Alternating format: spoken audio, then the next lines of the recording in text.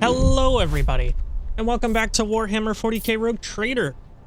We've been doing a lot of talking with people, and hopefully this is the last episode of that, but I ain't promising nothing. I don't know what's gonna happen when I record, dude.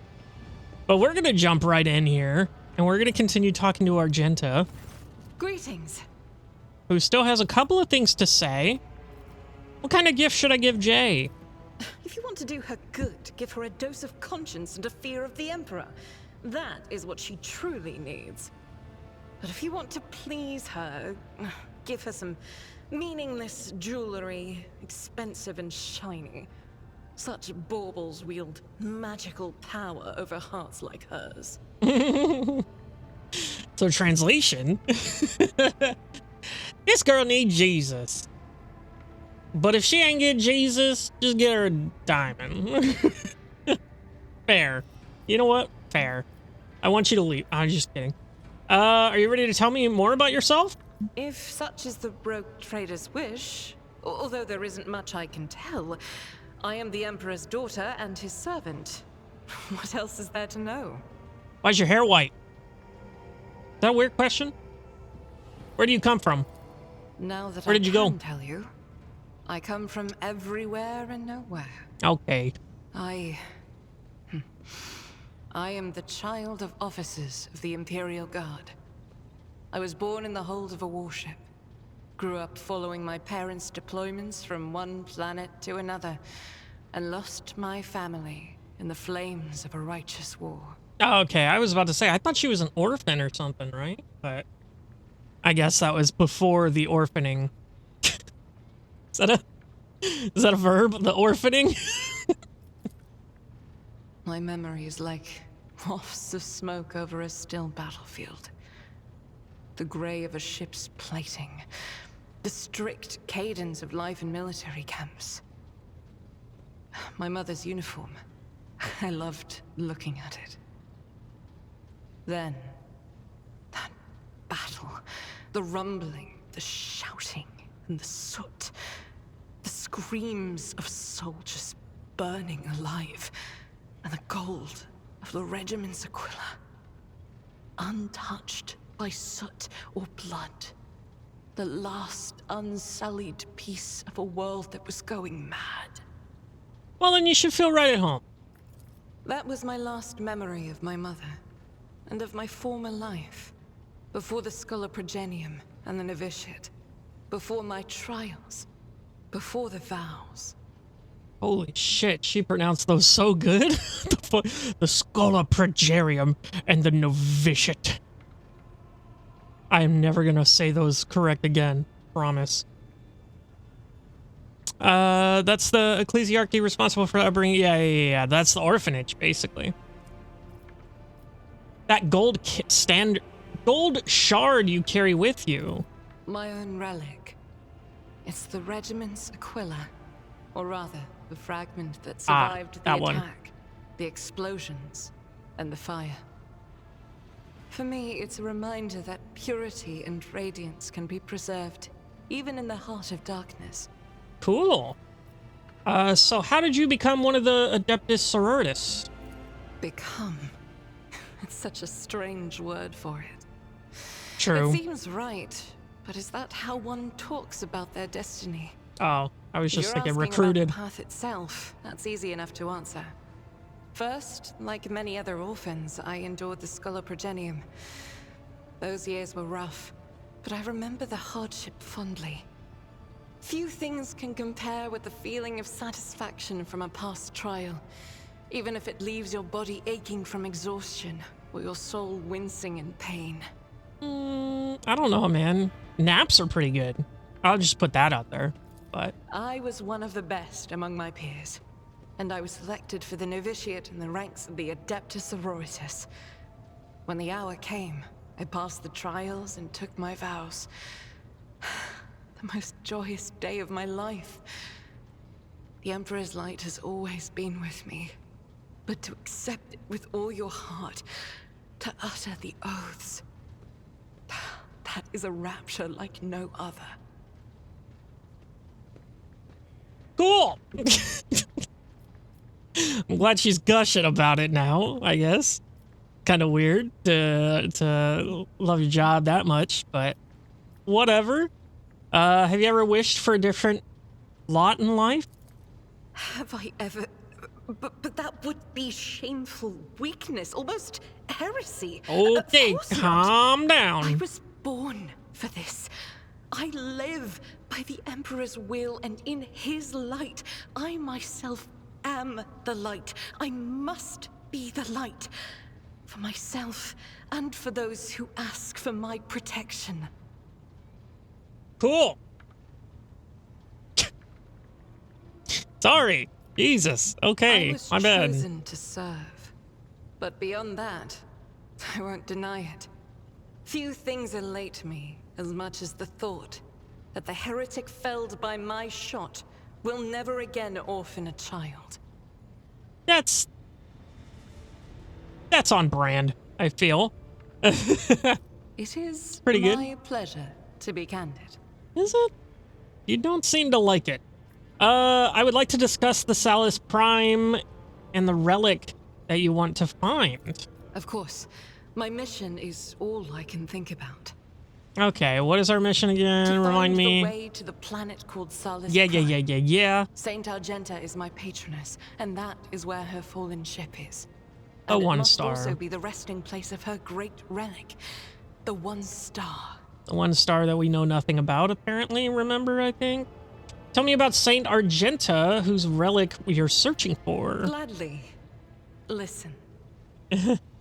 Long ago, there was a blessed world.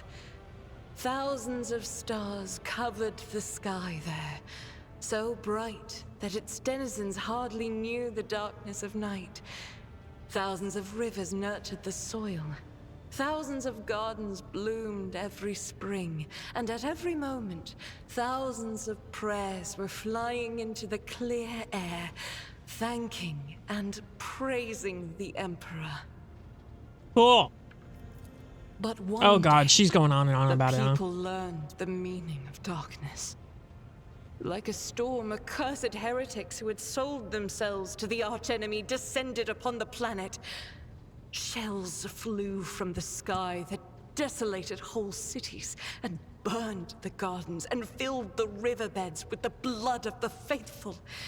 Smoke and soot swallowed the skies and the 1,000 stars that had once shone over the world. That's metal as fuck. Among the handful of survivors was one orphan who had watched all her family die, and the garden she'd grown up in burned to ash. But in her heart, she knew the absolute truth. Just these 3 words. The Emperor protects. And knowing that, she never looked away from the black, terrifying, smoke-covered sky. He didn't do a very good job. There were no more bright stars to be seen. Except for one. The one star, I'm assuming. The one star. Yep. The bright star. The silver star shone in the sky. And when the orphan smiled at it, the one star fell right into her hands. All the faithful in every corner of the continent who saw the trail of the falling star recognized it as an omen and went looking for the place where it landed. And they rallied together. And with the light of the one star, they found their salvation. The girl from the story that was Saint Argento? Yes, that was the beginning of her hagiography. Fuck It is that known word. That she lived on a world where heretics staged a terrible insurrection. They wiped out all life on the planet, except those whom Saint Argenta managed to save with the one star, and with the strength of her faith. Where's the tooltip for that fucking word? Jesus Christ. After that, she traveled between worlds, gripped by turmoil on her ship marked with a silver star, and brought hope to the faithful. Numerous accounts confirm this. Her coming helped people turn the tide of the war and wipe away corruption before the Imperium's main forces even arrived. So So that's interesting, because that kind of implies that she really had nothing to do with the Emperor in general. Like, she amassed this force on her own, which is crazy to think about and super cool. Millions of people owed their lives to her, but the heretics, having realized their imminent defeat, sent the remnants of their forces after the ship with the Silver Star. It fell from the skies onto an obscure world. There are no definitive records of how old Argenta was at the time. In some chronicles, she's even called the Child Saint, but their credibility is questionable. Either way, she didn't live long, but she left a bright trail in her wake, like a falling star. Very cool. Yeah, and if that's right, amassing an army like that with, as a child, is insane. That's so cool. So what is the 1 star? If I only knew. Neither the hagiography nor the Fuck. legends give a straight answer. Classical iconographers believed that the star turned into a banner woven from silver thread, which, when brought onto the battlefield, would shed light that blinded only heretics, but did no harm to the faithful. Most of them portrayed Saint Argenta as a girl carrying this banner. Huh. Interesting. Others think that upon falling from the sky, the 1 star became a holy chainsword, which Argenta later used to strike down monsters and enemies of the Imperium. As a In child? some of the earlier engravings, Argenta is depicted wearing power armor with a silver star on her chest. One theological theory suggests that this armor was, in fact, the relic. Some even think that the 1 star is actually the ship on which Argenta traveled. That's crazy. Get it together, guys. I feel that my Nobody knows undertaking will be nothing. fulfilled when I find the answer that has eluded the ecclesiarchy for millennia. I pray we find the way to Salus Prime soon. The ruinous powers must be aligned against us. They stand in the way of faith. Well, sorry to say, you're probably gonna have to fucking wait for that quest. I got a ton on my, literally a ton on my plate. The religious body of the Imperium, also known as the Ecclesiarchy, which venerates and promotes the worship of the Emperor of Mankind. Cool, I have no more questions. One day we Get will off my reach ship, Salus Prime Lamau. and stand before the gates of Saint Argenta's ship. I know it. I believe. And I can just Google and find out. So, anyway, all right, well, she's done. That's all she had to say. Let's go talk to Uwe. Does that rhyme? Hello. Never mind. Oh, he can speak, though. That's right. She gave him a box. Words cannot describe how boring the bridge is without our stimulating conversations. Yikes. Should I even... I know I was just, like, flirting with you and whatnot, but I kind of started flirting with this other girl. What should I get her? I know very little about how ordinary couples come together. The books I have read always skirted around that side of life, keeping silent on the matter. A heartfelt poem, perhaps? I'm not sure Jai enjoys poetry, though. Yo. Very slimming dress there. Not that she's, I have enjoyed your company. I'm Thank scared you of for the women. Bye. Okay. Well, that was easy. Easy. Now, this guy... Oh, he looks like a mechanic. I like his 2 metal fingers. Oh, did he light this cigarette with that? That's always a cool guy move. The Infernus Master nonchalantly lights the IO stick from the thermal cutter and spreads his arm in a welcoming gesture. Enric Montag at your service. He smells of cinders and EO. The IO? LO. That's an L. Low? How the fuck? A common form of recreational stimulant that consists of a rolled paper stuffed with a planet-derived substance. When lit, the substance emits smoke that is inhaled through a tube. So it's not a cigarette. Australia or whatever. They always change the name of drugs because they can't have drugs in Australia games or whatever. That's the whole reason Fallout even has chems. They originally were calling them like fucking speed and shit. Nah, I don't know about that, but yeah, they were originally calling them drugs, and then Australia said, "Nah, mate," and then so they changed it to chems to get around it. His face is sooty, and his belt is laden with a number of heavy tools. You would have taken him for a laborer if it weren't for the greasy and ragged officer's uniform. Is that what that is? Yeah. Neat. He narrows his eyes, studying your face, then says with a visible relief, "It's only tails after all. You just don't look like a bringer of woes to me." What's this about a bringer of woes? Sinister. Uh-oh, you survived a brush with the warp phenomenon sometime in your distant past. Hold on. Is that like a thing that I chose in character creation? I don't even know. Maybe I should read this fucking paragraph and maybe it'll give me some answers. Do I even need to say it? The moment you came aboard, Lady Theodora perished. So did the arch-militant. Excuse me, so did her arch-militant, as well as half the senior officers and a quarter of the Infernus Guild, along with the previous Infernus Master. What's worse, rations don't taste very good as good anymore, fire burns hotter, and that sinister look in your eyes. Like you were about to put a curse on someone.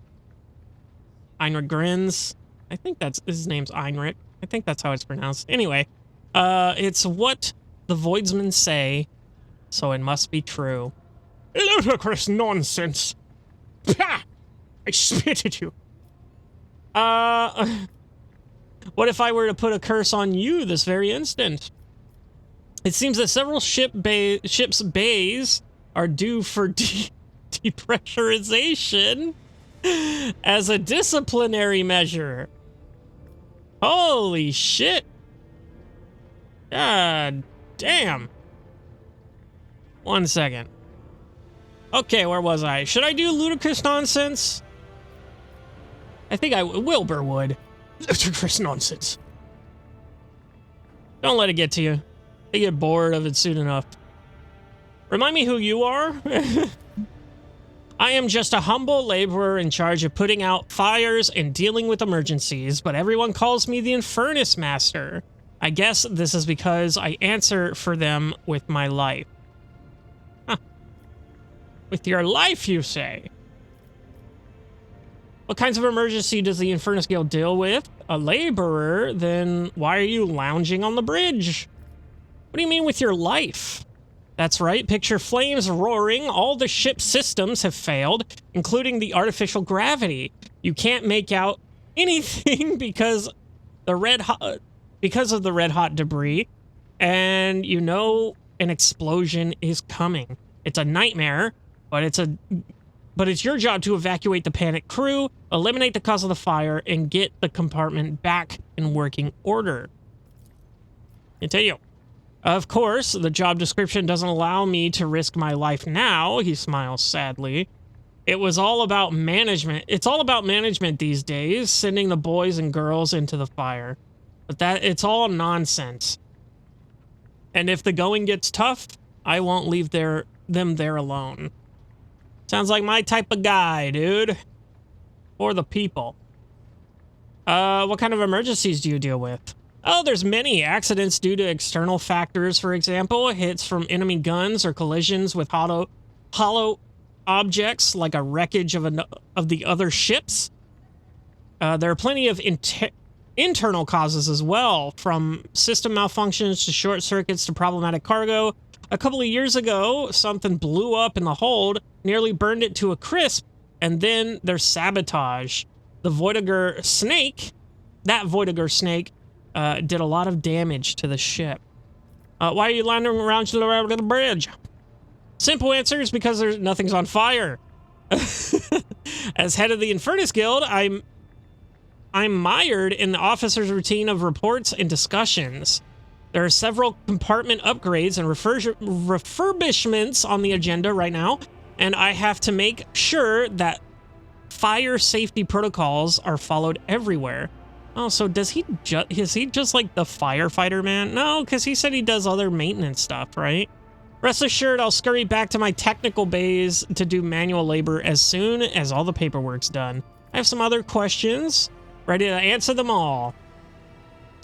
Aren't you being a little too relaxed in front of your Lord Captain?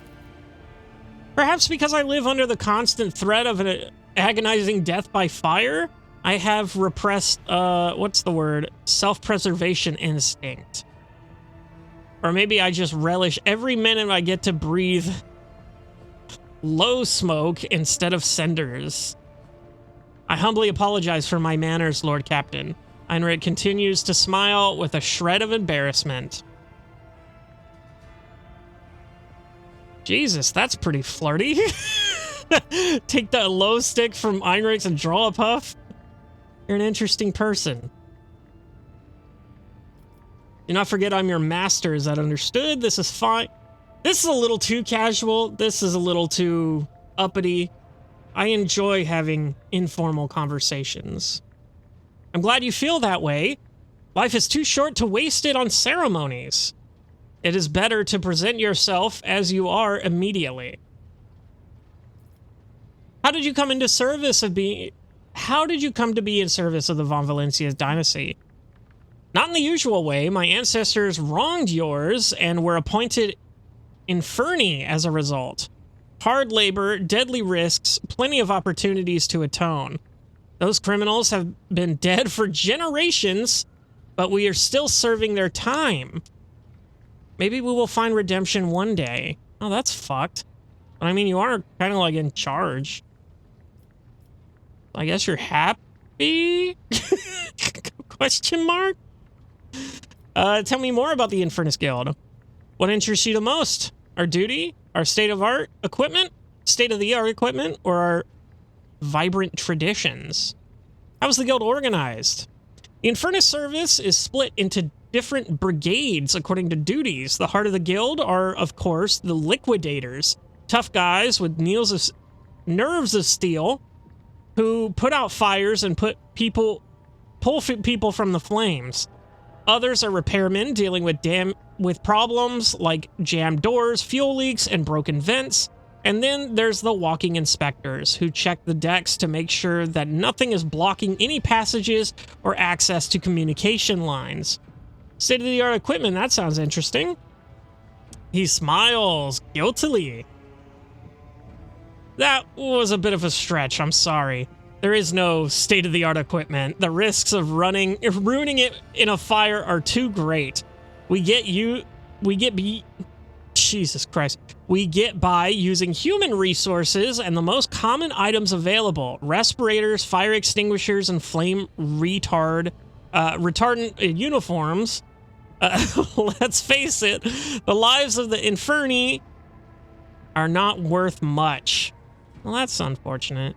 More important that we save the machines and minimize damage to the ship. What traditions do you have? We have plenty of those, like the reminders. Heinrich rolls up his sleeve, revealing a tattoo inscribed over an old burn mark. When you survive a particularly hopeless accident, you get a tattoo on your scar. You can always tell an experienced Infernus by their ink. It's like a badge of honor of sorts. That's cool. Tell me more about how you got yours. He points at a tattoo on his right forearm. This one is from the time plasma leaked from the outer aft circuit. Imagine yourself clinging to a hole outside, thermal cutter in one hand and a magnetic clamp in the other.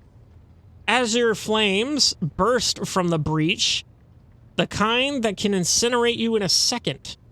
All that separates you from death is a flimsy rope and a void suit, more ancient than Holy Terra. And yet the price I paid was nothing compared to my comrades. He slowly moves the augmented fingers of his right hand. Oh, I wanted to see if they had an entire tooltip for fingers. As for this one, he looks... the look he directs at his left hand is full of bitterness. I got this one in an ammo depot where my wife... Christ, that name. Elsinora? Died. Well, fuck. There was a fire, and the flames were getting close to the ammunition. And I don't mean autogun rounds. Oh, shit. These were micro cannon shells. Fuck me. Type of void ship weapon generally mounted on the sides or the dorsal section. When fired, micro cannons launch several salvos against the same target. And it also has one for dorsal. Section of the void ship where dorsal mounted weapons can be installed. Epic. Thank you. Very informal. I mean, informational. Fuck. We put out the fire as best we could, but we were losing. Suddenly, Elsie took my hand, kissed me, and then ran straight into the blaze and activated the emergency blast door. We stayed outside while she vented the compartment. Ira gives a tender smile, gazing at the smoke. It was quite a story. I'm sorry for your loss. He nods gratefully and takes another puff.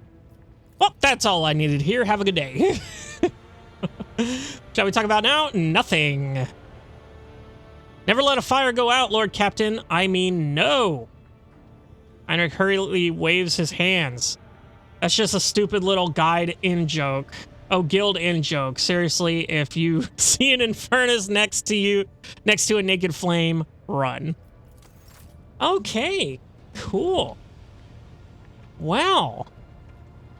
I think that's it. Very interesting. Got to talk to the firefighter and some of the other crew. Let's take a look at the map here now, because now we've got a ton of options here. High Factorum Janus Donrock. Oh. Lord Captain, we are once more within the reach of the Von Valencia's protectorate. Of utmost urgency is restoring communication with your planets and bestowing the wisdom of your decrees upon their stewards. Developing colonies, claiming new territories, and establishing trade links, all this is now your privilege and burden. Mobile Extractium. A mobile mining outpost assembled in accordance with the blessed standard template construct. This small industrial complex can be deployed on particularly any world, however inhospitable. The Surf clan assigned to it will devote itself to the maintenance of the sacred machines, mechanisms, and the extraction of resources needed by the rogue trader. So we got 3 of those. Very cool. Okay, cool. Opening a map of the Corona Expanse. The Corona Expanse is a vast region of space where you will travel between different star systems. In each system, unique events can occur by steering your flagship towards them. You can explore planets, study anomalies, and interact with other ships. Switch to the map of the entire Coronis Expanse.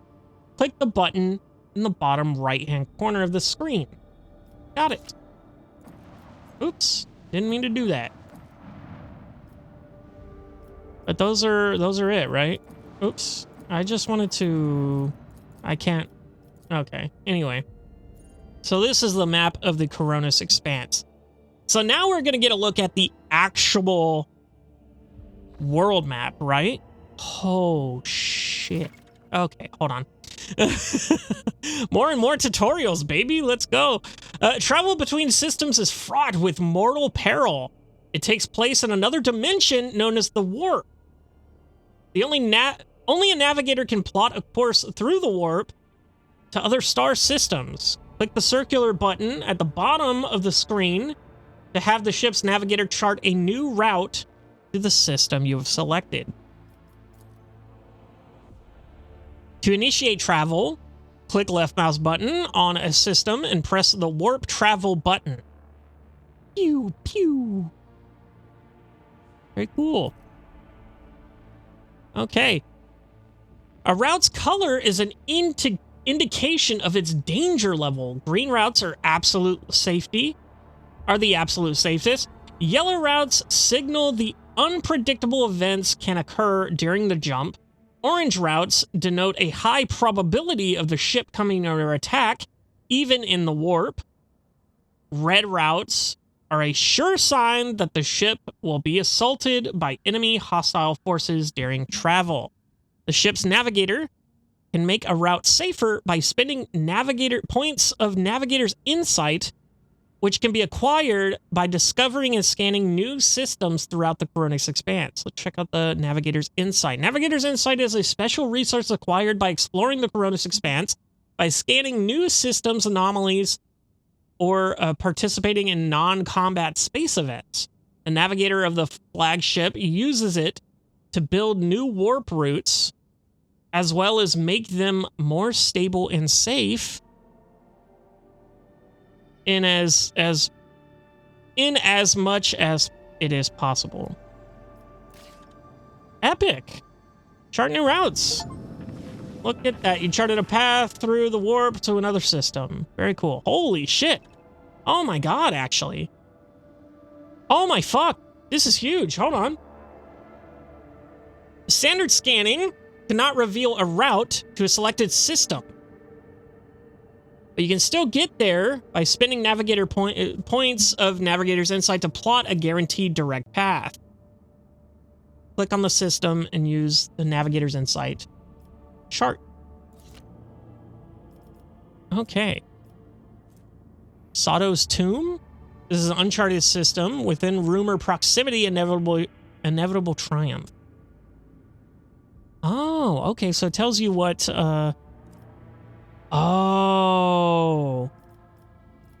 Oh, so these are the rumors. Like, these are the areas that the rumors can be in. This is to the Imperium. Wait, we can go to the Imperium? And what is this big 6? Oh, that's how much Navigator's Insight I have. And what is this? Palatinium Stellos?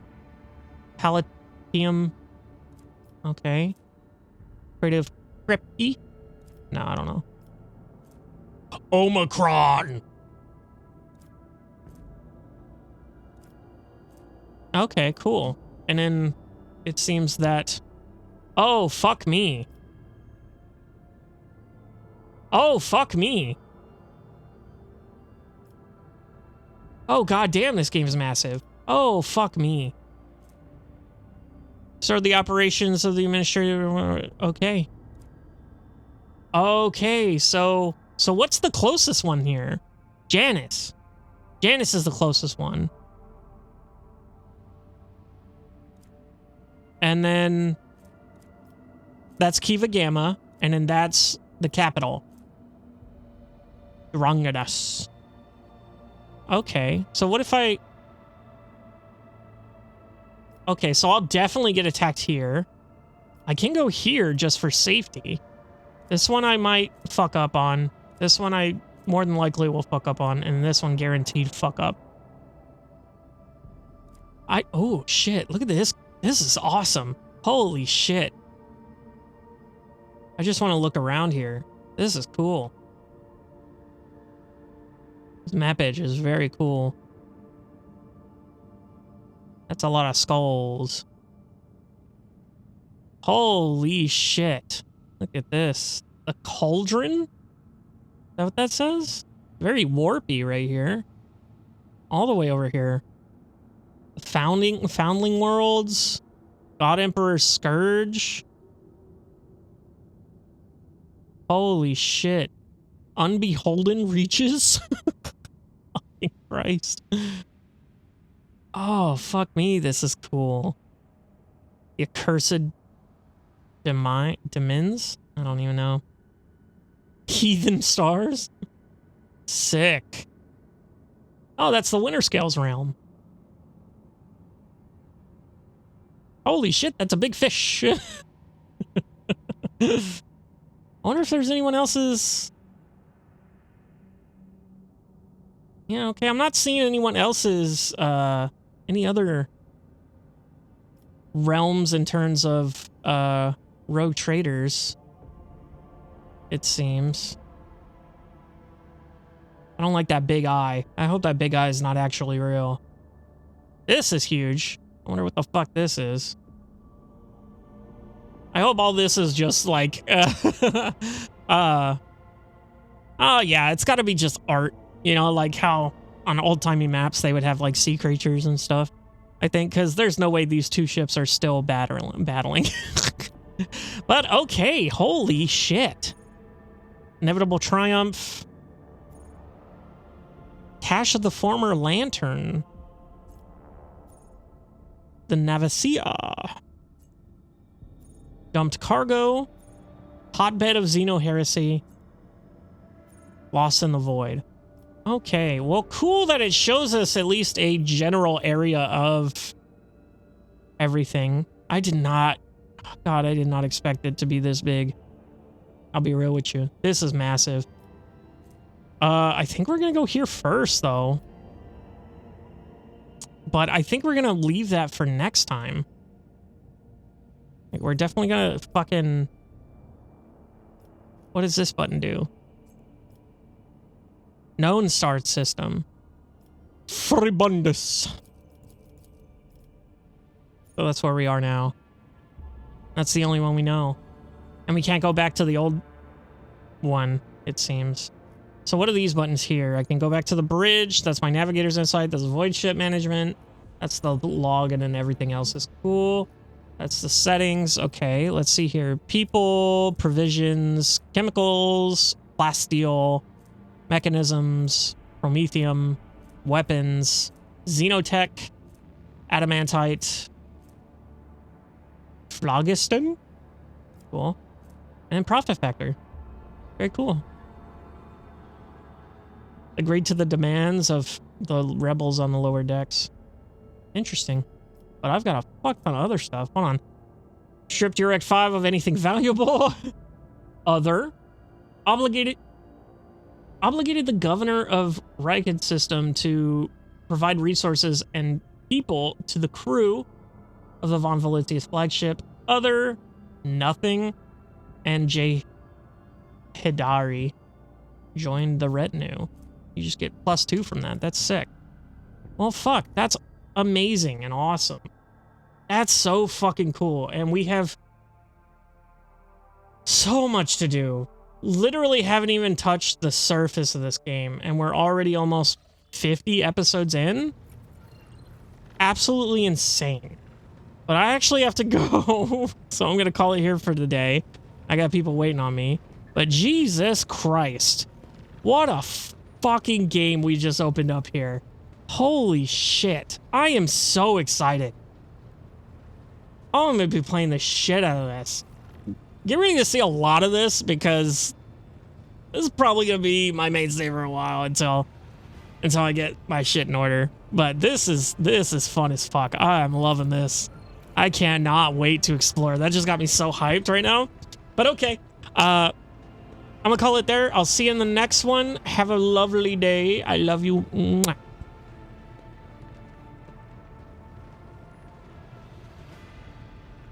Hello, everybody, and welcome back to Warhammer 40K Rogue Trader. I am so excited for today because we're finally done talking to everyone, and we can finally explore freely in the Coronis Expanse. I was going to say universe, but I guess it's not the entire universe. I don't really know what constitutes a universe. Like, where does that stop and stand? Anyway, not the point. But yeah, we are finally able to go where we please and see what this game truly has to offer. I'm not gonna lie, I kind of thought about going here just to have the guaranteed encounter, just to see what exactly that entails. But they clearly want me to just go here because of the safe route. So that's what I'm gonna do. I'm gonna do what the game wants for once in my life. So let's go ahead and just start warping away. Lord Captain, the ship's senior officers request an audience with you. They humbly await you on the bridge. God damn it, I thought I was done talking. Okay, so who wants to talk this time? Who wants what? What do you think it is? You probably know. Why am I talking? Oh, it's everyone. Oh, who the hell are these people, actually? Let me spin around in my cool chair. Okay. Oh, it's Heinrich. Who are these? Am I stupid? Do I just not recognize any of these people? Crazy. Lord Captain, if I may request your attention for a moment, I must report a series of highly dangerous violations that have taken place in the fuel compartment. The Master-at-Arms is ignoring my demands. Oh, is that her? Okay. And I am thus forced to appeal directly to you. The Fuelers have founded a sect of some kind. This group practices fire worship of the Emperor and has been burning promethium near the fuel lines. I beg you to stop this madness before we all go up in flames. Yeah, okay, this is her. She's got a metal chin and some skulls on her fingies. I don't like that device on her hip. I don't know what that's for, but it looks like for pulling teeth almost. Jesus. Okay. I should point out that there have been no incidents in the fuel compartment so far, and that the beliefs of this sect do not affect the obedience of the workers on their efficiency in any way. All assemblies are conducted strictly after hours with the permission of their superiors. However, if you find their practices unacceptable, we will put a stop to them immediately. What? Why are they burning promethium? Doesn't the ecclesiarchy recognize this cult? Oh, does it recognize the cult, or is it considered heretical? I do not know how to handle this cult. Oh, I know just how to. I can't read, dude. It's late. Anyway, why are they doing it? The amount of residue accumulated in the drainage tanks are so laughably small that it was not even worth recording. Huh, if there were any real misappropriation of the ship's resources happening here, I would have already punished those involved, Lord Captain. The last sentence carries a faint note of regret. Oh. Does the ecclesiarchy recognize this? This matter is beyond my purview. Let Confessor Adalbert be the judge of such business. Is that you? I haven't spoken to you. I don't know who these guys are. Oh, he's not even worthy of a fucking portrait. Never mind. Peasant.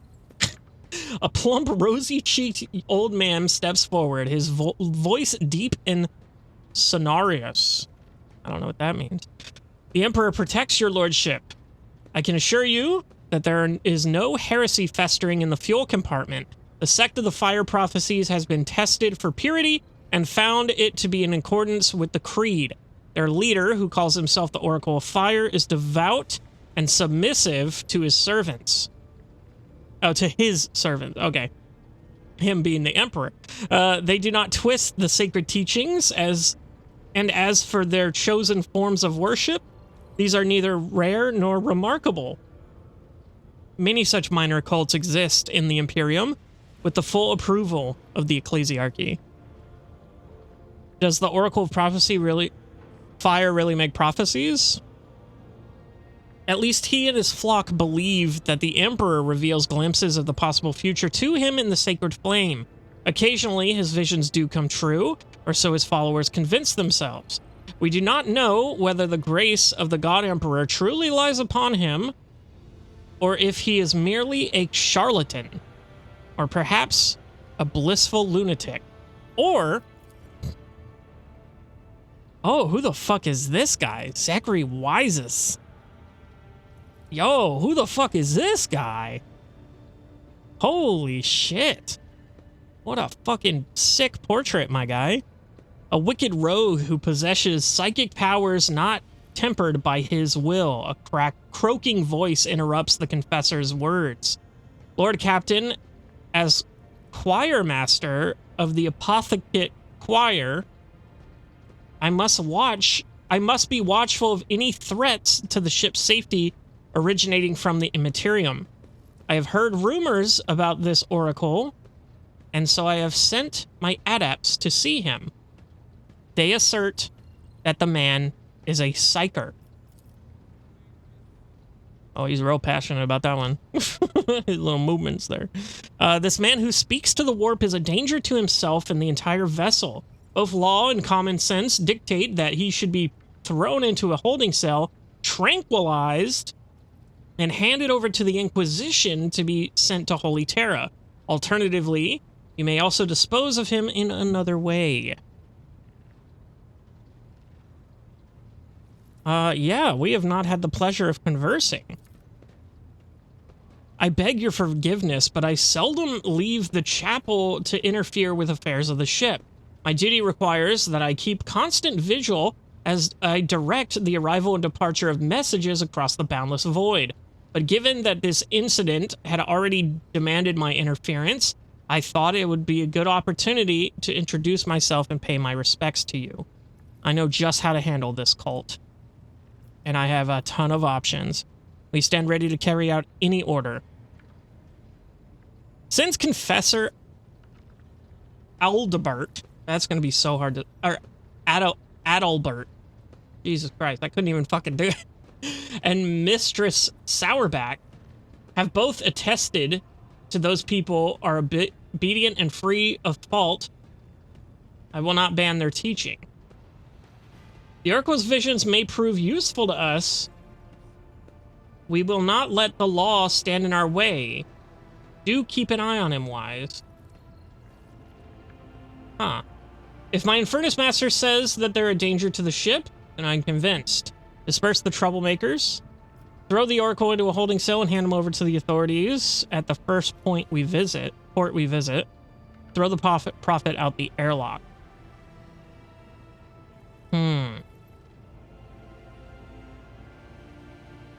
So basically, if I only... This is the only option where he will like me for it. God, I wish there was an option that, like, they're cool, just have them move their rituals and stuff away from the fuel lines. Because that would be my thing. But I do agree with this. Telling him to keep an eye on him. Because we do have psychers on the ship already. You know, Adira's been so helpful. So maybe that we can use this guy too. I'm feeling this. This is a dangerous decision, but I will obey the Lord Captain. I will do my utmost to ensure that this cursed soul does not cause a manifestation of warp. Emperor, save us. Okay, anyway. Back to the cool map, please and thank you. Waste of my time, these 10 whole minutes. I'm never going to hear about that again, I bet. No, I probably will. I'll definitely hear consequences of it again. So, let's visit the Soto's tomb.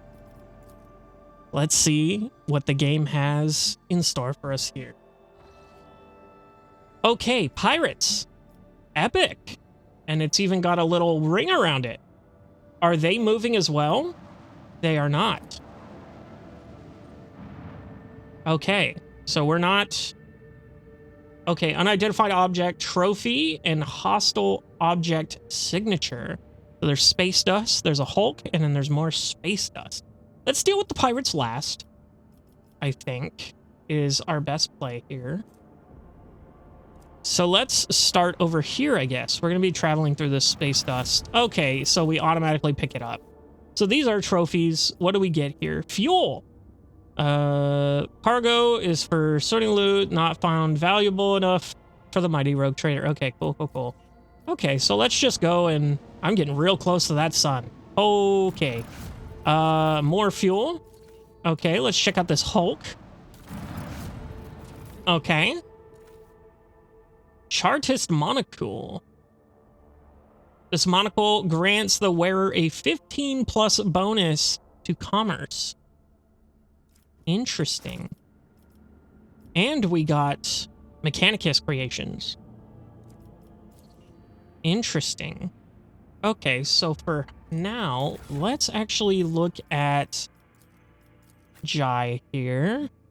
He has this eye patch, Pirate's eye patch. This scarf grants its wearer a 20% or 20 boost to coercion and applies 5 penalty to awareness.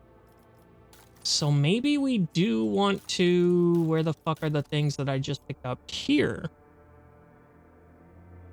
Maybe we want commerce instead.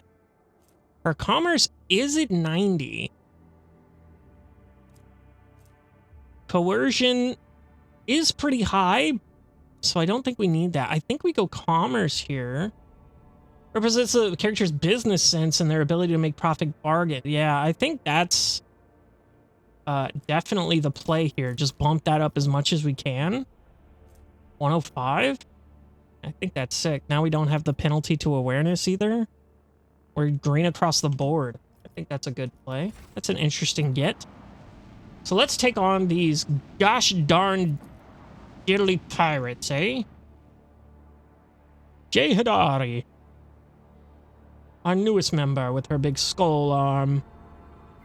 Very cute, very cool. Hold fast. Our faith will be tested. Where the fuck are we? Why am I all the way over here? Oh, it's showing us where they're going. Okay, maybe it's not. Okay, there it is. Okay, there's us. Okay, now we get a turn. Okay, first forged. How do I ship again? Yikes. So... I can't do the laser here. Void ship ram has to be very specific. He's almost in reach there. Almost in reach there. And then these two are on the side and not very helpful. These are the... Oh, these are the cannons. Prow battery of short-range prow mounted micro cannon. Oh, did I take off the... Yeah, okay, I did take off the... Oh, that's right, I have to move into a second space here. I can't just move one at a time. Well, let's see here. This is the first 2 tiles here, and then everything else. So if I move here, it'll be this tile, and then everything else? Or... Right? Yeah, so that'll actually put me out of range. So, what I'm thinking here is we go here, maybe?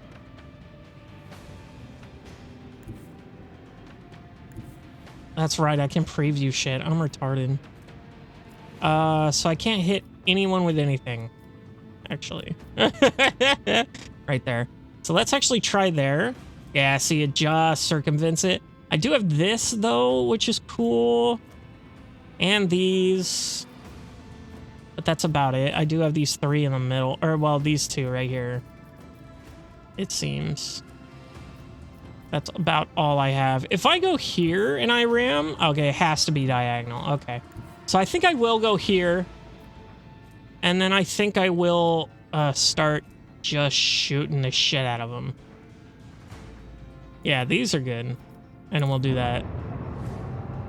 What is this little buff I have? Miss, and then that did not do a lot of damage, for sure. Cobra class destroyers. Is it just those 3? Seems to be. Maybe I can get the fuck out of the way here. But for now, I am going to shoot this as well. Fire right now! That was a big hit. Bloody throne. We're gonna die. What's taking so long with the engines? Okay, so if they're fucking down for the count here. Let me see. Yeah. Disengaging. Void ship tries to disengage from combat and powers up its warp engines. Okay, and what is this? Voidfarer's Inspiration. The flagship weapons have a 10% bonus to critical hit. So I kind of don't want to let them escape, if I'm being cheeky. So maybe I go over here and then hit them with this.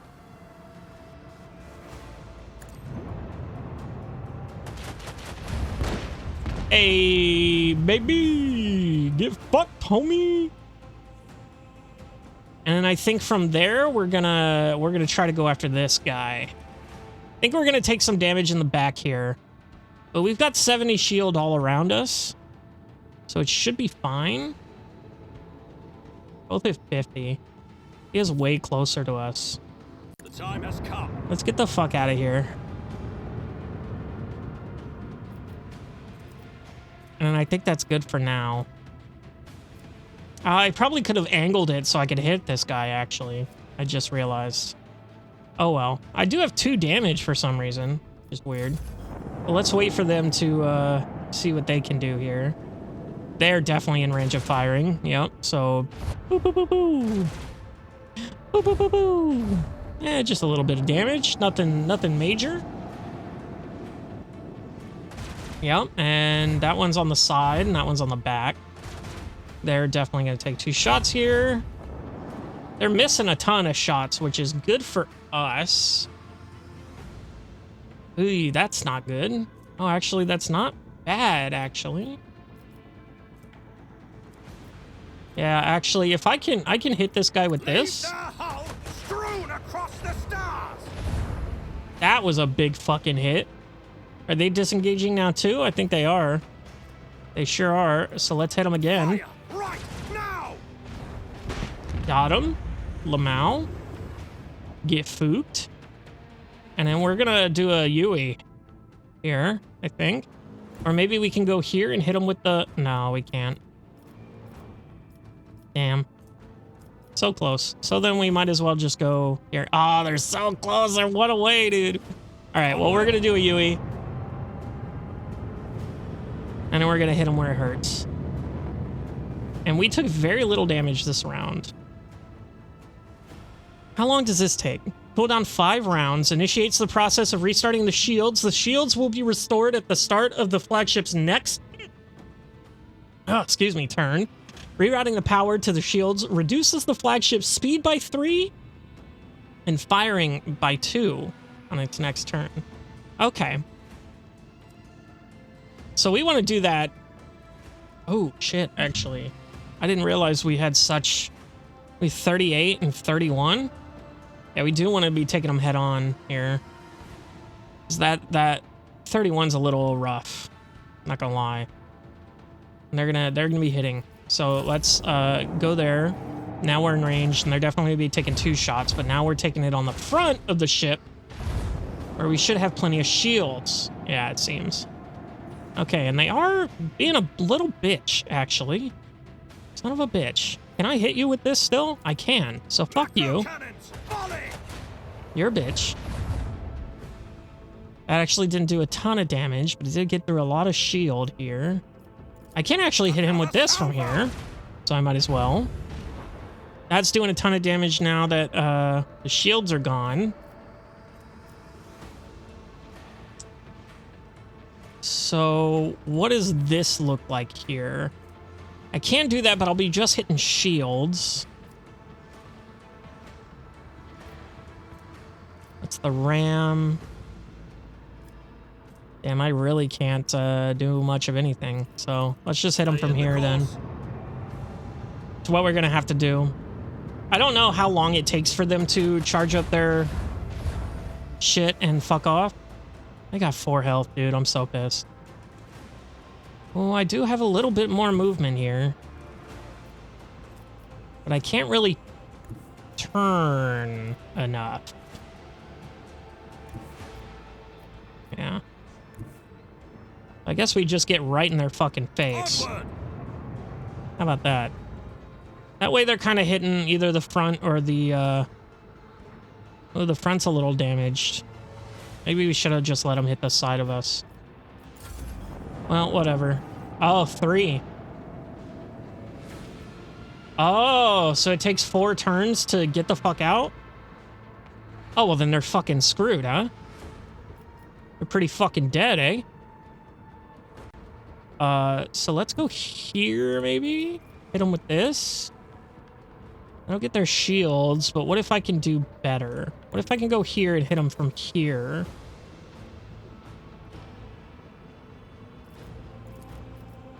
Yeah, I can do that instead. Set the course. And then I can move closer to... Okay, I don't even need it. Okay, epic. Blessed are the faithful. Battle is over. Pretty good amount of experience. And then we got some ancient machinery here. And 48 scrap. Which is good because that's a lot of scrap compared to how much damage we took. And I think we... Oh, no, never mind. Hold on. Oh, it only takes... Okay, so it takes 5 to heal that. And I have 180. Right? That's what I'm seeing, correct? Okay. Should I even bother? I will. I'm so fucking paranoid. So we're good now. Let's go to the planet and begin our scan here. Tithe grade. Ooh, we got some plasteel. Oh, shit. Okay, hello. Planet exploration and mining. Planets of the Corolix Expanse are teeming with valuable resources. Before these resources can be harvested, however, the extractarium needs to be set up on the world's surface. Scan the planet, then select the icon of the resource you are interested in and deploy an extractium. Click accept to confirm your choice. You can see how many extractiums you have available at the bottom of the screen. Resources are required to develop colonies and complete contracts. You can also use them to trade with various factions. New contracts are now available in the Journal J. Contracts are requests issued by your colonists. By fulfilling them, you can obtain resources, increase your profit factor, or receive unique items. Sometimes fulfilling contracts offered by one colony can affect the productivity of your other colonies. Ooh, that's an interesting dilemma to have. Fulfilling contracts costs a certain amount of resources or a share of your profit or a share of your profit factor. A contract's description contains both the cost associated with it and the reward you will receive. You can fulfill a contract by selecting it in the journal and clicking complete contract.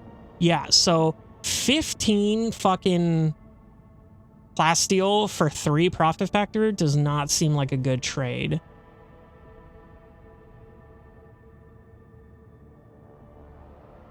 But I don't know how much this gives us. Is this literally just 1? It gives us 5. Ice World. Okay, and then can I... Do you want to shut down the extractor resources have already been deployed in the trade network. The shortfall will be offset by a decrease in profit factor.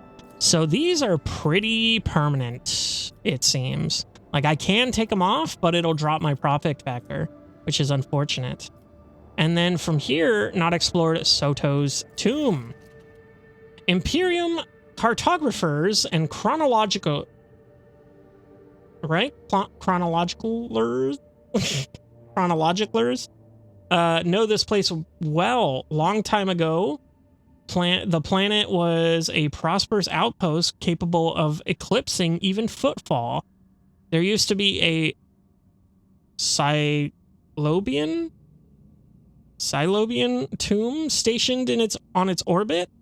The final resting place of Cornelius Soto. one of the discoverers of the Coronis Expanse. The tomb gave its name to the entire system. However, about 400 years ago, an unknown cosmic body rammed into the station, causing it to collapse onto the planet. Not only did the catastrophe kill the settlers, it also made the world uninhabitable for centuries.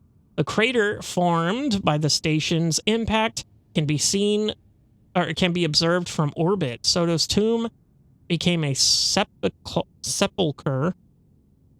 for the entire planet. The sword place has neither life nor loot, but knowing the nasty tricks that life can pull is a treasure in of its own right. Already explored. Okay, odd that I didn't actually get anything from that. Except for the plasteel. But okay. So that seems to have been... How do I get back to the overworld? Am I stupid? Did I not see that? That's back to bridge. Void ship manage. Oh, Maverick Corona Expanse. Okay, I'm an idiot. I thought that was the turn in button, but I was like, I'm not even in combat. The hell? Okay, so chart new routes.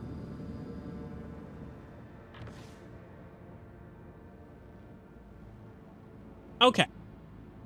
So I've really only got one choice here. Oh, I did find what I needed, though. So technically, I don't even have to go here. This is just an uncharted system at this point. It has nothing to do with any of the rumors. Oh, but I do have 7 insight now. Also, I do want to check out the... That's not it. Okay, for journal. Contracts. Okay, here we go. Those are new. This one I can complete. Shadowy Dealings. Xenotech 2, profit factor 3. That's pretty good. Has entered into a trade war with a competitor in the coal trade. Having lost several of his Xenotech procurers. He is in need of a powerful and influential supplier of the forbidden merchandise. Okay. Fuel for the faithful. Interesting. They're emissing... Oh, we met this guy, right? Yeah. Prepared to buy a massive amount of fuel for their void ships. We only have 4 for 3 profit factor. And then this is 5 plasteel for 3 profit factor. So I think I will complete that. That being said, now that that's completed, if I go back here, it's still there. So that's... So I just use that resource fully. Okay. So now if I pull it out, I lose that 3 profit factor, is what I'm understanding. Okay. So those are pretty permanent in terms of, like, you can't really get them back without fucking with shit. But for now, we do have this yellow line here, which is probably going to be... Oh, I can reduce the safety. But I kind of want it. Permission to report, Lord Captain. Members of the sacred cult operating aboard this ship have requested an audience. They wish to present gifts and introduce themselves to their new captain. What's sacred cult? They call themselves the Bloodspun Web. The cult defends the flagship from both internal and external threats. Lady Theodora held them in high regard and looked favorably upon their activities. They have certainly taken their time. Very well, I will speak with them. I will commence preparations at once, Lord Captain. Okay, cool. We got more people to meet. I'm guessing every time we do the warp, it's gonna be another fucking person coming to say hi. That'd be hilarious. I always gotta deal with shit on my ship. I can't just go somewhere, dude. But I mean, that makes sense with how fucking massive this ship is. It's insane. The scale is insane. Oh my god. Holy shit! This dude is unfazed by that.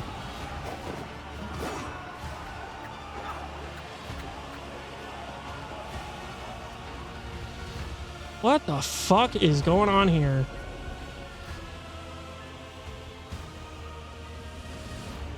That was brutal. Pretty cool. Hey, look, chess. Yes, I brought all these seats, but I won't allow you to sit in them. Very funny. Got some people here to execute that you want me to execute, I'm assuming. Those on the deck watch in awe as the final figure moves gracefully into the ceremonial pose. Some of the officers whisper in excitement, while others murmur prayers to the God Emperor. The Undying Emperor commanded us to spin a web of blood around his children, and we obeyed. We obey still. Okay, hold the fuck up. Why are you so fucking cool? Why are you voiced, is the thing as well. Holy shit. You rad as fuck, bro. The hell? Let me read this text. They fall silent as a tall young woman steps forward. She moves towards you soundlessly, the dim light casting shadows across the mask which conceals her face. The masked cultists repeat the words in mournful whisper. We obey still. Domin von Valancius, death has whispered your name. What? We disown Domin Theodora. We renounce our oath to her. Oh shit, that scared me. I thought they were here to kill me. The woman's slender fingers have been fitted with a metal claw. She points it at your direction and gazes at you behind her bone mask with the cold, grim eyes of an assassin.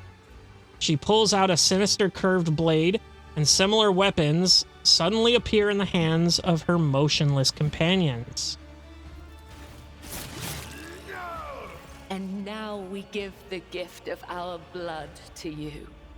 It is the gift of death. Death has whispered your name.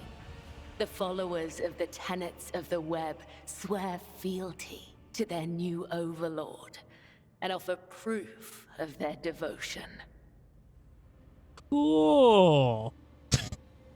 Their blades sing through the air, and rivulets of crimson flow onto the deck. The young woman bows her head reverently, and she hands you a heavy parcel. The others bow their heads as well. They seem unconcerned by the blood that trickles down their fingers. We give you a blade, the silent verdict. The Undying One has chosen you to wield this instrument of death.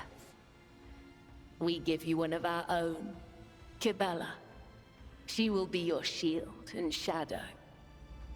And we give you the blood of these traitors. The tenets of the web will purify their souls. I'm sorry, what do you mean you give us one of your own, Kibella? Is she a party member? No way. Silent verdict. Oh, two-handed. 17 to 20. Brutal strike. Death Cult weapon gains the following. -6 to target's parry, +1 to wielder's critical hit chance for each attack they make. This bonus stacks until the end of each round. That's not very good, but okay. Lore Imperium succeeded. You've heard many stories about death cults such as this one. These devoted holy assassins of the Imperium have turned death into a form of worship for the Emperor. They are exemplary slayers, invisible executioners, and a scourge of traitors, heretics, and fallen souls. Many righteous people honor them as, I don't even know what the fuck that, votaries of the faith, while others see their fearsome rituals as frenzied spectacles touched by madness. Let's start examining some people. Examine the cultist. Cultists are all voidborn. Their lithe, swiny bodies are clad in light armor, which allows them to move with the acrobat's nimble grace and strike with an assassin's swift surety. Their red and black vestments are adorned with sharp spikes and ritual jewelry. Where time and training have worn their garments threadbare, what the fuck am I saying? You can make out patterns of bleeding lacerations. Examine the captives. Prisoners cower beneath the weight of their gaze. Blood drips, of your gauge. Blood drips down their tear-stained faces of the captors, officers, technomats, and workers. What are technomats? Are those the lowest rank of tech priests responsible for minor and mundane rituals that are nevertheless necessary for cult function? A word has been carved into each of their foreheads with meticulous precision. Traitor, heretic, apostate, renegade. The cuts have been diligently and regularly reopened to prevent healing. Apostates led astray by the final dawn. These traitors chose to tarnish the honor of their families. Only their blood can wash away the shameful memory of their betrayal. Interesting. So a death cult watches over my crew. They who honor the Emperor through killing, who devote their every deed to serving him. Sacred executioners. The Domin has discerned our essence. This is a great honor for the blood-spun web. We have woven the bays of this ship together with the threads of our faith for many years. We keep the greatest relic, his tarot, through which he sends us his blessed revelations. We obey the whispers of the Undying One. This is our service to him. This is our service to you. What the hell is his tarot? Emperor's Tarot, a deck of psychoactive cards bearing sacred and meaningful images. Tarot cards are used for divination and predicting the future. They are believed to be able to capture images sent by the Emperor himself in the hands of a skilled psyker. And the Emperor's Tarot can be truly potent divination tools.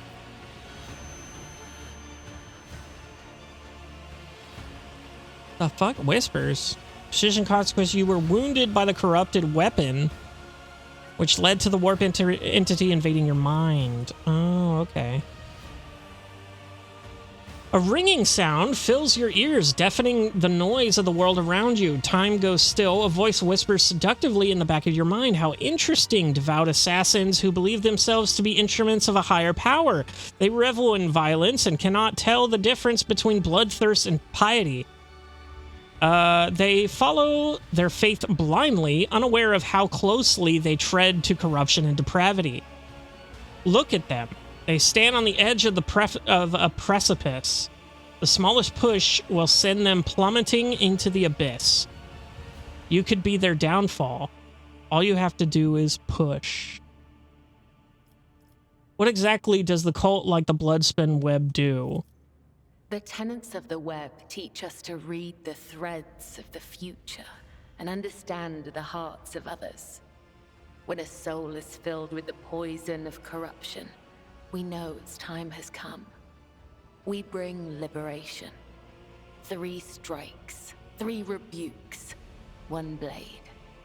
This is how we serve the Undying One. This is how we serve you and your flagship. But there are others, the virtuous martyrs who contravene his design without realizing it. Those who have come too close to faltering or committing an apostasy, but have not erred yet. We present such souls to the Undying One. If she's a party member and she's not an assassin class, I'm gonna fucking uninstall the game. You kill innocent people? You mentioned the tenet of the web, what are they? You have my blessing, may your blades bring swift death to the enemy's emperors. Oh, shit. Heretical, instantly. Heretical, give a bloodthirsty smile, continue to serve, Dancers of Death, but henceforth let my name be upon your lips when you shed blood. I find it outrageous that such important members of my crew are dressed in rags. They are to be given food, wine, and new garments immediately. Instead of helping those who may soon stumble, you offer them death? I find that acceptable. I'm interested in this. Instead of helping people, you just kill them? We follow his design. We claim those marked by his omens. We submit to his will. How could it be otherwise? I disapprove of your practices, but I will not ban them for now. Let this henceforth be known that the blood spin is forbidden from killing without my permission. You mentioned the tenets of the web. What are they? Our laws and teachings, our philosophy and way of life, our art of combat and spiritual dogma. The tenets are the blood-spun web itself. Cool, but what are they? Its existence to the undying Emperor's sacrifice. It is he who protects us from a darkness of terrors. Hence, each of us has a duty to serve him, and a duty to die for him. To act otherwise is to waste the life that has been given to us by the Undying One, to become a thief. We help others understand this. We help them to live and die righteously.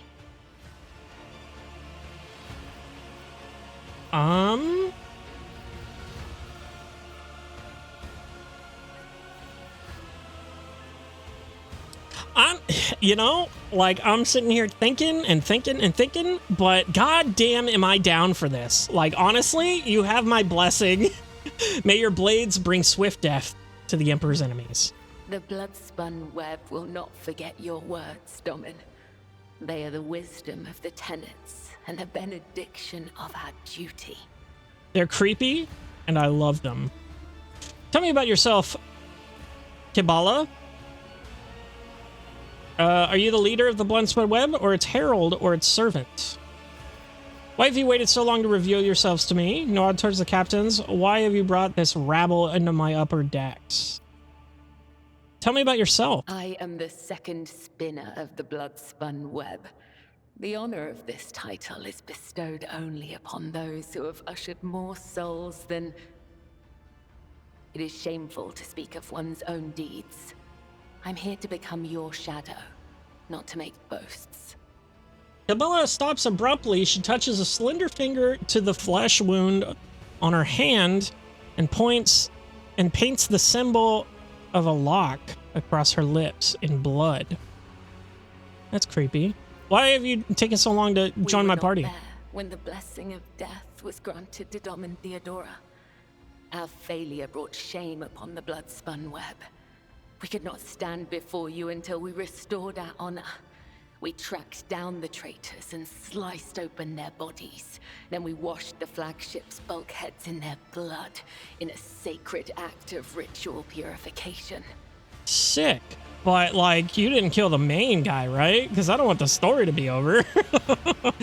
Why have you brought these people to my upper decks? So you may offer the souls of these traitors as a gift to him.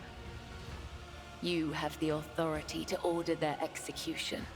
Their blood will bind us together through him. For the God Emperor, the Undying One is death itself. The Undying One is duty itself. Cabela touches her sharp blade reverently to her lips. Captives tremble in fear at the sight of the weapon. Give the order, Domin. Let a spinner of the blood-spun web undergo the test of a sacred trial. The others echo her words from beneath their bone masks. Undergo the test. Give weapons to the traitors? Oh, shit. Now, I'll judge them myself. Then, I will tell you of the treacherous blood that runs through their veins. Bring them in.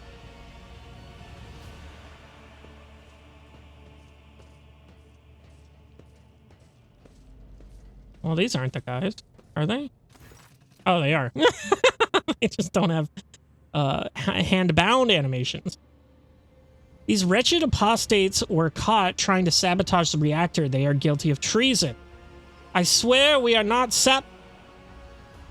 A woman in tattooed protective suit pushes forward in protest, but her movements is halted by a thin cord wrapped around her neck.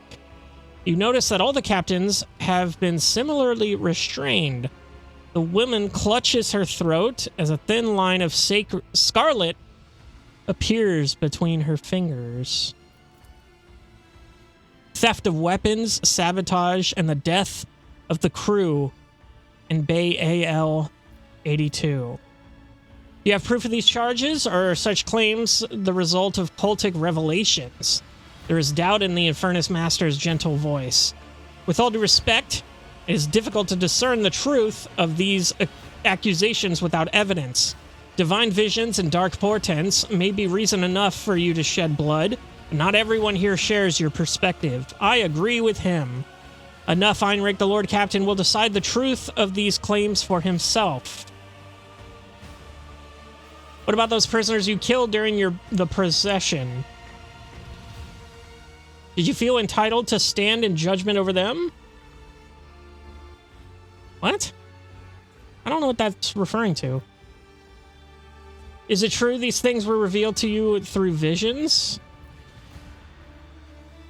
What do the curses have to say in their defense? I've heard enough. Throw the traitor scum out the airlock. Are these true?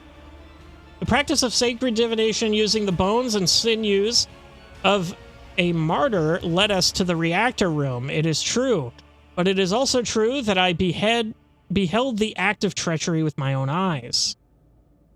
And what do they say in their defense? The cords around the prisoners' necks are loosened just enough to let them speak. Have mercy, we're just technical tunnel workers. We were told to block the ventilation shaft leading to the reactor room. Fume leakage, supposedly. We didn't know we were doing anything wrong. We were just following orders. And as for why we were holding weapons, that was, well, you know, woman scratches her cheek nervously. Captive Renegade, she's lying, an Endure officer scours angrily. They smeared blood on themselves and crawled out the tunnels wailing, oh no, the ship's been attacked. There are enemies everywhere to defend the bay. We rushed off to investigate, and they used their cutters to break into the weapons storage at the guard station. They stole guns and headed straight for the reactor room. Bonus, and you revealed your hubris. You abandoned vigilance for the promise of glory. You did not give weapons to the traitors, but you left your post to seek a hero's path. Though you did not act with treasonous intent, you are complicit nonetheless. Well, fuck that. Officer and his subordinates will be demoted without the right to reinstatement. I hereby sentence the guilty officer to be shot. Take them away. I will not punish you and your men. Continue your service and do not make any more mistakes. Get this treacherous rabble out of my sight and shoot them. These commoners wanted to enter the reactant room. I shall fulfill their wish. Throw the traitors into the steam generator bay. They can boil in there. I shall spare the lives of the workers, for the guilt is unproven. Let them labor on the ship, but under supervision of the enforcers.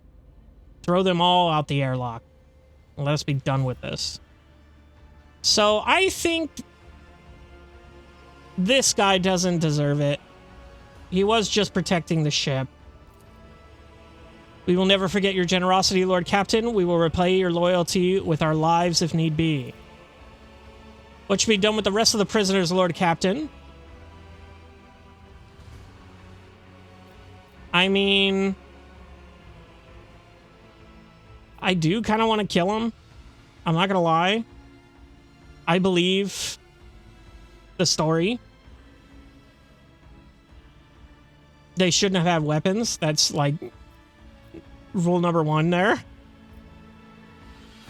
I don't, that seems a little too mean, if I'm being real.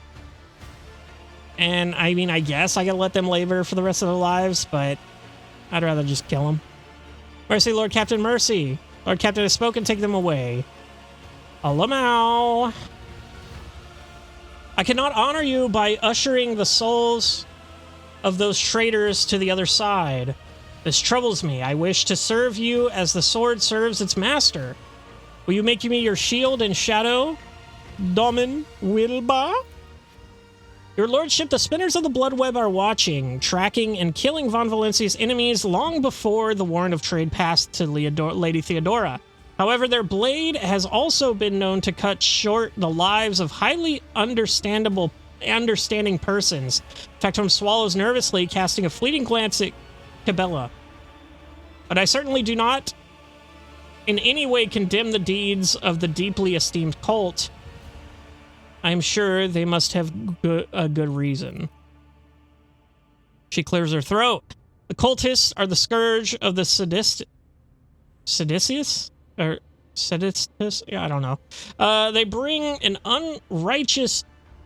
unrighteous to ruin. The enforcers respect the bloodspun web, for we share a common goal, to bring his light and his harsh judgment to the darkest depths of this ship. Scourge of the Seditores or not, folk were afraid of them for a reason. A couple of watches ago, these spinners took a train driver to pieces for some kind of ritual. I don't know what the old Malik did to earn that privilege, though. And who's going to feed his family now? Ira takes a drag of his low stick, exhaling the thick smoke through his clenched teeth. But that's a lower decker problem. What matters is the bloodspun web serves you faithfully, Lord Captain. A plump old man in the rich robes of the confessor adds respectfully, my predecessor's predecessor once delivered a sermon about how the spinner saved this vessel from the servants of the archenemy. The bloodspun web paid the price in blood, a river of scarlet that flooded the decks from bridge to bilge? I don't even know what that word is. They became the blood of the flagship, the pulse in its veins, and the beat of its heart. Their great sacrifice earned them the favor of House von Valencius. Okay. Seems that not all my officers have been presented to me yet. Tell me about the spinner's great sacrifice. I wish to hear what my retinue thinks. You will be my shadow. I have enough fighters in my retinue. I do not need the cult's gift. Seems that not all my officers have been presented to me yet. Confessor Adalbert, your lordship, as a humble servant. Yeah, we just talked to you, dude. I am entrusted with the high honor of being the ship's confessor, or in other words, the highest spiritual authority on this vessel. I am here to oversee the purity of the crew's faith. I officiate the officer's chapel and look after the ship's reliquary. Tell me about their great sacrifice. The vessel was beset by famine and pestilence during a long warp jump. Flagships wandered uncharted paths in the Immaterium for 20 cycles straight. Servants of the archenemy used the despairing hearts of the crew to infiltrate the ship, and death followed. The hungry became the haunted. The famished became a feast. The exhausted crew was too weak to emancipated to resist the invaders, but then the spinners emerged from the depths. They stood alone against hundreds of foes, yet they did not falter. They did not sleep or rest as their blade tip danced brought death. Though many spinners fell, the bloodspun web held strong against the flag until the flagship left the turmoil of the warp. Let me hear what my retinue thinks. I have heard, though only at a distance, the prayers of the Spinner's officer up to him. I have seen how their deeds fill people's hearts with confidence in the inevitability of his wrath. The Bloodspun Web's loyalty to the Emperor is without question, as is their willingness to lay down their lives in a fight against the archenemy. Although Lady Theodora never granted the cult an audience or brought a spinner into her retinue, she respected the Bloodspun Web and approved of its mission. It is strange. Their shadowy forms are swathed in darkness, yet a radiant light burns within them like a scarlet flame. I think it is a good sign. It is rare to see anyone filled with such light, even among servants of the faith. Many within the Inquisition look favorably on death cults. If you do not need a bodyguard, the Ordo Xenos might recruit her instead. Oh, well then let me fucking let you in, girl. You will be my shadow. Oh, yo, she took off her mask. Oh, she's all fucking, ugh. She's all scarred up. Yeah, damn, girl. Oh. Goth, Cabela. Their movements are slow, almost rhythmic, as she removes her ceremonial mask. The dark shadows of her eyes accentuate the death parlor of her skin. Deathly parlor of her skin, which is covered in ritual scars. Henceforth, I am your shadow, Duman Wilbur von Valencius. An instrument of death placed in your hand by the Undying One. For it is ordained, and so is Tarot forspoke. The young woman bows her head once more. I also came bearing an invitation from the vizier of the Bloodspun Web. He wishes you to know that the doors of the Undying One's temple are always open to you. Are you suggesting the Lord Captain should go down into the depths of his flagship to search for this temple? With all due respect, the lower decks are for servants and crew. They are not fitting place for his lordship. Forspoken, what do you mean? What tarot? Who's the vizier? Why is the vizier not here delivering this message himself? Yeah, that's a good question. The first spinner is old. His abode in the temple is beneath the flagship's freight line, and he has not left the lower decks in decades. Even a short journey can sunder the spirit of his ancient body. And where is the temple located? I'm not permitted to say. If you wish to find the temple, you must walk the path of the Saint Irenia, the monarch spider. Hers was the thread that would become the Bloodspun Web. Well, that's weird. Okay. Her path began deep within the flagship, in the dark tunnels of the freight line, and that is where yours must begin as well. This journey will bring closer to the thread of the web, closer to the Undying One, closer to understanding death. I do not see a point in these riddles. Your temple is a part of my flagship. What is to stop me from simply walking inside? I will walk the footsteps of the matriarch spider. Perhaps one day I will grant that favor. I do not waste time on foolish riddles. No, I'll do it. That sounds cool. Your journey will begin in the darkness of the deepest tunnel. The vizier awaits you. Cultists retreat into the shadows as Cabela sheathes her ceremonial dagger. Your blade awaits direction, Domin Wilbur. Okay. We will speak again when the time is right. Okay, back to the bridge. Holy shit, I did not expect that to happen. That's insane. We got a whole other party member, apparently. Kind of, sort of. I'm going to be checking out her stats real quick. But I'm not going to fuck with anything, I don't think, at the moment. This episode's gone a little long. Holy shit, he is moving, bro. Void ship map. Oh, we can go to another compartment now. Oh, look at that. Oh, shit. Not only did we get, you know, the ability to go out into the Coronis Expanse, now we get to explore our own ship. Rogue Trader's ship is a veritable city sailing through the void. The ship has numerous compartments that you can visit. Navigate these compartments using the map of the ship, which can be accessed from the main elevator on the bridge from any compartment.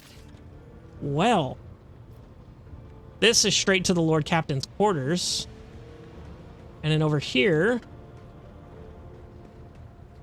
I don't know where Cabela would be on the ship, per se. Oh, there she is. Well, we'll definitely be talking to her next time. I do kind of just want to check out the map here. Okay, so we got the Void Ship Shrine. We've got the Lord Captain's quarters. We got the freight line, the officer's deck, the Void Ship Bridge, and the Astropathic Chapel. Interesting. Okay, so we'll be checking that out next time, and we'll be talking to Cabela here. Ooh, let's get a closer look at her.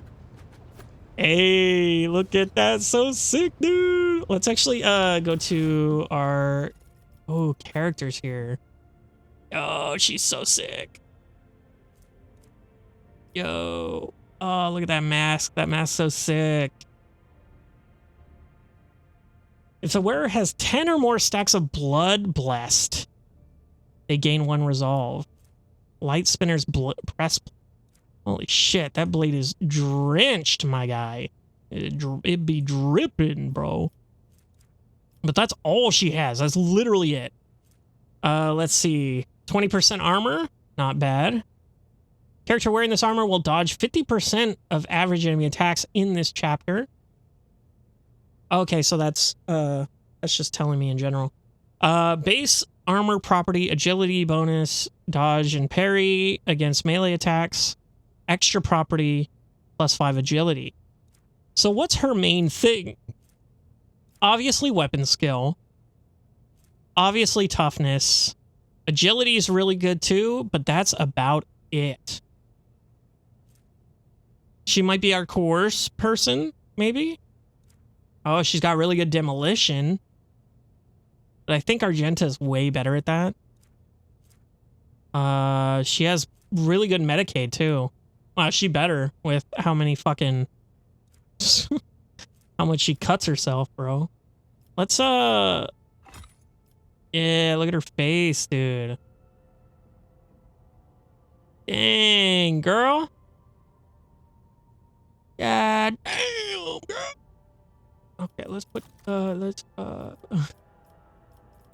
put that back on, yeah. No, not saying that you're not extremely beautiful. So let's see here. That's good. We want to level her up and see. Yeah, we can be an assassin, which is kind of a ooh, we could be an executioner.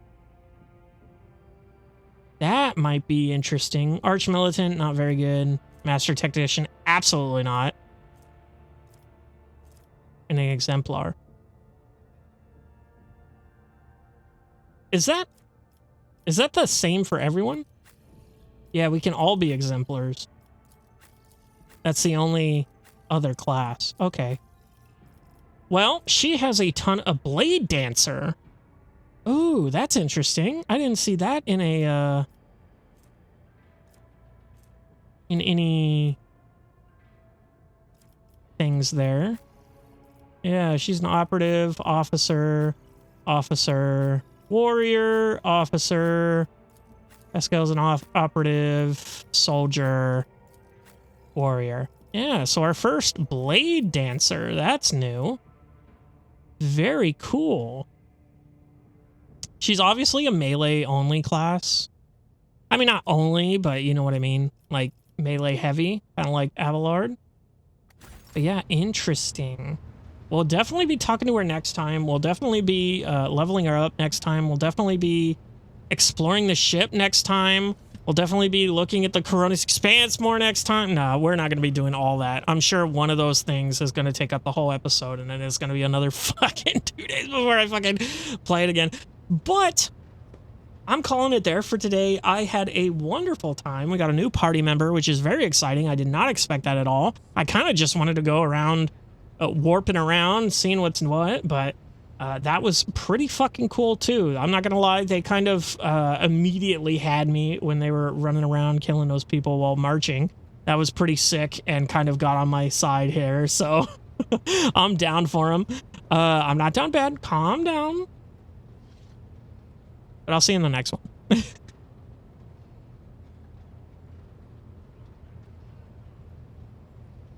Hello, everybody, and welcome back to Warhammer 40K Rogue Trader.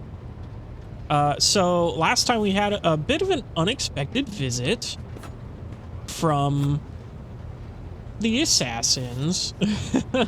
Definitely cool faction there. That's just like willing to kill for me, and I'm all for it. And that's probably where we're going to be spending most of our time today, is with our new party member, which is fine. But we also have these other places here on our ship that we can now go to, which should be cool to explore the actual ship before we get back to the actual insanity that is the actual map there, which is insane in its own right. So let's go ahead and jump right in here and say hello. Ew. Excuse you. Can you not do that just all over my ship? That's very unsanitary, actually. All right, Cabela, what do you got to say? Domin. Bella puts away her dagger she has been using to reopen her freshly closed wounds. Yeah, I saw that. Very cool. I would like to know more about the sacred mysteries of the death cult. Oh, okay. Oh, I thought... okay, never mind. I thought it said caressing her scars, covering her skin, and I was like, ugh. Tell me about yourself. Gesture at the scars covering your skin. You torture your own flesh. What is the meaning behind this ritual? Did you ever meet Theodora von Valencia? You always address me as Domin. What does that word mean? If the Undying One whispers my name, will you carry out his will? Ooh, that's a loaded question, brother. Oof. I don't even know if I want to touch on that, but I will if I have to. Tell me about the Emperor's Tarot. I no longer want you in my revenue. I must take my leave. So, tell me about... oh, God. Tell me more about the death cult.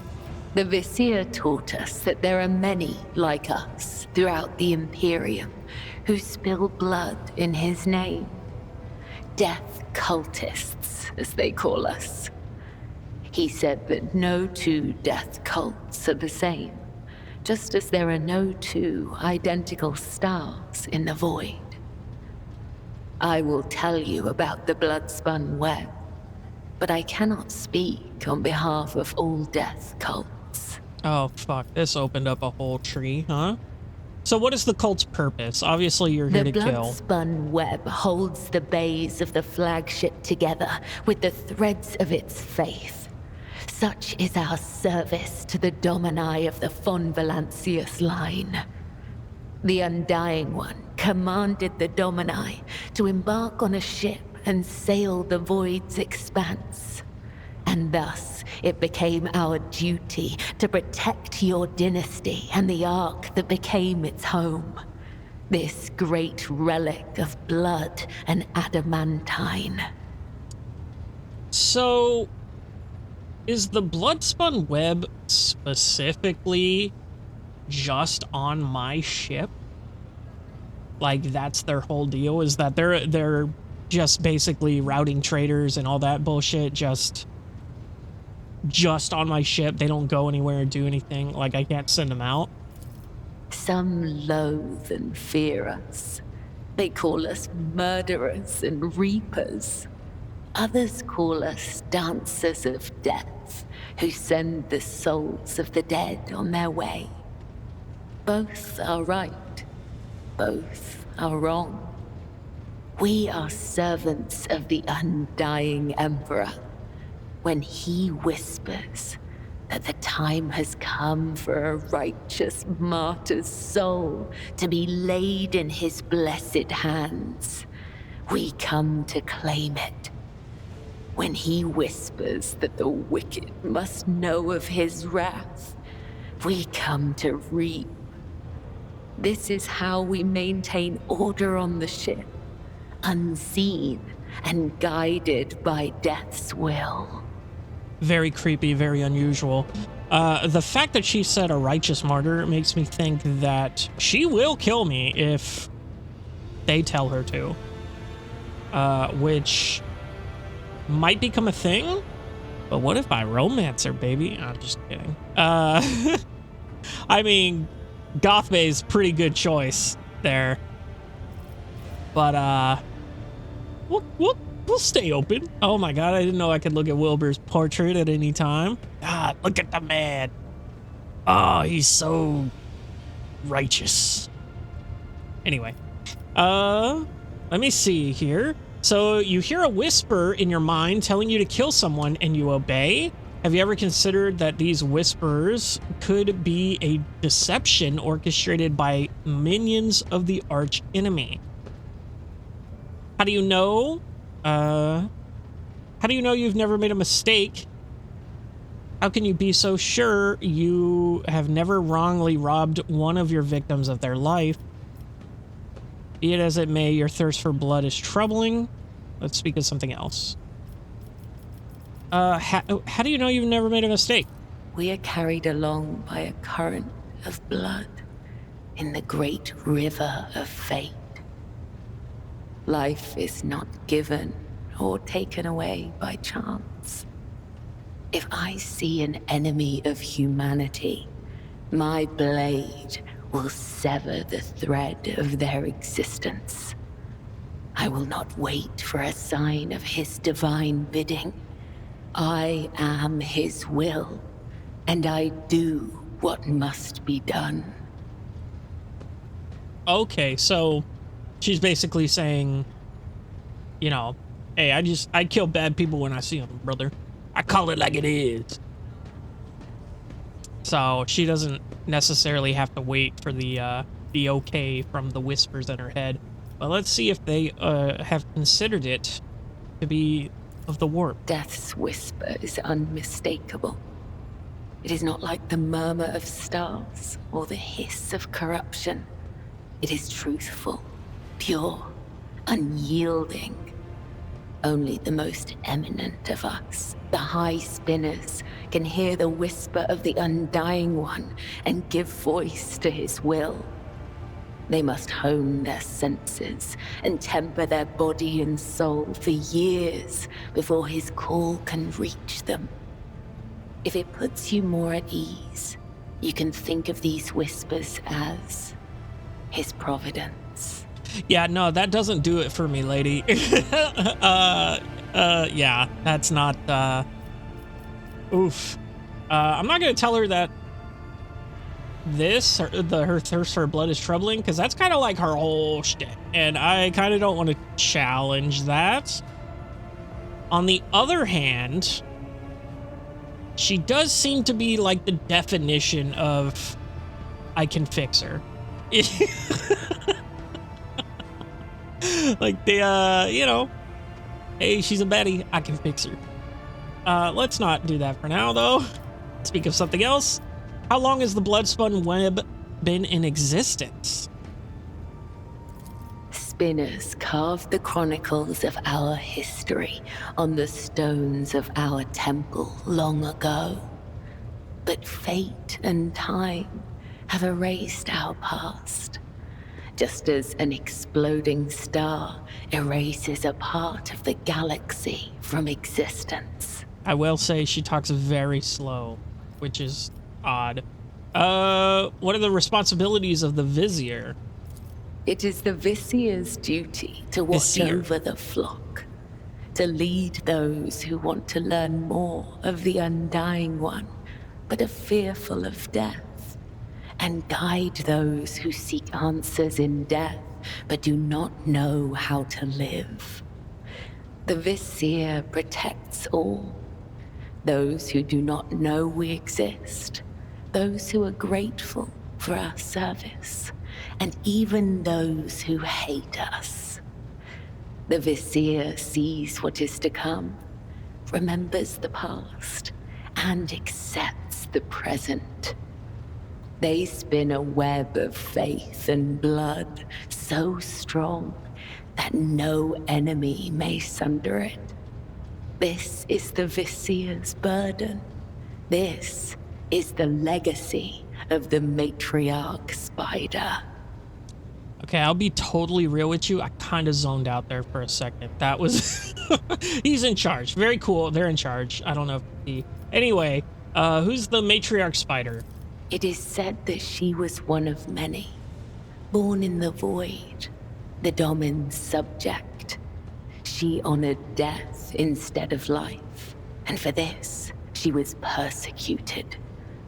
It is said that when the arch-enemy's forces invaded the flagship during a warp jump, she gathered the Undying One's servants around her and saved the ship from ruin. Together, they spun the first threads of the web to ensure that such devastation would never happen again.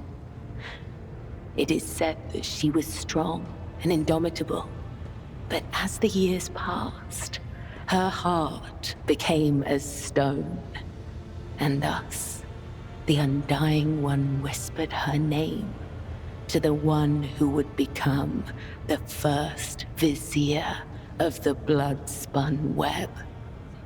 Ah. Okay. So they just killed their leader because... Yeah. Okay. Epic. Cool. Interesting. My next question is... It says here... She said that they spun the first threads of the web. I wonder if the web is like a physical thing. Because that kind of reminds me of, God, what was, Wanted? The Loom of Fate or whatever, where they were like just making a blanket and it told them to kill people? That was sick. Y'all remember that movie? Awesome. Anyway, why do you call yourself spinners? Through blood, sweat, tears, and the strength of their convictions, the servants of the Undying One spin the souls of your subjects into threads of balance. This is why we refer to ourselves as spinners. Those who are newly committed to the blood-spun web are called lesser spinners. If they are faithful in their service to him, they may eventually become spinners. The most devout of us all are known as the High Spinners, of whom there are 7, each bearing a unique title. The Vizier, the first spinner, leads the cult. I, Kibella, am the second spinner. The third spinner's name is Io, and there are 4 more. Okay, are we gonna meet them at any time? Because that really sounded like a, like what they do in like shonen anime, where they show all the bad guys and all their numbers and everything. But you know what I'm talking about. Anyway, so yeah, it's just a rank, I guess. And then it's funny that it's only like 3 levels, pretty much. Just funny. You say God Emperor is death. There are some who might find the comparison blasphemous. Blasphemous. The Undying One is death itself. We serve him, and thus we serve death. This is not a comparison, attribution, or preference. It is the truth, and nothing can change it. Interesting, interesting. Can you teach me more about the tenets of the Bloodspun Web? The tenets are knowledge, an art that is passed down from one generation of the blood-spun web to the next. Even so, there are spinners who will never fully comprehend this knowledge in the time allotted to them by the Undying One. The tenets dictate how one follows the thread of life, but they are also the thread itself, from first breath to last. The tenets cannot be taught, they must be lived. Only then will you understand. Yep, that's definitely some cult speak, for sure. You set aside my curiosity for now. Oh, fuck, we still have so much. Okay, tell me about yourself, girl. I am the second spinner of the blood-spun web. A spear in the hand of the Undying Emperor. I am your shield and shadow. Your blade. Okay, but I'm kind of like asking, you know, like, where'd you get your makeup done, girl? Like, where'd you get those nails done? Who did your hair? You know? Oof. Slay, queen. Where we at? Awareness? -15. Oh. I don't have any of my party members here to give me their stats. Yikes. Didn't think that through, eh? -15, you fucking kidding me? I have a 15% chance to fucking do this. How sussant? Do you dislike talking about yourself? Fucking send it. The tenets compel What are the us to odds? let our deeds speak on our behalf. There is no one in the cult who does not know me. So I have grown accustomed to taciturnity in matters regarding myself. Ask, and I will try to give you an answer that will satisfy your thirst for knowledge. Taciturnity. Jesus. Oh, fuck is that word? Tell me about your past. I remember nothing of my childhood. Sick. The Vizier says this is because of my training and the injuries I received in battle. He told me it is the fate of all high spinners. The only memories I have are of the blood-spun web and the brothers and sisters who serve the cult alongside me. Yeah, it's also the fate of pretty much every NFL player. You know, head trauma is a thing. What was it like growing up in a cult? What do you remember? When we were young, we would sew our eyes shut Okay, and wander through the bays for months at a time, fun. starving, surviving, dying. This trial of darkness honed the senses of those who passed it. We were elated, for we knew we were blessed by him. When we grew older, we learned to wield our weapons, and our mentors tested us with pain, poison, and the weight of deceitful words. In time, our bodies no longer felt pain. Our blood became resistant to toxins, and our focus could not be shaken. We were at peace, for we had shed everything that could encumber our faithful service to him.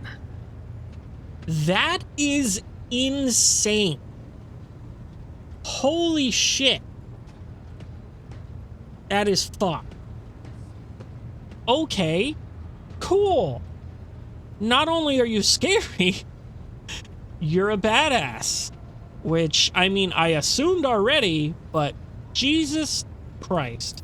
When we came of age, we faced a great trial. Of course you did. A year-long vigil spent in unceasing prayer to the Undying One. Fuck. When hunger and other base sensations faded away, we attained true comprehension of ourselves and our place in the world. our place between life and death. We were proud, for on that day, he truly accepted us, and we accepted him.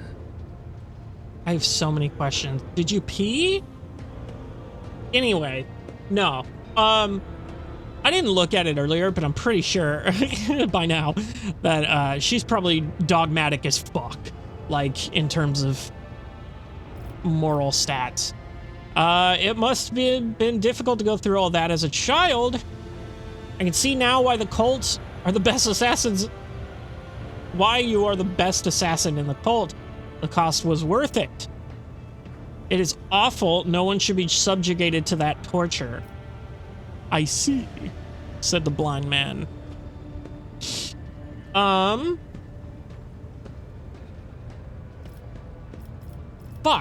I don't know what I want to do. I guess I'll empathize? But she doesn't care. She doesn't want empathy. She wants me to praise her and tell her it was worth it.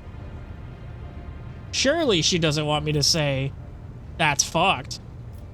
We'll praise her. Those who devote themselves to the service of the Undying One must be prepared to pay any price.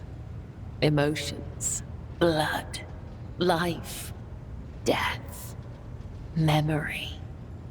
We all must lose what we hold most dear to become a spear in his hand. Some may lose everything, but they will also gain everything. I think it'd be really cool if she was not a romance option. Like she was just straight up, nah, homie, I'm here to fuck shit up and chew bubblegum, or whatever the line is. Your parents, your family, you never mentioned them. Of course she didn't, dumbass. She was clearly like an orphan or something, or like they just give their children away to them. Let's find out. When we join the cult, we relinquish our past. The blood-spun web becomes our new family. It's a cult. I have seen the pain, terror, and doubt in the eyes of those who hear the Undying One whisper the names of their kin. For some, the blessing of oblivion is a gift not unlike death. Don't know what that means. Didn't get that last line, but do you not wish to know what became of your family? Clearly she doesn't, or else she wouldn't be the highest, like second in charge of the cult. You may not remember your real family, but are you truly so unconcerned by deaths of your fellow cultists? That's low. That's kind of low. I presume you have no friends either. I understand you better now. Let's have her ask about the fellow cultists. It brings me comfort when my brothers and sisters cross to the other side. Okay, cool. The Undying One has called them to his side, so they can serve him in ways we cannot. Epic. Very cool. I don't think I'm going to ask these two questions. Because she clearly is not going to give a shit about her family. Well, maybe that's like, you know, the twist. We'll see. No. Never mind. So... Oh, fuck. The answer escapes Cabela's lips before she can give it any thought.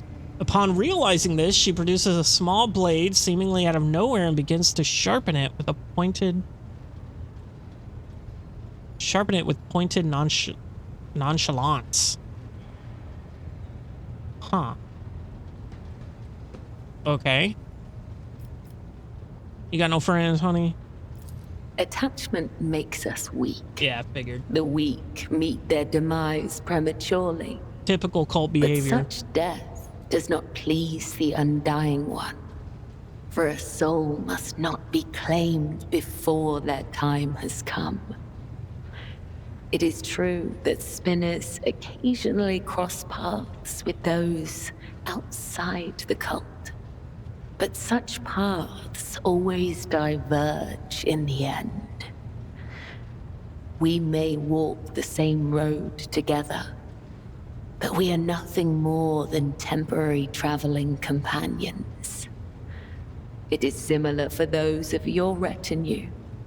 Our threads may intertwine for a time, but all will go their separate ways, as is inevitable. Okay, well, you didn't have to bring that up, you know. That's cool. But not you and I, Domin. Our threads cannot be unwoven, and only the Undying One will end my service to you. Ooh, cool. Know your enemy and prevail in battle. Know your ally and prevail in war. Sun Tzu. I don't know. You truly feel no pain at all? You can see for yourself. Oh, fuck me. Cabela removes a small leather pouch from her belt and opens it, revealing several instruments of torture. Tormenting yourself almost seems to give you pleasure. Okay. Very well, let us see how impervious to pain you really are. I will not torture you. What are those? Tools for tempering the flesh. If a spinner neglects this practice for too long, their body will weaken and their sensitivity to pain might return. If it does, they will feel the overwhelming agony of every wound they have ever endured and go mad with torment before the Undying Emperor whispers their name. Epic. No, I'm not going to torture you. Wilbur doesn't seem like the type of man. He definitely seems like the type of man that would have someone do that for him. So I won't do it, but by all means, go ahead and do it yourself. You honor me by taking me at my word. That works too. Absolutely. Your fighting style is unique. Do you think it is something I can learn? Ooh. It's going to be a hard no, but also interesting. Your body will fail you, Domin. Okay, Your you don't have to bones say will I'm fat. break. Your tendons will snap. Your heart will stop. Our rituals of self-perfection are unending. They demand absolute dedication and decades of special training. However, if you devote the next 30 years of your life to its study, you might be able to learn the basics. Well, fuck that. I got other shit to do. Thank you for sharing. It is not difficult to speak the truth.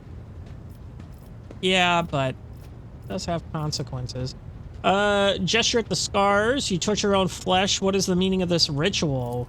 Torture? Oh, okay. I bear the sacred marks of the Undying One's service. Death has bestowed them upon me. Though others may cherish hollow riches or meaningless beauty, it is my duty to cherish his gift of blood. Each wound is a symbol of our service to him. Each drop of blood carries his blessing. To renounce these scars is to renounce the Undying One himself. Sure, babe. Go with Death that. whispers to me, "You are worthy of bearing his marks." Tell me, Domin, do you wish to honor your flesh with his gifts? Oh.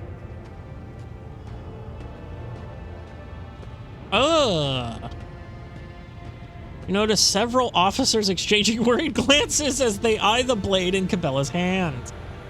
I presume the procedure is not painless? Absolutely not. Put your dagger away. It would be an honor to bear the mark of the Undying One. Or heretical. Carve a nefarious symbol into your skin. I will do it myself. Nah, put the dagger away, honey. A boon Sweetheart. cannot be given to one who is not ready to receive it. Thank God she didn't push on that, because I did not want that. Did you ever meet Theodora von Valancius? I met her once when I was young. The Vizier saw a serpent hiding among those close to Domin Theodora, ready to sink its fangs into her throat. I was ordered to find the serpent and sever the soul from its body. I watched and waited for weeks. I hid among the shadows, the air ducts and the faceless masses. Once I found the serpent, I sliced off its head and returned to the temple. I doubt that Domin Theodora ever saw me, but the 3 ritual cuts I left behind on the body let her know that this death was pleasing to him. They sent us a grand feast from the upper decks before the cycle's end. We gave it to the hungry. Aww. What the fuck is that, dude? They're charitable. Look at that. That's so nice. Yeah, so why not Conrad? Or whatever the fuck his name is. Voidiger? Why not that dude? Huh? Where's that option, huh? Yeah, bitch. You always address me as Domin. What does the word mean? The Gothic we use to communicate is they speak in different to Gothic. that spoken on the upper decks. Domin has many meanings. Giver of life, Gross. Lord or Lady of the Ark, Checks and out. Shadowless Sun. Weird. The matriarch Spider gave this title to the rogue trader who allowed her to form the blood-spun web. We use other titles as well. For example, Venai means Master of the Immaterium, or Watcher of the Veil. Vil means one who must go to the other side. Uh-oh. Amic means one you can trust in battle. Okay. Cool. Interesting. Amic. If we just put an O right there, Amico. Amigo. Anyway, the Undying whispers my name will you carry out as well. Lords and wretches are equal before death. If such is the Undying One's will, Yeah. I Okay, will cool. guide you to him, Figures. Domin. Figures. Tell me about the tarot. I use blood to read his sacred cards and hear the whisper of the Undying One. His tarot is not an answer, but a question I ask of the universe. And the universe answers with questions of its own. In this sacred communion, I perceive hundreds of possible outcomes. They are all true, and yet they are only visions. I know what will come to pass, and yet I do not. Epic. I did pass this. Very cool. Oh, okay. So Jay gives me her fucking stats, but I can't have anyone else's. Okay. Awesome. What the fuck? Is that because... No, because Argenta's in my party, right? Or did I take her out? Do I have anyone with awareness? Anyway, I don't know. How did you come to have the deck of cards? How many cards are in your deck? We're definitely doing this one. Can you give me a reading? Let's speak about something else. So the Emperor's Tarot is usually read by sanctioned psychers. I am the spear of his retribution, not a witch or a sorcerer or a soothsayer. I have no strange powers, but I do bear his blessing. I do not command the veil. I am guided by his whisper and led by my faith, by the tenets. Please, do not mistake me for something I am not. Okay, didn't realize it was going to be such a nerve. Oh, here we go. Also succeeded. See, Adira's giving me... But Adira has high... Doesn't Adira have high awareness? I'm so confused. You occasionally feel a shiver run down your spine or detect faint sparks in the air when you are standing next to Gabella. It seems her power only manifested when she is practicing divination or in moments of pious exultation. Bella herself does not seem to be aware of her gift. Well, she is a psyker, technically. That's cool. That's an interesting little tidbit. So how did you come to have them? It is a holy relic that has been passed down from generation to generation. Only the first and second spinners are allowed to study the sacred cards and interpret their meaning. We use his tarot to guide the cult and discern the tangled threads of fate. Cool. How many cards are in the deck? 34. There used to be more, but some have perished in the darkness of time. Their loss is a great tragedy for the blood-spun web. Huh. That's an odd bit of building there, world building. Can you give me a reading? Ask the cards, Domin, and I will listen. Bella carefully takes out her Imperial Tarot cards. She has them on her. Oh, that's crazy. Actually, like,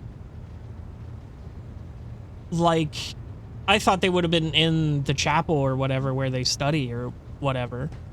A black blade flashes before your eyes and blood drips from her palm onto the card. She closes her eyes and listens. What does my future hold for me?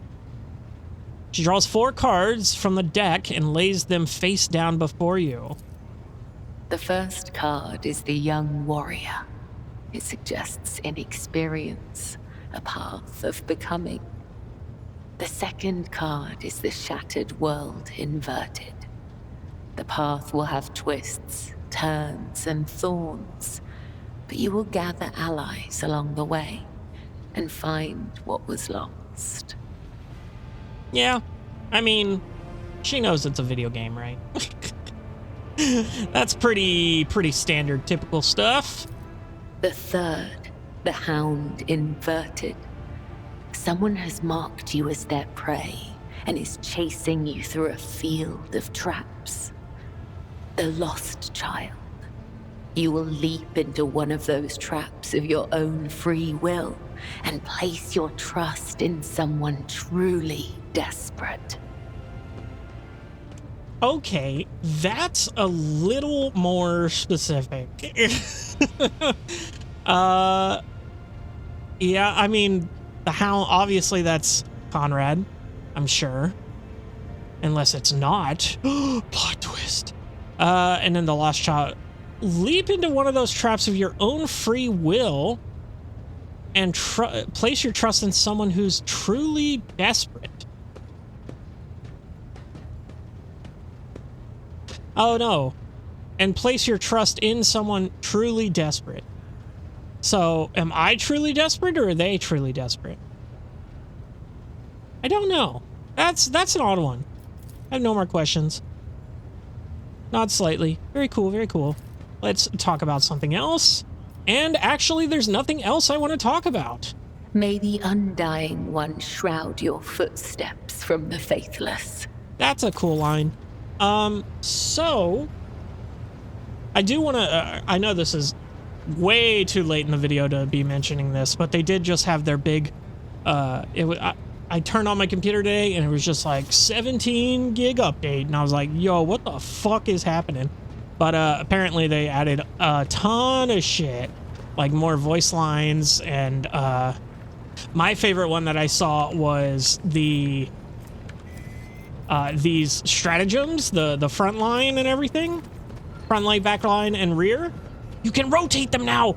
Oh, that's all I wanted. That's all I ever wanted. I'll pass. Okay. But anyway, yeah. So they uploaded a ton of shit, and I think that's why pretty much all of that was voice acted. But I don't know. I don't know what specifically they did change. They said they changed a lot of like the character models and stuff to accurately portray their portraits more and stuff like that. But I'm not too sure on the specifics because I'm playing this completely blind. So I will never know, pretty much. But now that we're done talking to her, this episode is going to go a little long because now I want to check out her skills here. So we did kind of, wait, what? Oh, no dodge penalty? That wasn't there before. Okay. The wearer has 10 or more stacks of Blood Bless. That's probably a unique thing to her Blood Dancer or whatever. So Spinner's Blade is only 8 to 10. Not very good, in my opinion. Maybe we should be lower level for this? Or maybe her stats, because she's only level 4, like this will upgrade. Okay, well in that case, let's, before we equipped her with anything, let's rank up here. So we are gonna go ahead and look at this Blade Dancer class, very unique for her. Blade Dancer. Blade Dancers are swift and deadly masters of the sword, specializing in delivering flurries of rapid strikes, able to sacrifice a part of their health to enhance their close combat abilities. Oh shit. Dark Knight style, I guess. Blade Dancers prefer to avoid enemy attacks either by parrying, dodging, or quickly riposting before the enemy counterattack. They even have the ability to parry ranged attacks. Core focus, melee, swords, movement, dodge, parry. Oh, shit. That's awesome. What is her parry chance? Her dodge is 80% and her parry 60? That's still really good. That's insane, actually. Okay, holy shit. We got a ton to look at here. So, Blade Dance. The Blade Dancer makes 3 melee attacks against random targets, including allies adjacent to the Blade Dancer, each dealing 50% of their normal damage. Blade Dance is a melee burst attack that does not count towards the attack limit per turn. This ability can only be used with a sword equipped. If 2 swords are equipped, the Blade Dancer makes 2 attacks with each one. So technically 4. So technically better? So we want her dual wielding is what I'm getting at. Let's see here. Her Medicaid. Okay. Good. It's at 50. Very good. She has to be to, you know, be able to do what she does. Death from above. The Blade Dancer leaps into the air and lands on a selected cell. Upon landing, they deal 9 damage to all adjacent enemies. This leap can be made to any unoccupied cell within a 3-cell radius in the Blade Dancer's line of sight. Holy shit. Wait. So I'm a little confused there. It says in her line of sight, but that doesn't include her entire line of sight, does it? It's only a 3-cell radius? Like, she can only move 3 cells away with this jump? I don't know. We'll see in combat. But, okay. This leap can be made... Oh, I already read that. This movement does not provoke attacks of opportunity. I'd assume so. The Blade Dancer cannot jump to a cell that is inaccessible in combat. Okay. This ability can be used multiple times per turn, but each use requires a charge to be spent. The Blade Dancer gains +1 charge of this ability each time they kill a target, excluding kills made with death from above. This ability can only be used with a sword equipped. But does that mean I can't have a gun on her at all? Or does she just need a sword to do it? Interesting. Okay, what is Death Waltz? Blade Dancer uses death from above against a target enemy without spending a charge, immediately making a melee attack against that enemy. Blade Dancer repeats this combination up to 3 times against random available targets. If it is impossible to use death from above, the Blade Dancer only makes a melee attack against a random available target. Can be the same enemy. Okay, this is very, like, we don't want anyone around her on our team. We want her by herself, fucking shit up in the back, pretty much. That's so weird. In Footsteps of Death, every time an enemy is killed by the Blade Dancer's allies, the number of MP on the Blade Dancer's next turn is increased by 2.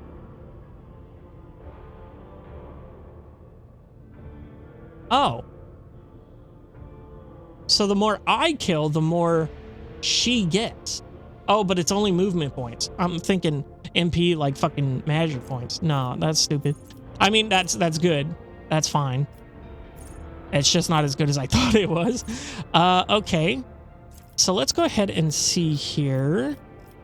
These are all basic stuff. Swift movements. Am I crazy, or did these like update these symbols? I feel like they were a lot less cohesive in understanding what they were. So be smart. Anytime an ability or talent uses the fellowship bonus, a Voidborn character can instead use the intelligence bonus if it is higher. Additionally, Voidborn characters can always upgrade intelligence even if their archetype does not allow it. Huh. That's crazy. I think... Are these... Okay, so these are Voidborn specific. These are her specific, I think. So let's see. Oh, yeah, here we go. Blood Blessed, Death Cult Assassin. Okay. A creature with the Blood Blessed or Blood Stained effect gains +1 stack of this effect whenever raining blood is inflicted against or whenever it starts its turn on a blood-covered cell. What the fuck does that mean? Hold on. What is raining blood? Okay, so it's something that she gets. Okay, hold on. Death Cult Assassin next single target melee attack splashes blood in a 5-cell cone behind the target. Death Cult Assassin and allies are affected in the affected area gain the Blood Blessed effect. Okay, every time an enemy is in the area, including the initial target, suffers from Blood Stained effect. Both effects last up to 2 rounds. Additionally, all cells that are infected in the area are now covered in blood for 2 rounds. Whenever a creature interacts with such a cell, moves there, stands there at the movement when the effect is applied, it receives an additional 1 stack of Blood Blessed or Blood Stained effect accordingly. Additionally, for every 10 wounds the Death Cult Assassin loses throughout the entire combat, each creature affected by Blood Blessed or Blood Stained gains +1 stack of the corresponding effect. Okay, so let's learn about these specifically. Blood Blessed. The creature deals 2% more damage for each stack of Blood Blessed. That's insane, actually. Blood Stained.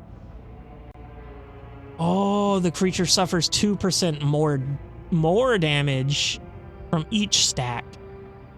Oh, that's insane, actually. What the fuck? So...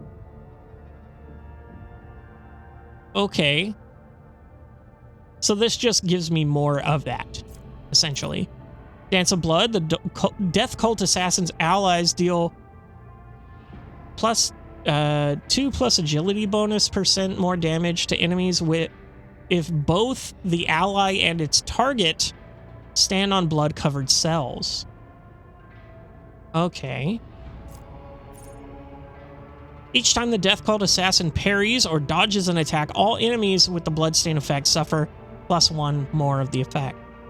That's cool. Open the veins. A creature with the Bloodstain or Blood Blast effect gains +1 stack to this effect whenever bleeding, burning, or toxin is inflicted on it. Interesting. A creature with the Blood Blast or Bloodstained effect gains +1 stack of this effect each time it suffers damage from bleeding, toxic, or burning. So having both of these is a sick combo, especially if we give her something that does bleeding, burning, or toxin. And we also have other things that do those. That could be a sick combo, honestly. But nothing else here, it seems. It will not die. Increase wounds by half of the character's level rounded up. But is this retroactive? I don't even know. So melee weapon specialist, that'd probably be good for her. The sweep ability of an axe and the shove ability of a hammer or a mace cost 1 less AP, but no less than 1 AP. Oh, very good. Nimble. That'd be good to have on her, definitely. Definitely nimble would be good. I think we're going to take a look here. Bloody Mess. Anytime the Voidborn character scores a critical hit, there's a 10% chance to double the damage. Awesome. Contagious Luck. Using a non-damaging ability on an ally grants that ally the ability to re-roll any failed attack, parry, or dodge, characteristic, or skill test with a 20% chance of success in 1 round. This chance cannot be greater than the base success chance of the roll. Using a non-damaging ability on an enemy grants a 20% chance to fail successful stuff. Okay. That's interesting. Jinx.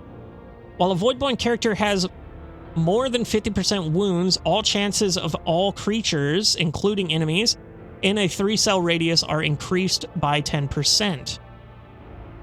Okay. While the Voidborn character has less than 50% wounds, all chances of all creatures, including the enemies, in a 3-cell radius are decreased by 10%. Okay, just a flesh wound.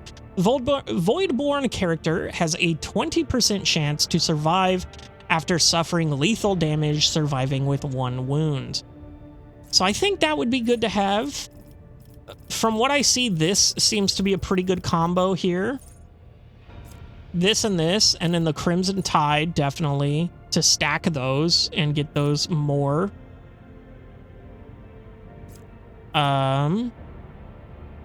And then this one would also be super good. And then the Nimble. And then I don't know if there's a parry one. Would Strength increase parry chance? I don't even know. Weapon skill would definitely, I believe. Combat Master. No melee superiority bonuses against this character. That... Let me actually... What is this specifically? In melee combat, any target surrounded by more allies than enemies receives a +10 weapon skill bonus for each additional ally. Oh, larger creatures need to be surrounded by more than 2 enemies to provide this advantage to this attacker. Okay, so that would actually be good as well. And in the dual weapon combat, character can attack with a second weapon in their current weapon set in addition to the usual 1 attack per round.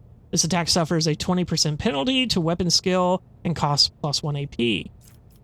And in the specialist, oh, I can get that. So I need melee weapon specialist and dual weapon combat. An additional attack with the second weapon suffers no penalties and increases the cost of the first attack, or increased the cost of the first attack. Was either the sweep ability or of an axe or the shove ability of a hammer or mace. Okay. Interesting. Dueling. Ah, there it is. Bonus to parry. Okay, I think... So I think here what we're going to do... We got plenty of chances to get these skills going. So I think for now we're going to do this. Each time parries or dodges an attack, all enemies with the bloodstain effect get one more. I think that's pretty good. And then we're going to go weapon skill here. Her agility is really good, but I really want that weapon skill for sure. Yeah. And the strength, I don't know if that... Oh, hold on. There it is. Represents how physically strong a character is. Damage inflicts with melee weapons and allowing them to lift heavier objects for each point of strength bonus. Character deals 5% more damage with one-handed melee weapons and 10% damage with two-handed melee weapons. This also affects the athletics stat. Okay. So is strength to play here? She has very little strength because she is Voidborn. So maybe we just go weapon skill. What does weapon skill affect?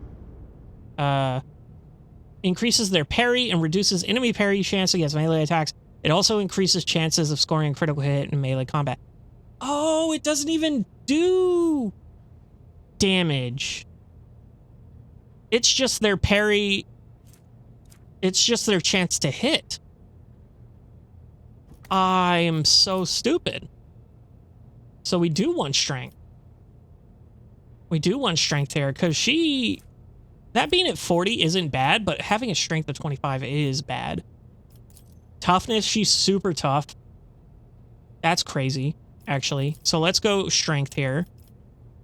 And then for this one, acrobatic artistry. The Blade Dancer immediately returns to the cell where they started their turn. This movement does not provoke opportunities of attacks. If the Blade Dancer uses Death from Above this turn, this movement repeats all uses of that ability in reverse. Holy shit. That's insane, actually. Oath of Vengeance. This ability costs 8 wounds to use. Okay, so there's the sacrificing health thing.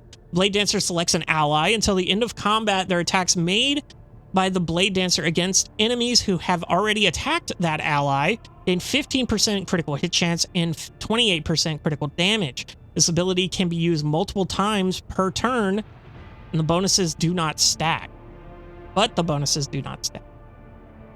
Then why would you do it multiple times per turn? That's weird. Okay, Veil of Blades. There we go. Oh my god, that's crazy distance. Look at that cone. All creatures within the area of effect within 1 cell radius. Oh, never mind. It's not accurate to the picture then. Okay, so 8 wounds to use. The Blade Dancer faces a side of their choice and immediately ends their turn. Huh. Until the beginning of the Blade Dancer's next turn, they can dodge area of attacks without moving, are immune to all types of force movement. Oh. Gain 20% parry against attacks from that side. Oh, I'm going to have to expand this. Hold on. Here we go. 20%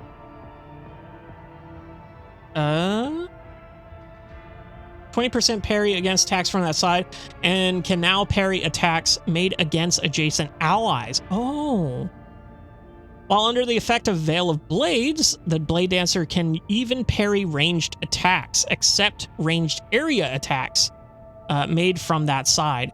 The chance to parry a ranged attack is calculated as if it were a melee attack, where the attacker's weapon skill is equal to the hit chance of the attack. If the attack is parried in this way, it can be redirected towards one of the enemies on the selected side. The chance of redirection is equal to half of the Blade Dancer's parry chance against this weapon. This ability can only be used with a sword equipped. That's fucking cool. That's where we come in and parry melee or ranged attacks. That's insane. Blood Oath, okay. Another wounds. Blade Dancer targets a single enemy, vowing to dispatch their mark. Blade Dancer's next attack against their selected enemy cannot be dodged or parried. If this attack kills the target, the Blade Dancer regains 13 wounds and gains 1 AP along with additional attack this turn. Oh. This ability can be used multiple times per turn, but it grants 1 AP, but it grants plus 1 AP and an additional attack only once per round. Okay. So you can get that multiple attacks, but with the AP, but it only does it once. But does it heal every time? Yeah, it does. That's what it's saying. Captive Audience. The Blade Dancer's next attack inflicts bleeding 9 on all targets hit. Oh, that's the one, baby. These targets must pass a toughness resistance test with a 20% or a 20 penalty and become immobilized for 1 round. All enemies immobilized by Captive Audience count as full cover for the Blade Dancer and their allies when adjacent to these enemies. Oh, that's crazy. I can create cover for the enemies and give them bleed stacks? We're definitely doing that. Holy shit. That's sick. Oh, and then here we go. Athletics, Demolition, Medicaid. So does the Medicaid... Okay, this skill is affected by the intelligent characteristics. It is essential to detect and cure injuries the character suffered in combat. It also increases the number of wounds restored by medkits and allows the use of higher quality medkits. A high Medicaid value also assists in healing old injuries before they would turn into traumas. Okay, so if I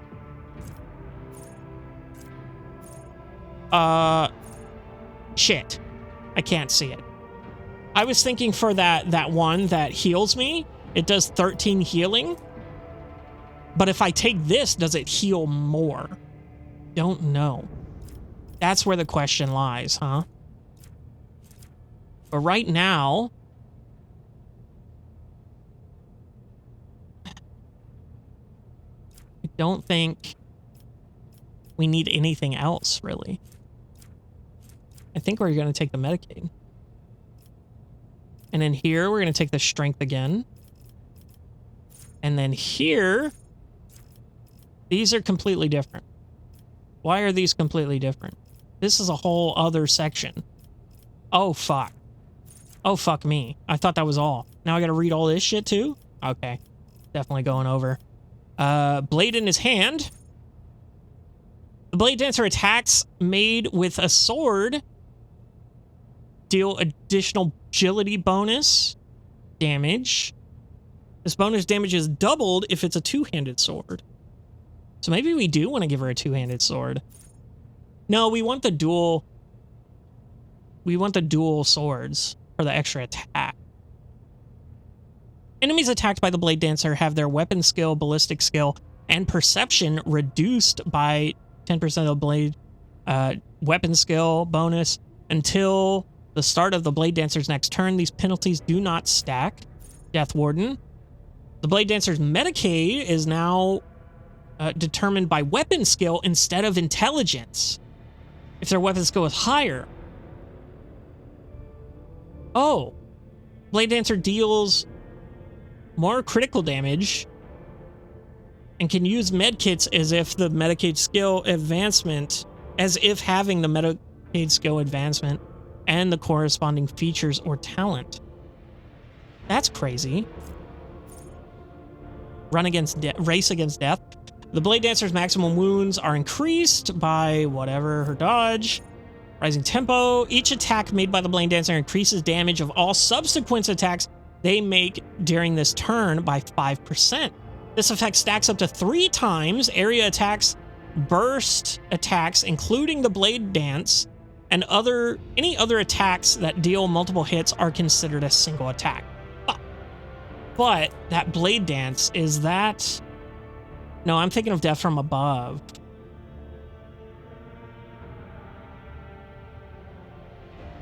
Oh, no, this... Can only be used with sword equipped, with 2 swords equipped. Wait, what the fuck? Did I read that wrong? Oh, that's this one here. Okay, why is that a completely different Okay, so I guess that's applying our stats to it instead of telling us the stat breakdown. Okay. Putting allies adjacent to the blade. Okay, yeah. Okay, so that might be good. Oh, but it only counts as a single attack, so it might not be good. Steady hand, the Blade Dancer parries increased by their toughness bonus. The attacker's melee critical hit chance bonus determined by the difference between the attacker's and the Blade Dancer's weapon skill characteristic is half. Very interesting. Anticipation needs Veil of Blades. Oh, okay, cool. Blade Dancer's melee area attacks cost -1 AP, but no less than 1 AP. Melee area attacks. Does that include Death from Above? Does that include Blade Dance? Damage to all creatures in the area of effect. Such attacks can be made with melee weapons, so endanger weapon. Blah, blah, blah, blah. Okay. That'd be interesting.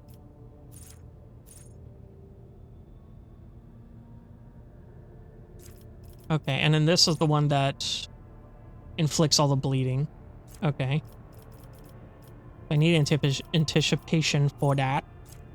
Sweeping motions, the blade. Oh, yeah, I just read that one.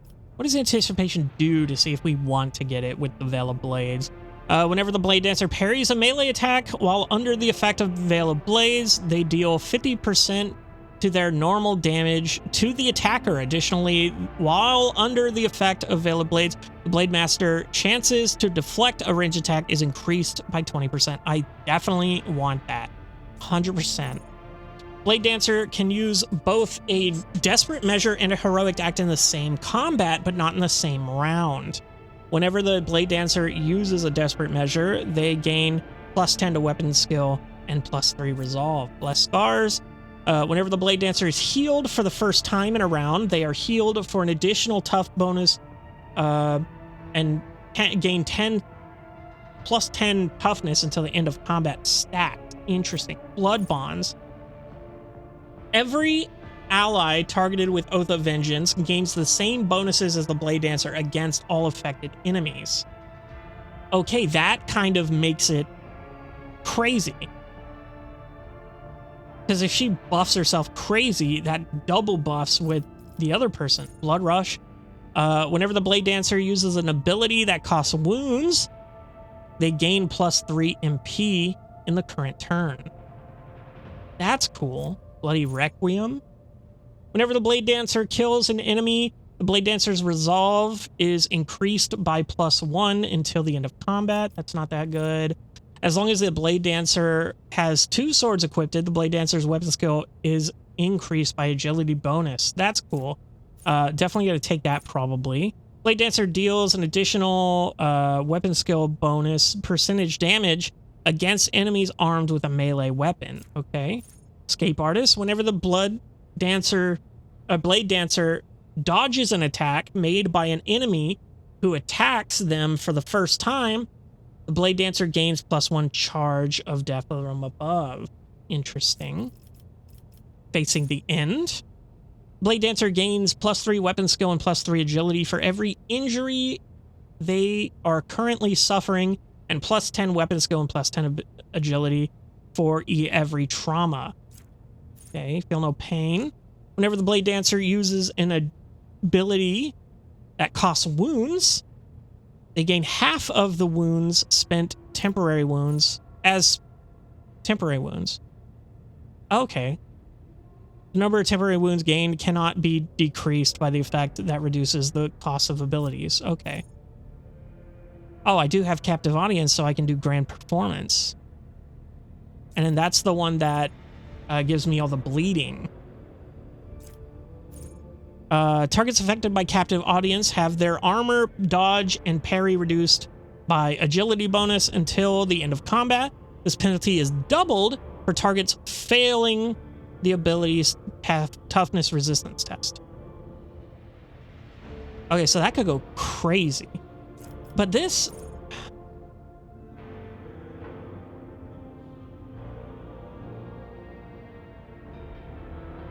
Okay, hold on.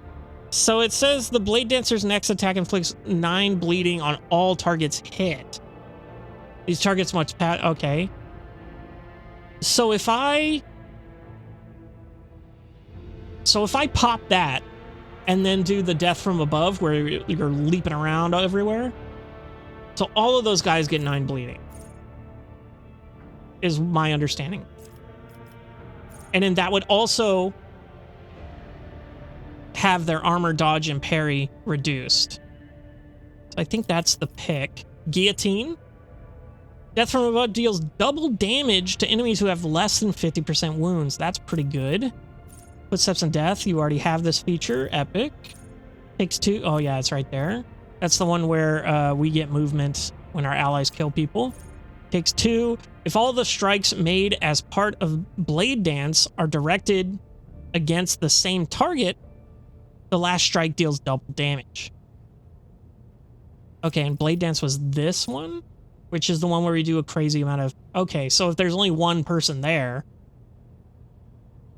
and we hit them, it does crazy damage. That's cool. Killing Rhythm.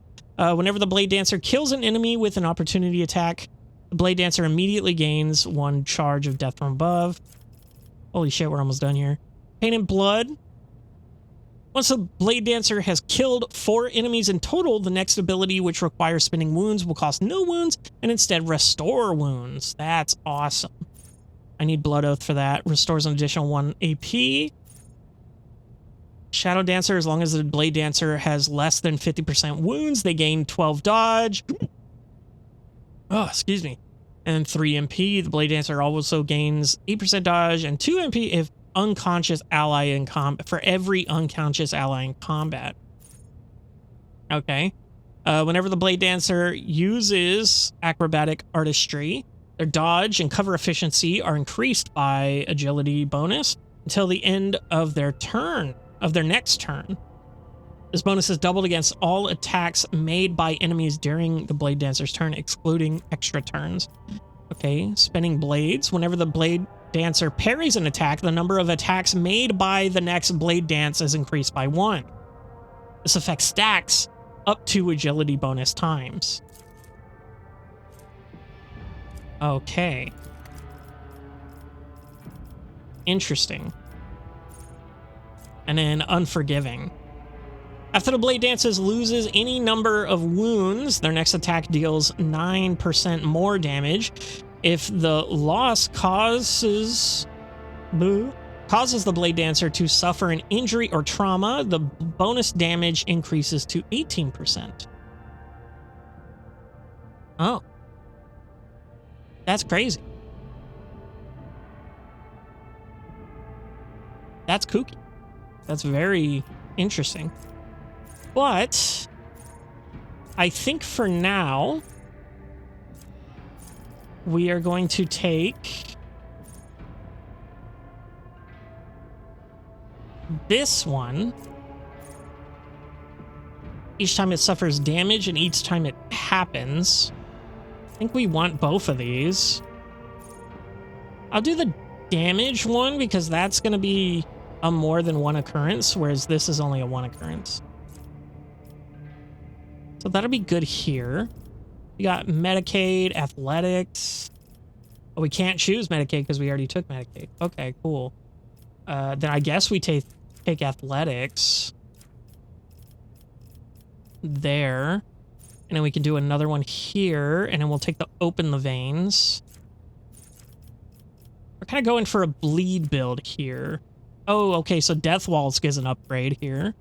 So Death Walls, what's the original do? The Blade Dancer uses Death from Above against a target enemy without spending the charge, immediately making a melee attack against that enemy. The Blade Dancer repeats this combination up to 3 times against random targets available. If it is impossible to use Death from Above, the Blade Dancer only makes a single melee attack against any random available target.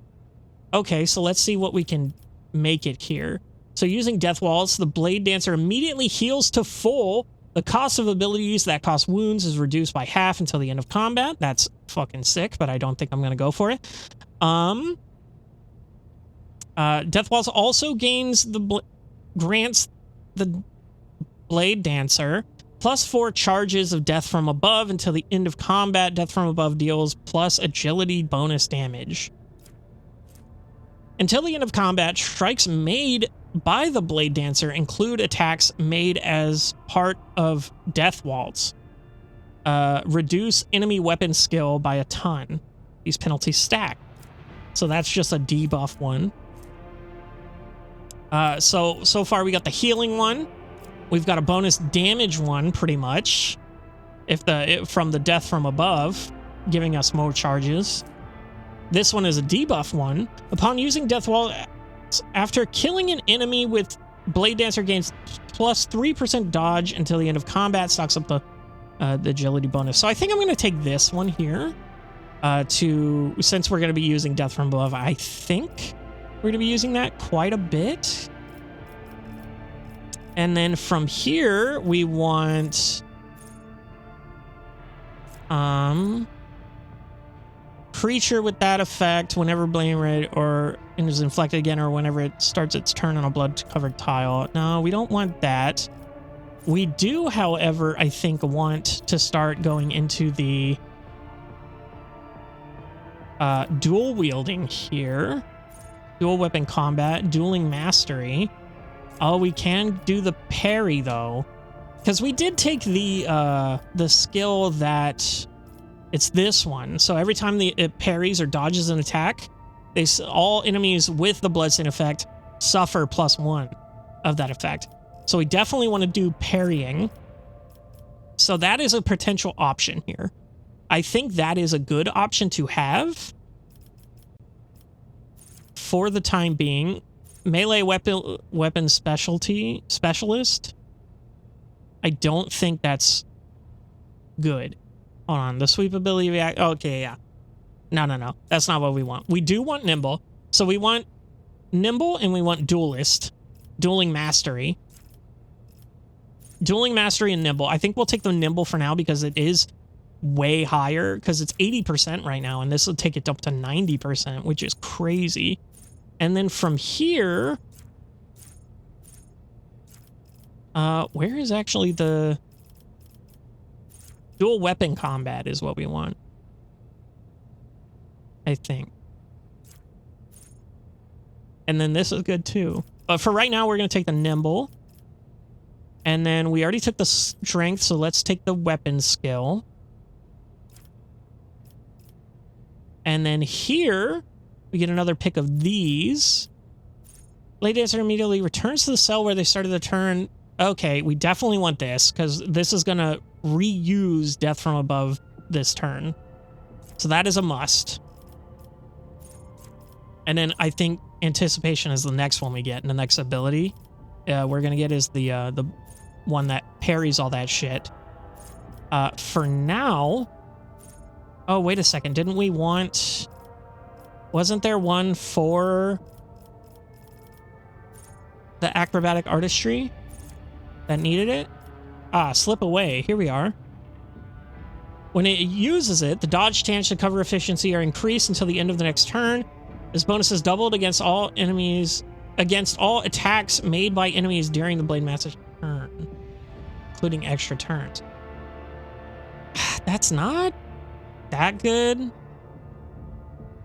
I mean, the dodge chance is pretty cool, but is that worth that, not just going straight for the nimble with dodge chance?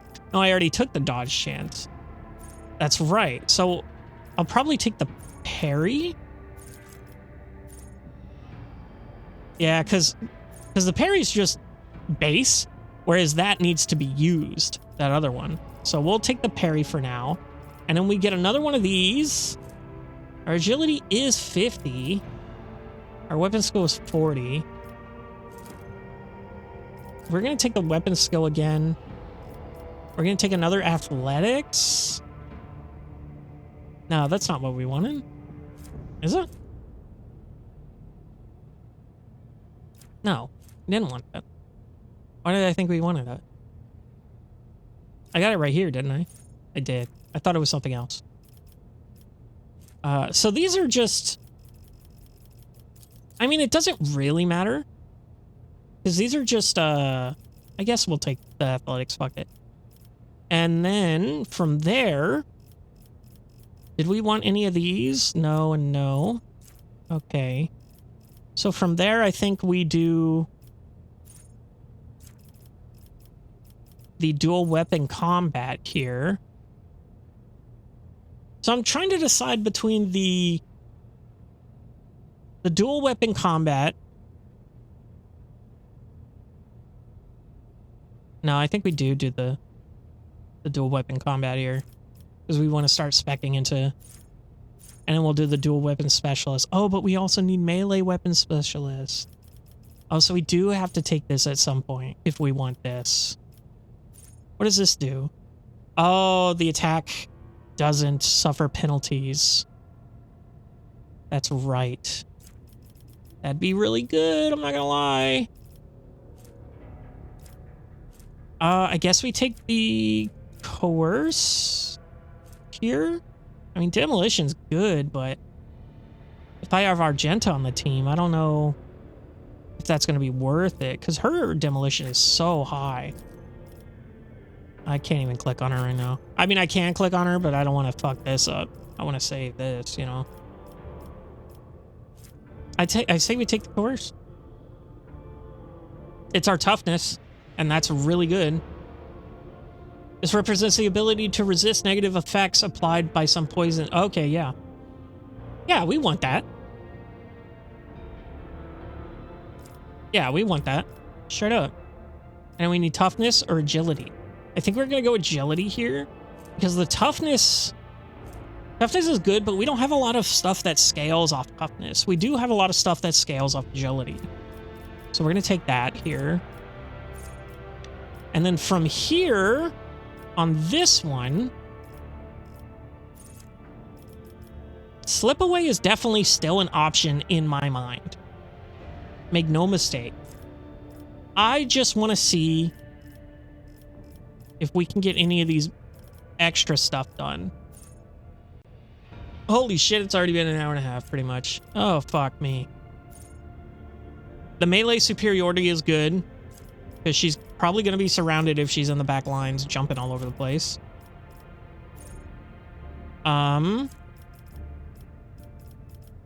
We do kind of have to get that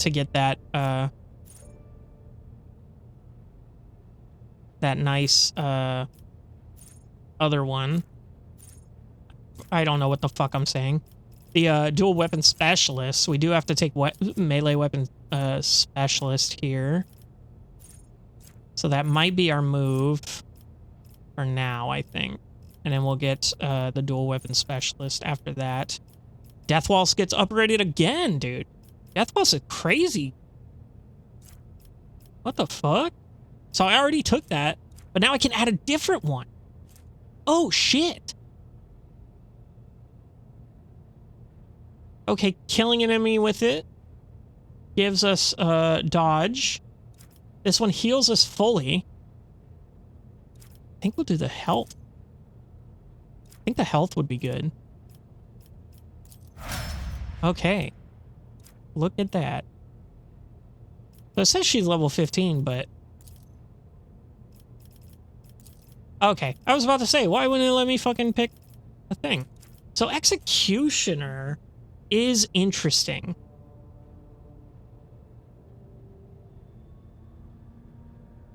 But Assassin feels like the right way to go. You know what I mean? These two, absolutely not, I don't think. Well, there's a... Well, yeah, no, because they're specialized in... Do I have anyone else that has that class available, the Executioner? I don't think I do. Master Tactician, Bounty Hunter, Assassin, Master Tactician, and Bounty Hunter, Bounty Hunter. Vanguard was the other one. Okay, so let's check out the Executioner. Executioners are specialists in inflicting and enduring an excruciating pain on all enemies around them, exploiting it all to quickly eradicate their adversaries. Poor focus, damage over time effects, melee damage, negative effects, crowd control, large number of wounds. So that sounds pretty good. We'll check these out in a second, because the assassin, high damage, dodge and dodge reduction, threat elimination, and hit and run, which also seems good. I think I'm going executioner.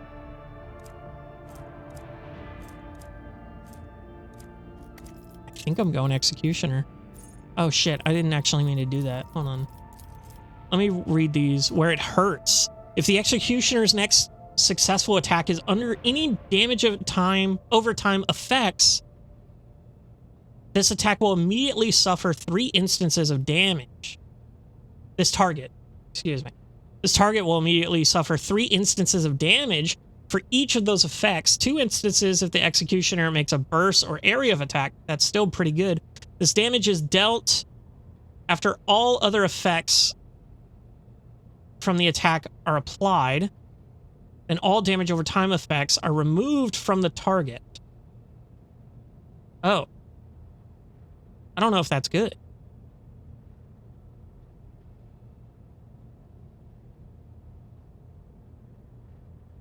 I don't know if that counts our Bloodstain and Blood Blast.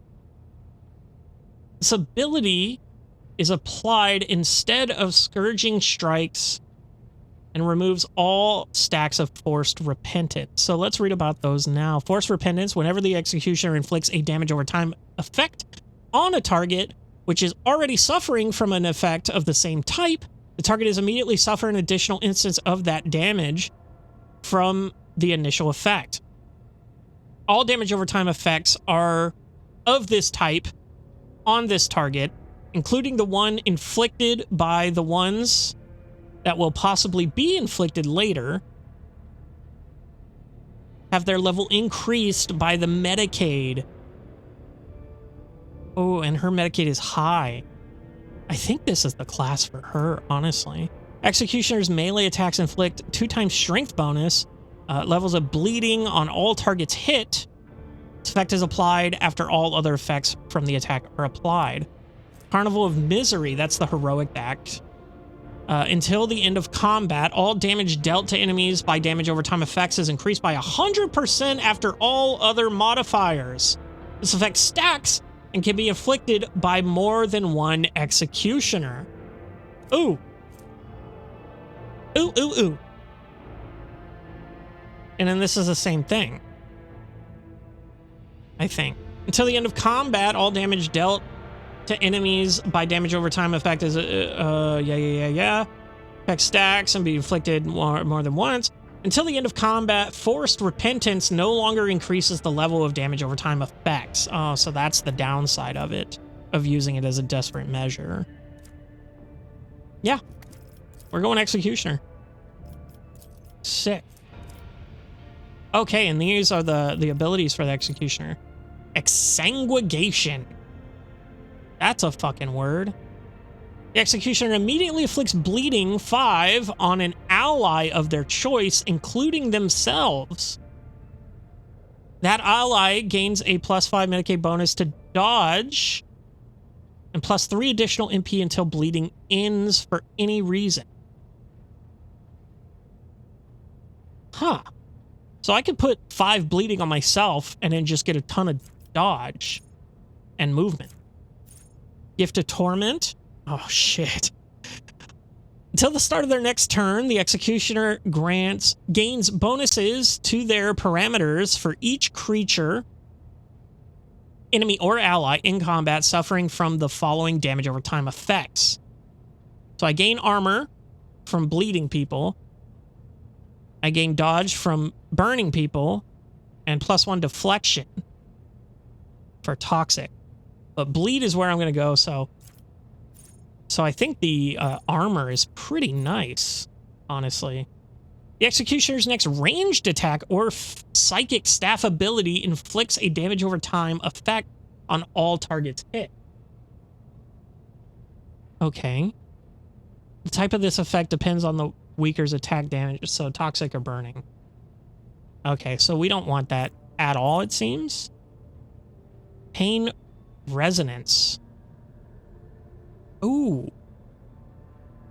All enemies suffering from damage over time effects in a 4-cell radius around the executioner immediately suffer an extra instance of damage from these effects. They also must pass a resistance test for Medicaid penalty or suffer an additional negative effect. The effect and type of this resistance test depends on the initial damage over time. Bleeding. Okay, and then they're blinded. So it's agility, and then they're blinded. That's pretty good. Reckless Abandon. The executioner replaces 30% of maximum wounds of their wounds with the same number of temporary wounds until the end of combat. While the executioner has temporary wounds, all of these melee attacks and damage over time effects deal an additional 30% damage. Terrifying Strike. The executioner's next melee attack forces all enemies hit to run away from the executioner in a straight line up to 3 cells. During this movement, the targets do not provoke opportunities of attack of opportunity, and leave a bloody trail on the ground which remains into the end of combat. Movement through these bloodstained cells costs the executioner 0 MP. Oh, that might be really good. I'm definitely getting Terrifying Strike next, it seems. Yeah, but I'm going to take that one first.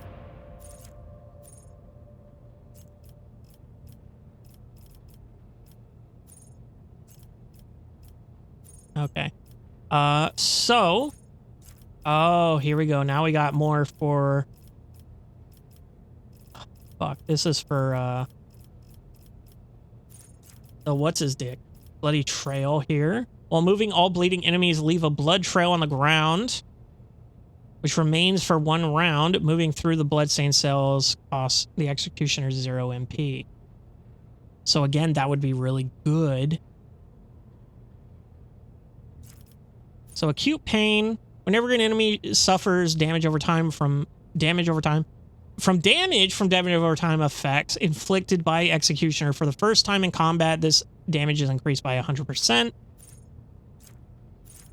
So let's see what is the one for the skill that we just took. This one. Everlasting Agony. Fuck, that's a name. The duration of all negative effects inflicted by pain resonance is increased by 1 round, and the penalty to the corresponding resistance test is increased to -32. So that's really good. I think I'm also going to take the Bloody Trail when I can. I think I'll just take that for now. And then, oh, and that's all I got. I don't have a next. Oh. Gaining additional AP the 20th character level. Sick. Okay. Well, that's her build, ladies and gentlemen. Holy shit. So if I go somewhere else, okay, Executioner. There we go. Well, we got a 95 dodge, an 85 parry. Insane. Haven't even decked her out with stuff yet. But she is all ready, leveled up and ready to go. Ah, see, she is dogmatic as fuck. She got 3 fucking... And she's almost to the 4th. And she's definitely kind of a Puritan, which is crazy that she's not on the radical side. But I guess that's more of a...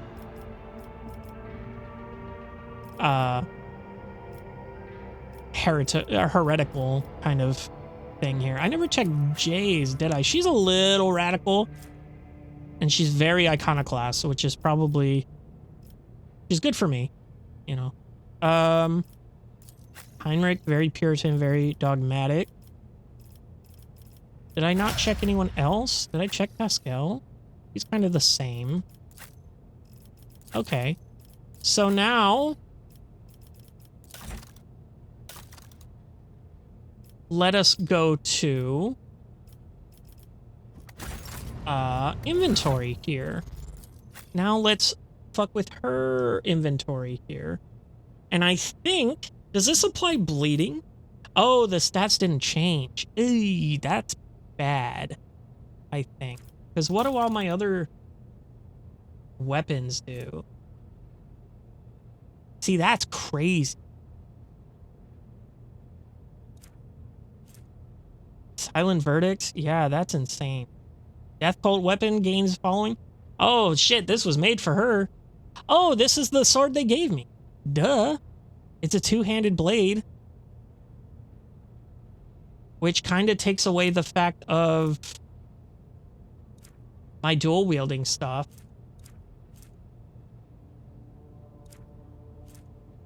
Prisoner shank? What's with the little plus sign? 4 to 18? It sucks. This is crazy. 7 to 14? Okay, hold on. Can I sort these by something here? Let's go with specifications. Is that just damage?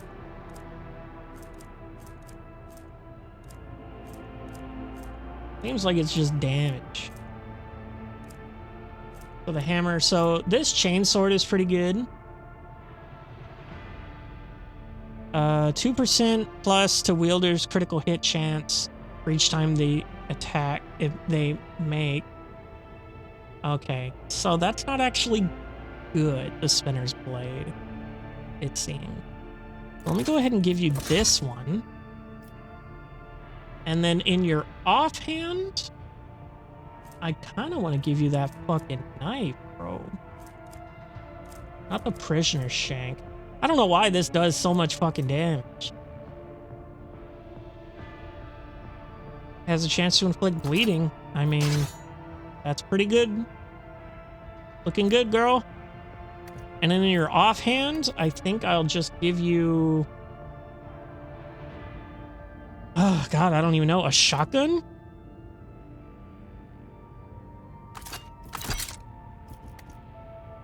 I can't even see the shotgun. Can she not use weapons? Like guns? That'd be insane. Absolutely not. Anyway, what is this? Blood vial? It's a pool of blood, which is the same effect properties as creating with raining blood ability. Whenever raining blood is used, +1 charge of vial blood is restored.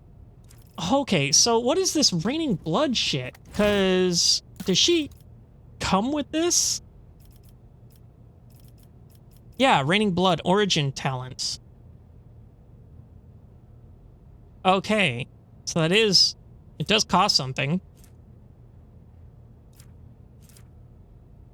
Where's my death vault? Is this an active ability? Oh, it's a heroic act. Oh, I didn't even see that. Fuck. Well, that's still pretty good. Why does this cost 0 AP? That's insane. Anyway. We'll figure it out later. You can rain blood. Okay, so she does come with that. Which is good. Captive audience. Acrobatic artistry. So I really want to be using this and then this. And this first. Like, pop this, get this, get this. And I guess where it hurts, actually. And pain resonance? Maybe? We'll see. Maybe I just fucked up her build completely and I suck. That is quite a possibility. Anyway. Back to looking at her. Very cool. So... Because where does that blade... Spinner's blade? Yeah, it's all the way up there. I've got tons of good shit before that.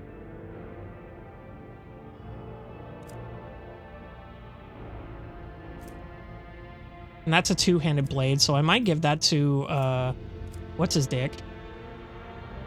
Forgot his fucking name already. Abelard. Anyway, let's go through the armor. I don't think I'll have anything for her that's better than her, yeah. 15% armor for...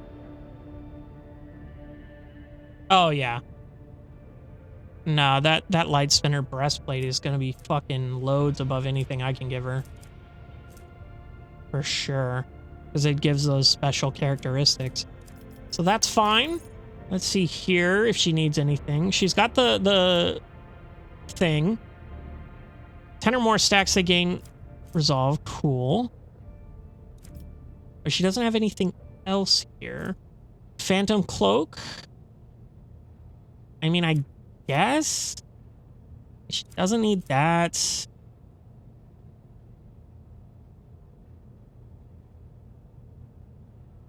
I don't think... Do I need that? Where's lore Imperium tests depend on fellowship instead of intellect or intelligence and gain +3 bonus. Hold up, what the fuck? What am I wearing now?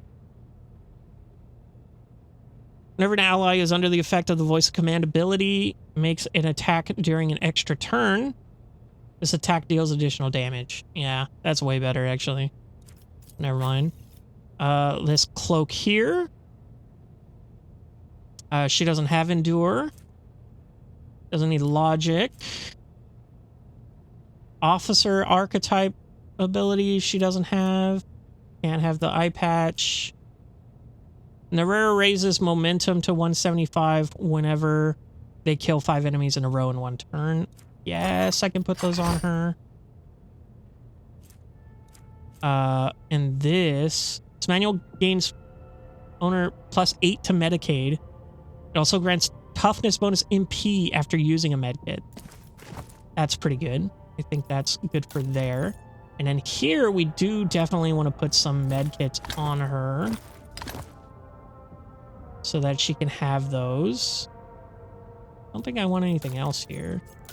And these are all bullshit.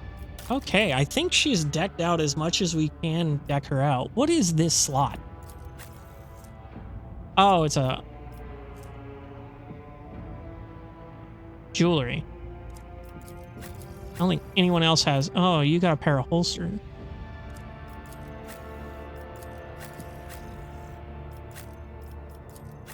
Yeah, I don't think anybody else has anything. Okay. Yeah, so what does this do? Serrated Greatsword is 14 to 20. Whereas this is 17 to 20. I think that's better. I'm gonna go with that. I don't know why it's not changing their shit here. Yeah, 14 to 20. 14 to 20. And then this is 14 to 20. So yeah, that's just overall better. Which is good. Except for this one, 17 to 25, but he doesn't have Drakari weaponry proficiency. That is unfortunate here. This it goes crazy. What the fuck? Reject the flesh rank 1. Wait, can fucking Pascal use that? He can.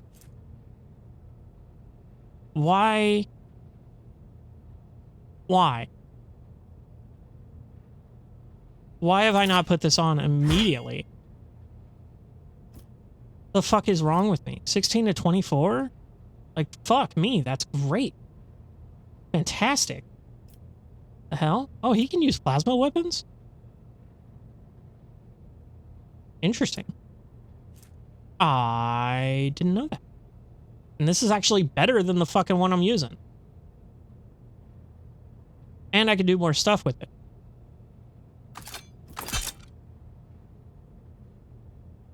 I should really check this shit out before I do anything. Before I go any forward. So this... 12 to 18. It's a single shot. So it's better. This is better. I think I will give him the sniper instead. That's good. Holy fuck, this episode's almost 2 hours. I'm so retarded. I really just, I had the day off and I really wanted to play this game, but I should, like, I can make other episodes. Patrick, what are you doing? You idiot? Anyway. She has a sniper? She has a las gun. Get that nasty shit out of here. What the hell are you doing with that nasty shit, girl? Give her one of these. Fuck. Give her one of these. That's way better. You idiot. So that's cool. Cool there. I think. Unless I got a better pistol, but I don't think so. 10 to 14. My only pistol is right here. 8 to 16. So technically not better. Plus that one's got a burst on it. Adira, I think, is fine with her staves. I'm just checking weapons right now. That's all I want. I did hook you up with some cool shit.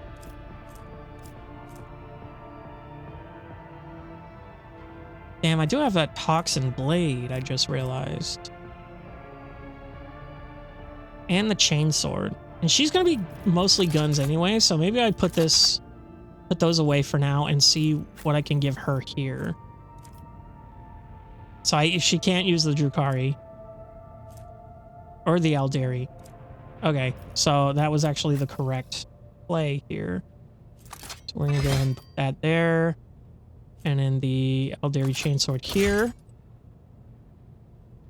That should be good. She uses a lot of alien weapons, which is super cool to have in my party. Okay. And this is fine, I think. Though this would rock my shit if I got Aldari weaponry. That would be so good. Oh, but I can't shoot it for an AP. I'd have to use 2 AP. Interesting. Very interesting.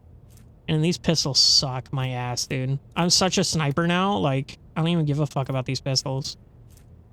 Which kind of fucks me up, because I did take all those fucking... Can I respec? I would respec Wilbur. I think that's on my to-do list, straight up, is respecing Wilbur. Because not knowing anything about this fucking game and going into it and just leveling up to level 18 and not knowing what the fuck I'm doing, it's rough. Definitely rough. Why can't I use this? Strength of 35. Really? Re-he-healy. And this is just better than that. Just straight up. And I'll put that one there. And then, yeah. Seems to be it I can do for him. I don't actually have a melee weapon now that I think about it. Should I forgo these and do melee?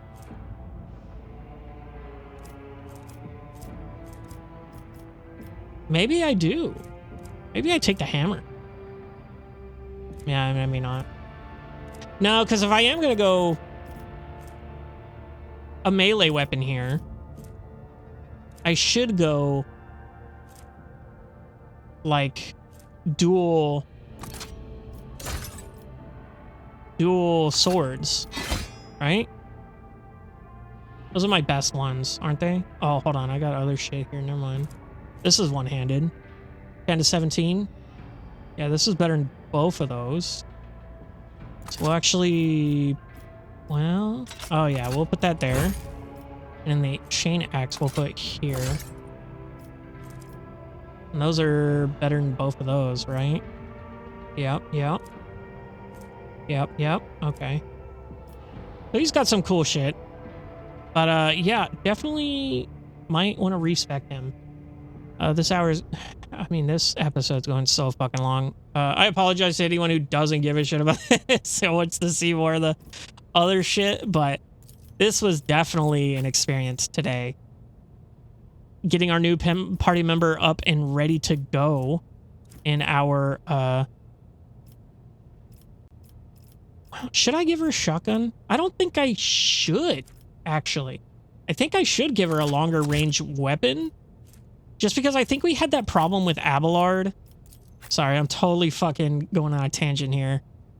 Yeah, because we did have a shotgun for him, but the whole point of using the gun is because they were too far away for the swords. So there's not really a point to doing that. So yeah. And then, kind of don't need her to have any. Yeah. I think that's fine. Argenta can just fuck off and stay fucked off. Which is totally fine. So I might respec Wilbur. We'll see. That might be a episode. Maybe not next episode. Well, maybe next episode. Fuck, I don't know, dude. But anyway, we got our new party member up to snuff. Definitely a lot to look through. We definitely exhausted her dialogue and all that jazz. So we are free to explore here. I will look up to see if you can respec. I think this guy does it. I'm not sure. I'll have to look that up. But I'll probably will respec Wilbur. And I probably won't change a lot. Just like a lot of his skills that I didn't know were not going to be useful kind of thing. But yeah. I'll probably do that next episode. I'll see you in the next one. This was a long one. It's definitely... I'm sweating balls. Oh my god. Hello, everybody. And welcome back to Warhammer 40K Rogue Trader. So, I did a thing in between episodes. I did respec Wilbur here in order to kind of more focus on what I wanted to focus on and not just picking random skills that I liked at the time. So I'll go over that right now. First thing. And there's time codes if you want to skip it, but I'm just going to go over what exactly in my build has changed. So I'm still Grand Strategist, obviously. I'm not changing that. I did go more ballistic skill instead of the dual wielding. We're no longer going to be dual wielding. I didn't really see the value in it on him per se. So I do like the sniper. I think I'm gonna rock the sniper for quite a while, if not forever. I think sniping is the way to go. I didn't get this one because I felt that doing the Alderi weapon proficiency wasn't worth the 2 points in damage I'd be getting. And plus, it's like an extra AP to shoot. And I mean, the additional hit chance is good, but yeah, I just didn't go for it. I didn't feel like it. So I'm going to be rocking this, this sniper. And then I have the shotgun as a backup just for closer encounters, which is good. So let's go over what exactly I changed in this build here. I'm gonna be real with you. I don't remember what I used to have, so I'm just gonna kind of go over what I took. Oh, and here we go. Everything's on the side here. I like this circle. So, of course, we get the voice of command, and then I pick Persuasion, obviously. Then we get Bring It Down. Then we get Finest Hour. Bring It Down is like the best skill in the game, pretty much, in my opinion. Then we get our, what's it called? Our fucking... Oh my god, what is it called? The Desperate Times and Heroic Acts? I think it's a Heroic Act in Desperate Times. Anyway, Desperate Measures, that's what it is. Anyway, I took the Commanding Voice, which extends the range of my voice of command, which is amazing. Then I took Fellowship, obviously, to boost that. I took You Do Something, where if I use an ability on a servant, then they get +1 AP. Which is super good, because I'm going to be making people my servants and then putting voice of command on them, which is good. I took this one, No Respite. Whenever the officer's ability grants action points to an ally, that ally also gains +1 to all characteristics for every action point gained until the end of combat.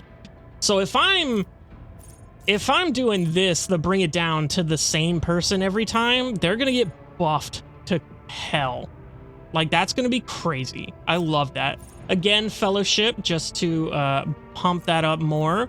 I did take the Take Aim, to where they can ignore cover on their next attack. And if they're under the effect of voice command, this attack will ignore enemy dodge. Additionally, the damage from this attack cannot be reduced below 48% for any reason, which is cool. Then I took basic persuasion just to bump that up because I want all of that. I took this one steady for the take aim feature. Also increases damage of the next range attack by 5%. This bonus is increased by 1% for each cell between the attacker and the target. So this would be very good for sniping. I don't think I can use it on myself, but I believe it says next ranged attack. So I'm thinking that includes the psychic stuff, the psyker stuff, which would be good. I don't know for sure. Then I took more persuasion, obviously. Then on this one, I did take the extra turn. During the extra turn, all their non-attacking abilities cost -1 AP, which is good. So they can buff themselves before attacking. And then I took coercion just because I didn't really know what to put in there next. It is higher than Jay's now, so I guess that's good. So that's fine. I took ballistic skill next because I want to shoot, bang, shoot, bang. Then I took advanced persuasion, give me another 13 persuasion, and I get to re-roll failed skill checks. 1 attempt per each test, which is super good. Pretty crazy if you think about it. Then more ballistic skill.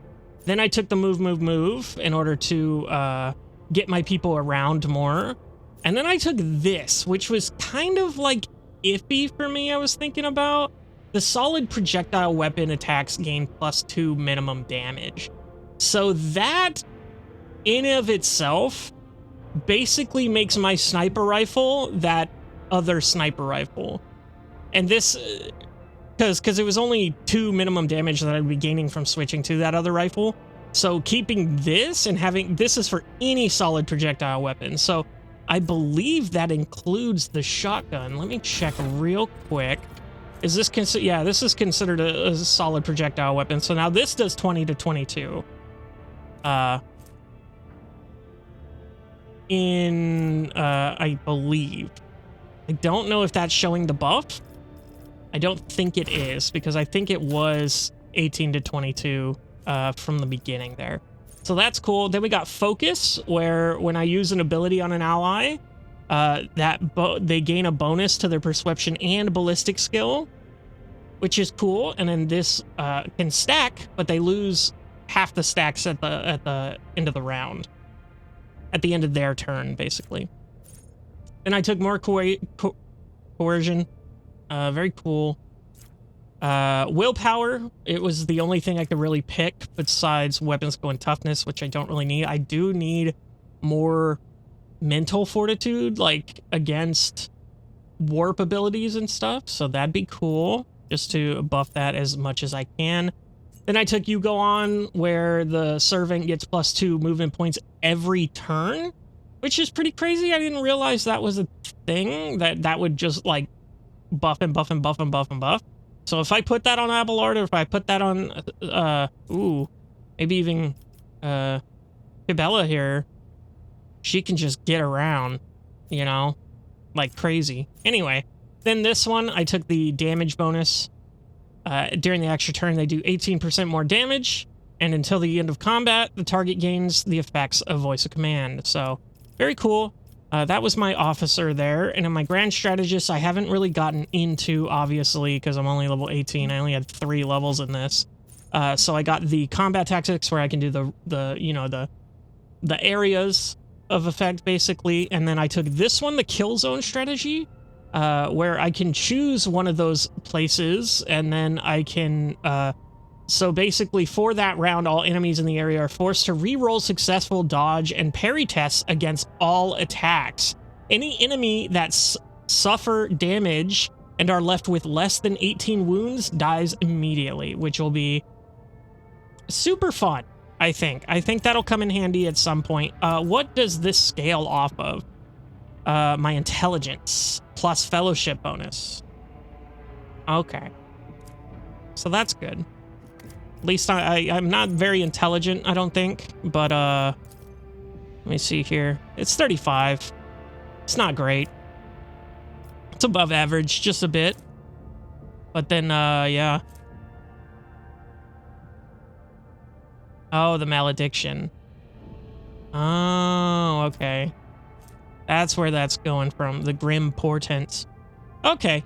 Well, that's good to know. And then, from there, I took the adjusting front line. If there are more enemies than allies in the front line, all allies in the area gain 7% to parry and dodge. And if there are more allies than enemies, they do 7% more damage, which is just super all-around good. No real downsides, or I feel like I will use that literally all the time, which is fine. And then next, we're going to get this Take and Hold, which I think is the heroic attack. And then rank 5, we get that fucking +1 AP to all characters at level 20, dude. Oh, that's gonna be so much fun. Okay, well, now that that's over, that took about 10 minutes, so we're moving on, dude. We're gonna go explore our ship here. We're gonna go see what kind of trouble we can get into. So we don't need to go to the Lord Captain's quarters. We can go to the freight line, which is where I believe the quest for Cabela is. We can go to the shrine, which I don't know what exactly that is, or we can go to the chapel. So I think for now we're going to start in the line here, freight line. So I would like to take... I'll keep Abelard. I keep Cassia for sure. Those two are like mainstays in my opinion. I don't think I need Heinrichs. I think I'll take Cabela instead of Heinrichs. Do I want to take someone other than Pascal here? Do I want to take Jay? An interesting proposition. I think I will. Oh, hold on. What? Let me just double check what everybody's shit is. So she's the Blade Dancer, obviously. She's going to be going in and having fun. She is... Is she an officer as well? Do we need 3 officers? She does have that dual wielding with the cool pistols. The cool alien pistols.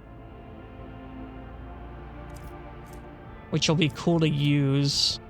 Yeah, I think I'll take that team, just because I want to use our 2 most new party members here. Oh, okay, so they have to be in order.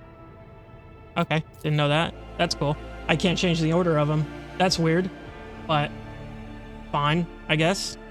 Doesn't really matter in the long haul. I mean, it's a turn-based game, so it's not like I'm on a time limit for like getting my shit in order and remembering what does what, you know? But we'll see where this leads. This picture is very ominous with the big goo tunnel. The hell is that, actually? Soylent Greens? The big slop? It's taking a long time to load. Hey, that much. There we go. Let's get it. Okay. Cutscene. People not used to me coming down here, eh? Edok Frenzo. A sturdy-built man with an augmented jaw stands at attention. The dark circles under his eyes speak to many sleepless nights, but his voice is loud and spirited. Welcome to Freight Hub LD-987/A14, Lord Captain. I am Edok Frenzo, Captain of the Enforcers in the Lower Deck Bay LD-A14. Master-at-Arms has assigned me to be your liaison for the duration of your stay here.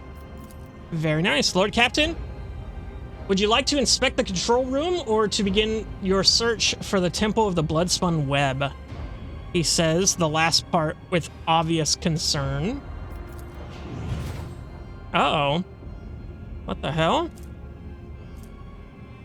Decision consequences. Noble blood runs through your veins. Just thinking about the prospect of walking around the lower decks wounds your refined senses. Your mind conjures vivid images of filth and poverty hanging in the air, seeping out of every crack, gnawing their way through your skin. Well, calm down, Wilbur. You'll be fine, buddy. You'll be okay. Seems you were prepared for my visit. How did you and Sourback know I was coming now? Do you know how to reach the Temple of the Bloodspun Web? I'm here to inspect the entire compartment. I'm curious to see how people in the lower decks live. Why I am here is none of your business. So, we're definitely doing this one, but I do want to ask some questions first. Do you know how to get there? I'm sorry, Lord Captain, I do not. No one knows. The cultists are too adept at hiding and keeping their secrets, and it worries me that you might have to walk around the entire compartment looking for the temple. Why are you worried? Is there a problem in this compartment? The lower decks are not suitable for someone of your status, and it's not just the grime and the crowds of brutish laborers. I suspect that the entrance to the Temple of Death is hidden in some dark corner where you might encounter criminals or contagious outcasts. With the kind of riffraff that dwells there, you might even be attacked. Jesus. She's right there with me, dude. Like, in terms of, like, just being so, like, noble and grossed out by the peasants. Ew, Cassia shivers. Such ghastly places you describe.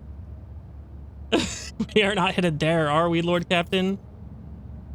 Cass, knowing Lord Captain, I wouldn't get my hopes up. Just think of it as an exotic outing. He frowns. Uh-oh. Oh, here we go. Oh, okay. He frowns. To put it bluntly, although the Bay performs its functions well, even its more civilized sections are sorely lacking in discipline. I was only assigned recently, so I haven't had time to straighten everything up, since doing so will require making some serious changes. I am not inventing excuses, Lord Captain. As the officer in charge, I fully accept responsibility for what takes place in this compartment. Being assigned here almost seems like exile. Did you commit an infraction? I hereby offer you my assistance, Captain. I shall conduct an inspection and then share my thoughts on how to change this place for the better. Rejoice, Frenzo. The Lord Captain himself has deigned to deal with your problems. Rest assured, I will provide you some crucial guidance once I am done inspecting the Bay. The situation in the Bay does not interest me. I am here on business, and I have no intention of staying any longer than I need to. I'll tell him I'm offering my assistance. Inspect the Enforcer checkpoint, visit the Bay's forbidden areas. But he stops himself mid-protest and assumes a more compliant tone. In that case, I urge you to remain vigilant. The freight trains move at great speeds, and the inhabitants of the residential units are despicable rabble. One must never drop one's guard around them. The Emperor preserve you for stumbling into the pestilence pit. That's where the madmen and the lepers live. The Cult of the Bloodspun Web has a presence in this compartment, does it not? Tell me about the station. Hub LD 987 A14 connects the lower decks freights, residential, and artillery bays. Our task is to monitor the flow of the labor force and prevent supply disruptions between bays. Who maintains the hub? Oops, shit, that's not what I meant to say. What is the situation on the lower decks? Most of the locals unload trains and sort provisions. We give maintenance jobs to those more capable, to the more capable ones. The rest are reserve workforce. Whenever the crew are lost on the deck, we find replacements for them among rats. Among those rats. Jesus. If And if extra hands are needed anywhere else, there are always more than enough volunteers eager to work for rations. They even queue for jobs. Who maintains this hub? Traffic controllers. They're technomats trained by priests of the machine cult to keep the secret cogitators in working order and prevent train collisions. The consequences of an accident like that would be easy to imagine, especially if one of the trains were carrying macro cannon ordnance. Oh, Jesus. Okay. Also employed here are an enforcer squad, a team of Inferni, the clerks who keep cargo records, the Medicaid officers, a fine chap whose medicine... Oh, and a Medicaid officer. Just one. A fine chap whose medicine of choice is a bullet. May the God Emperor forgive him. What the fuck? That's creepy. Okay. Hippocratic oath don't exist in the far grimdark future. Not every void ship can boast of its own railway. That is true. Usually higher class ships are the ones that get trains, but it's far from the greatest thing a rogue trader warrant can see done. The credit here goes to Lady Theodore's predecessor, on whose orders the Adeptus Mechanicus assisted in birthing this miracle of sacred engineering from the womb of the Dynasty flagship. The rabble causes no problems, I hope. Surely you're joking, Lord Captain. The rabble are base in nature. They're based? And mutiny is always on their minds. They steal whatever they can to get their hands on. Whatever they can get their hands on, and lately, they've moved from rations to tin food to weapons. We confiscate these regularly, of course, and keep the serfs meek and terrified. That's the only way we can protect the mindless herd from themselves. Oh, another thing the bastards do on the regular basis is build their shacks in front of service tunnels entrances. That has delayed the arrival of Infernus brigades during several emergencies and caused air and power supply problems in adjacent bays. We burn those saboteurs along with their shacks, but they just keep pressing on regardless. Mutinous rabble? How paranoid of you.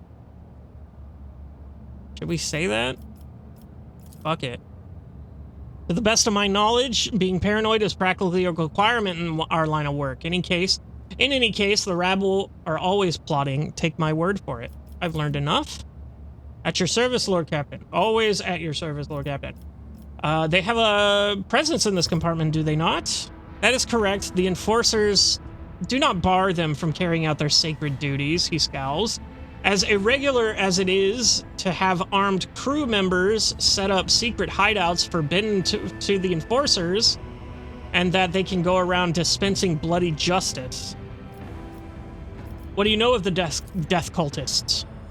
Not much, but I'm always trying to learn more, given that they like to pay visits to my compartment. He scratches his head, thinking. The Spinners honor the Emperor through death. They kill notorious reprobates and heretics. Sometimes they kill righteous folk, and other times they other times even seemingly at random. Their rituals are morbid and their prayers are strange. Anyone not initiated with their rites would struggle to make any sense of them. Do you not take issue with the death cultists killing people on your territory? He avoids looking at Cabela. I do, Lord Captain, but the cult is authorized to exist on this ship, which means their activities down here are not to be interfered with. I see. Captain grumbles suddenly under his breath, sullenly. Okay. Be steadfast in your duty, Captain. The Emperor protects, Lord Captain. Alright, dismissed, fellas. Epic. Now, Oops, that's the wrong button.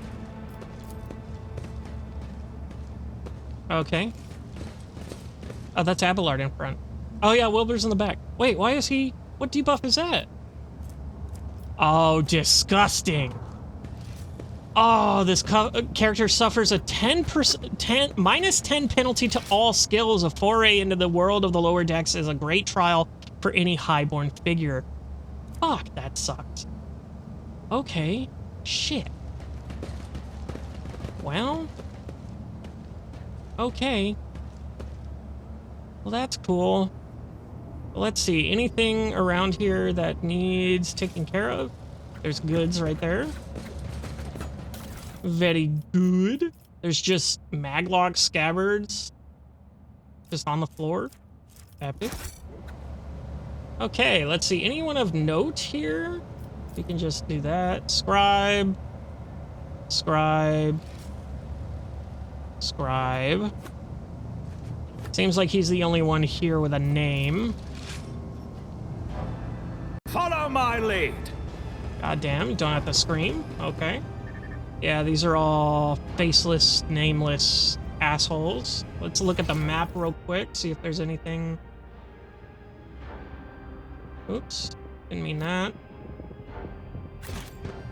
Okay. Is that blood? It can't be. We scrubbed the deck 3 times right before the rogue trader came. Void, take me. The captain will have our heads. Okay. Can I move on? Okay, there we go. Is this the welcome you give a rogue trader? Abelard nostrils flare in anger. Whoever had the audacity to leave this behind is appalling. This appalling symbol. I will see that the Master of Arms calls them to account herself. That's probably like an arrow showing us the way to the bloodspun web, I'm assuming. Corner of the captain's mouth twitches nervously as he mutters, "Damn those, how did they even..." Examine the mark. Succeeded. Oh yeah, we had 120% chance. That's awesome. You have seen this sort of symbol before. Death cults carve bleeding marks like this into their own skin. Cabela carves the same symbol on the back of her hand with a knife and whispers a prayer. Dom and Wilbur, remember this sign. It is the beginning of your quest, the first blood trail. Do you know what this mark is? It resembles one of the symbols associated with the bloodspun web. It was... What was it called again? The Song of Trailing Blood, I think? It's a prayer familiar to many in the compartment. We've heard spinners say it when they, well, perform their signature acts of service to the Emperor. Oh, fuck, here we go. Takes a deep breath. The soundless shadows sank into the dark. Slashed feet crescendo. A fatal dance. Blades sung in tempo. Each edge of an echo. Twin odes to death throes. Now on her sacred blood, as she once trod the backs of foes, tread countless souls, but none who know. Okay. Very cool. You memorized the verse? Why? When I took up my post here, I made sure to familiarize myself with all the particular qualities of the compartment. I soon heard about the verse and decided to investigate. I questioned a number of people who followed the bloodspun web as I was trying to figure out if there was any Perseus? I don't know about it. And eventually I learned the whole thing, he frowns. The words are certainly strange, but it's nothing worse than that it seems. Why would they leave their mark here? Maybe it has something to do with them inviting you to visit their temple. Maybe they're trying to get your attention. Apologies, Lord Captain. I'm no good at deciphering their disturbing riddles. What is the song Blood Trial? Song of Bleeding Trial, or whatever. Trailing Blood. I'm retarded. From what I can tell, it's something like a prayer with several verses that tell about the life of one of the cultish saints, Ariana. Ariane? Or the Monarch Spider, as they call her. Obvious. Your outstanding intellect is known beyond the bounds of your home system. Okay. In other words, it's an invitation. It's only too obvious that the cultists obsessed with mysticism would never use prose to mark their way to their temple. They are too fond of their obscure chants and cryptic verses. So I'm invited to follow the trail of blood, it seems. I accept the spinner's invitation. Okay. Follow the blood symbols. I hope you find what you're looking for and return to the upper deck safely, Lord Captain. Oh, god damn. That's the whole thing, huh? Okay.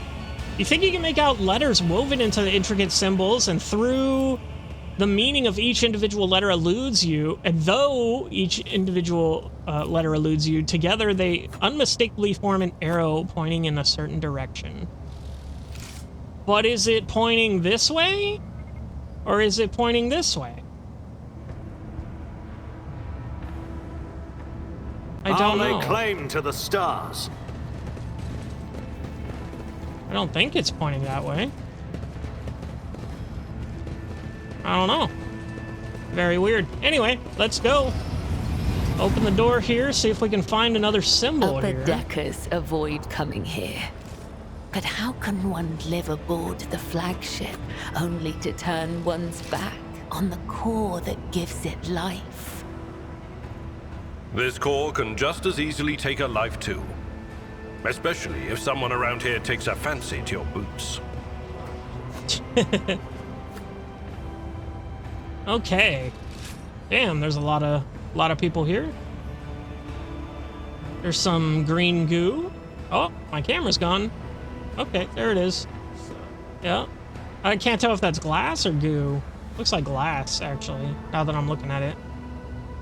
Okay. Interesting. None shall stand in my way. What is this? Bulk doors lead to the Enforcer's living quarters and hub provision depot. Serve the dynasty of the Rogue Trader. Lord of the Rogue Trader. Epic, epic. Uh-oh.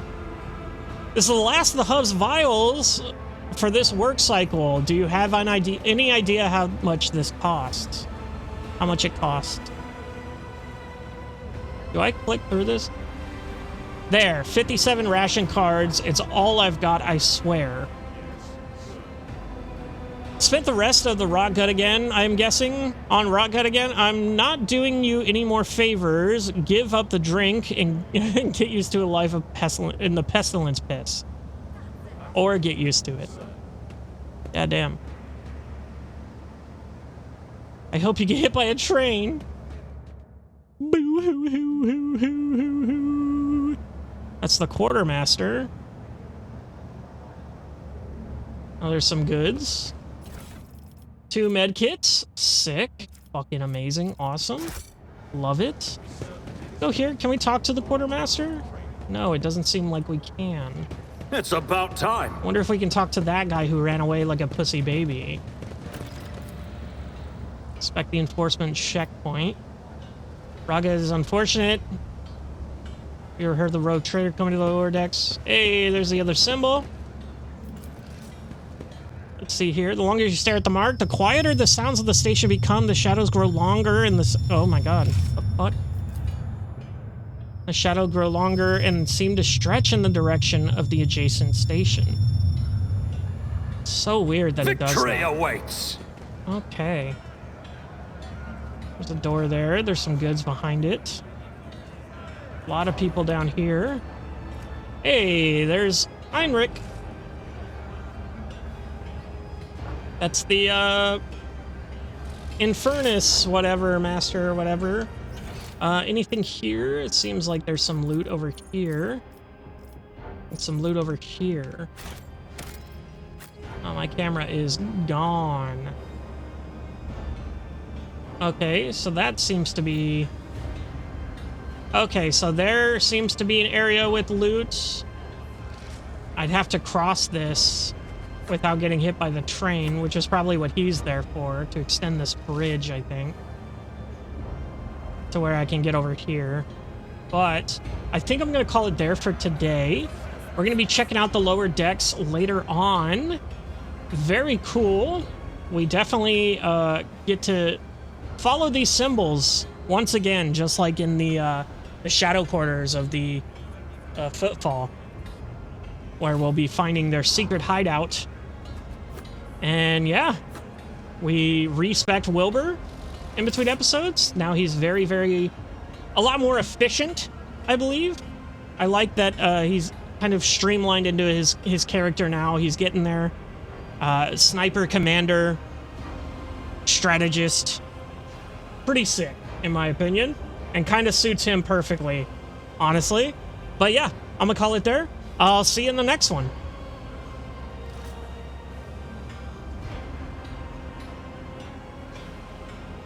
Hello, everybody, and welcome back to Warhammer 40K Rogue Trader. We are down here in the lower levels of the ship. The filthy, disgusting, dirt-covered, crap-filled, just... Ugh. Wilbur is not liking it. He is permanently minus $10 skills because of just how gross it is here. But... trains are a little loud. But we're moving on here. Claim to the stars. They're all happy I'm here. We're still following these symbols to try to get to the blood-spun web chapel. Holy shit. Oh, okay. They're just burning shit. That's cool. Tell me it hurts.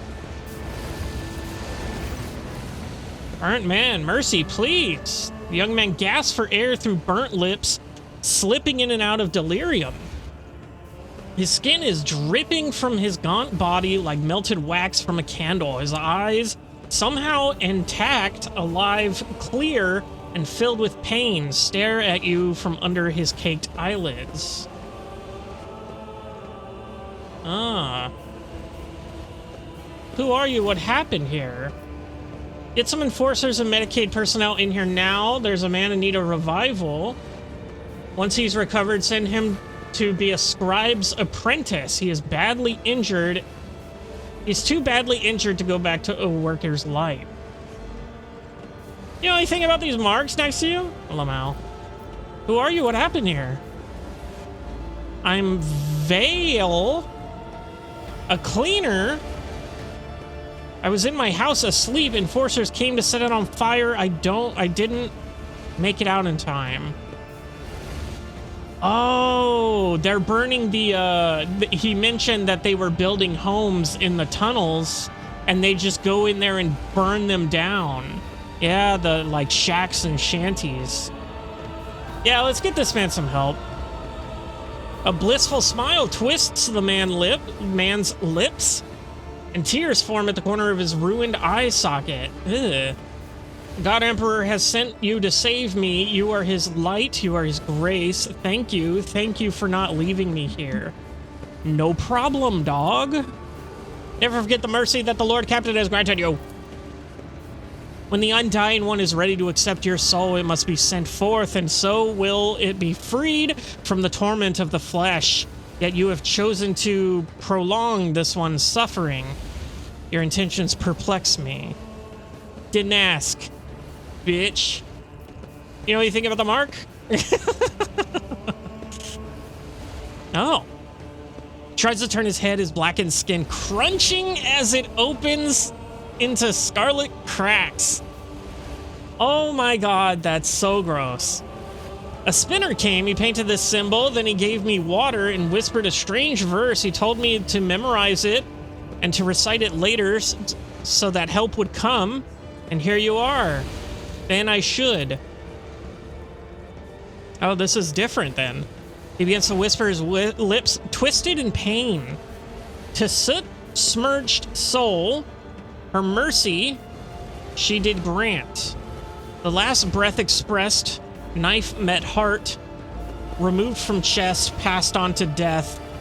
Her duty blessed, a balm of those who suffer anguish and distress. A longing brought to rest. Of mortal bonds, the soul divest. Epic.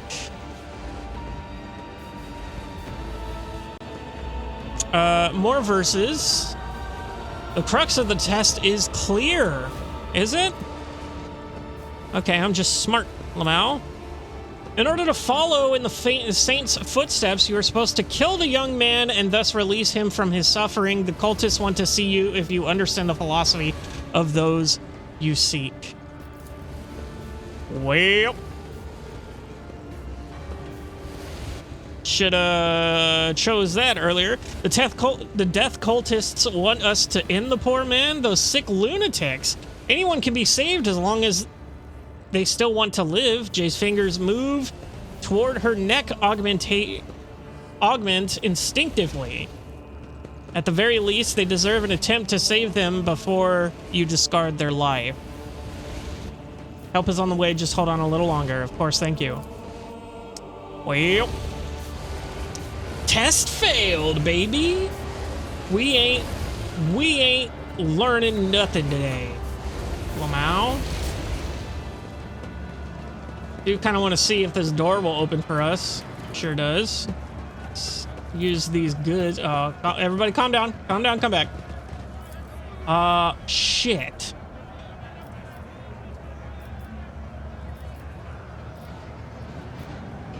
Oh, well, these are the same.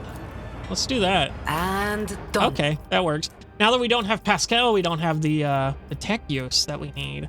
Okay, that's good to realize now before we needed it. There's a servitor, and there's a thing here. Workers beaten within an inch of their lives. Awesome, sick, cool. Cool. Let's talk to Heinrich here. The Infernus Master salutes you cheerfully with his glow stick. Lord Captain, what an unexpected encounter. What brings you to this compartment? The famous cuisine and the magnificent vistas, no doubt? I'm seeking the Bloodspun Web's temple. Do you know where they're hiding? I don't have the foggiest idea, and that's probably for the best. I have my hands full as it is. What are you doing here? I'm here to patch up Savage Locomotive number 3 under the Tex Priest's supervision. The old grump is my personal favorite on the entire freight line. Every couple of years, Savage gets mad. His boiler catches fire and starts spitting steam at the repairman. Guess who they call to take care of him in these situations? The Inferni, of course. And after I've done all the most dangerous work, that's when the Iron Brains come in. But that's all right. I love Savage. Okay. Let me see here. When he's in a good mood, the feeling you get standing at his levers and speeding down the freighter line is indescribable. I envy those Tech Priest drivers who get to operate him every day. The roar of the boiler, the wheels thumping like mad, and all the furious power pulsing in your hands, responding to the slightest movement. How about there's a mischievous spark in his eyes? I introduce you. I can't turn that down.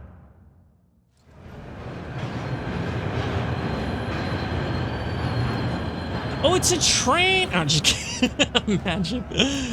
Imagine I'm that stupid, dude.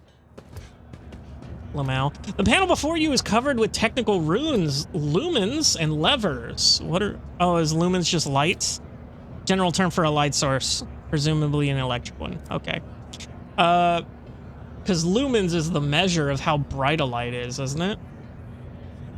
Anyway, the platform shakes with the boiler's mighty vibration as the iron beast beneath your feet growls and snorts ferociously. Okay.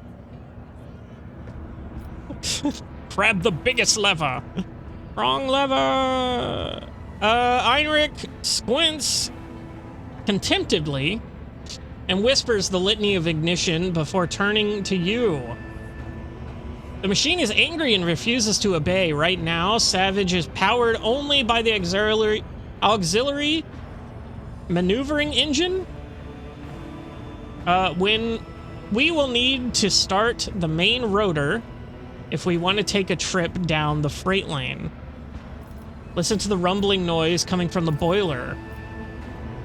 The stubborn machine does indeed seem remarkably similar to a wild beast. The roar of the mechanism resembling horse growling. Horses don't growl, silly. And the scarlet glow of lumens on the control panel makes you think that the malicious glare of a predator. The spirit of the machine is vicious, but strong and lively. What should I do? Put a hand on that big lever and gently give it a pull. Very gently. Heinrich's face is focused, but his voice has not lost any of its playful cheer. Savage does not like to be hassled. I have had experiences with mechanisms that prefer to be turned on quickly and boldly. I guess this engine has a different design. Jay innocently runs a finger along the control panel. She's not even on the fucking thing. Let's just gently do what he says. Few erratic jolts shake the platform, and the indignant groan emanates from the depths of the machine. An intense shudder passes through the lever and into the palm of your hand, and there's a strange feeling of emptiness in your stomach. Savage's fiery heart is stirring. Oh, that's a little, okay. I guess he's a romance option, apparently. Do you feel it? There's so much energy and defiance in him. This is a rocket, not a locomotive. Unruly and enamored with speed, but quite willing to submit to a strong hand.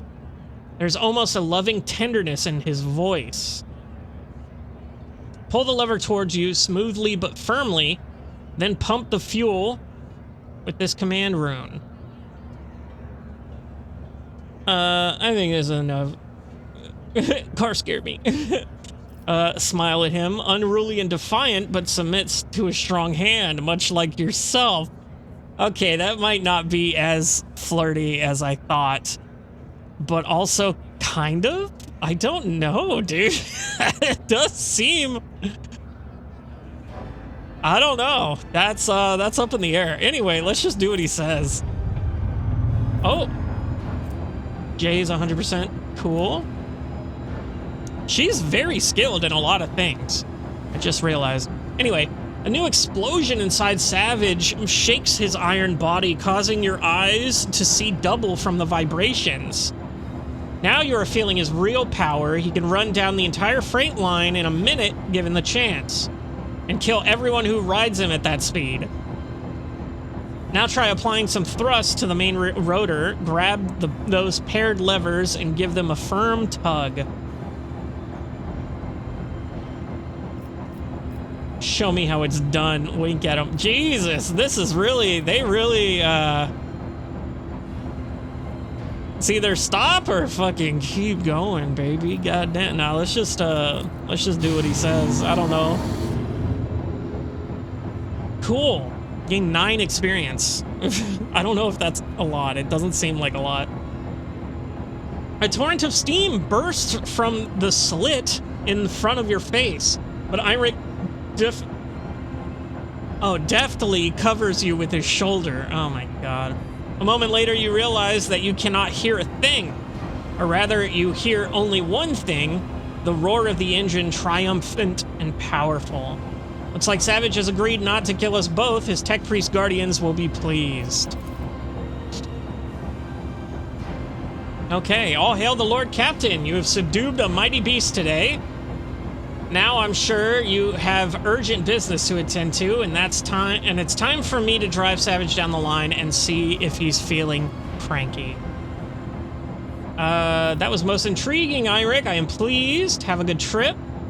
I doubt that we'll have much use for this lesson. I doubt I will have much use for this lesson. Change of plans, full speed ahead. We're heading down the freight line. Do I go? I don't think that's a good option. Like if we were heading down there, the full speed ahead is the option that really sets me back because he said it'll kill us. So I'm just gonna tell him to have a good trip. Everything's gonna be all right. Savage will never fry me, right, Savage? Free. Anyway, how do I get across? Well, not now, clearly. How do I get across? Follow my lead. Wait a minute. Where the fuck are you guys going? Oh. I'm sorry, what's happening here?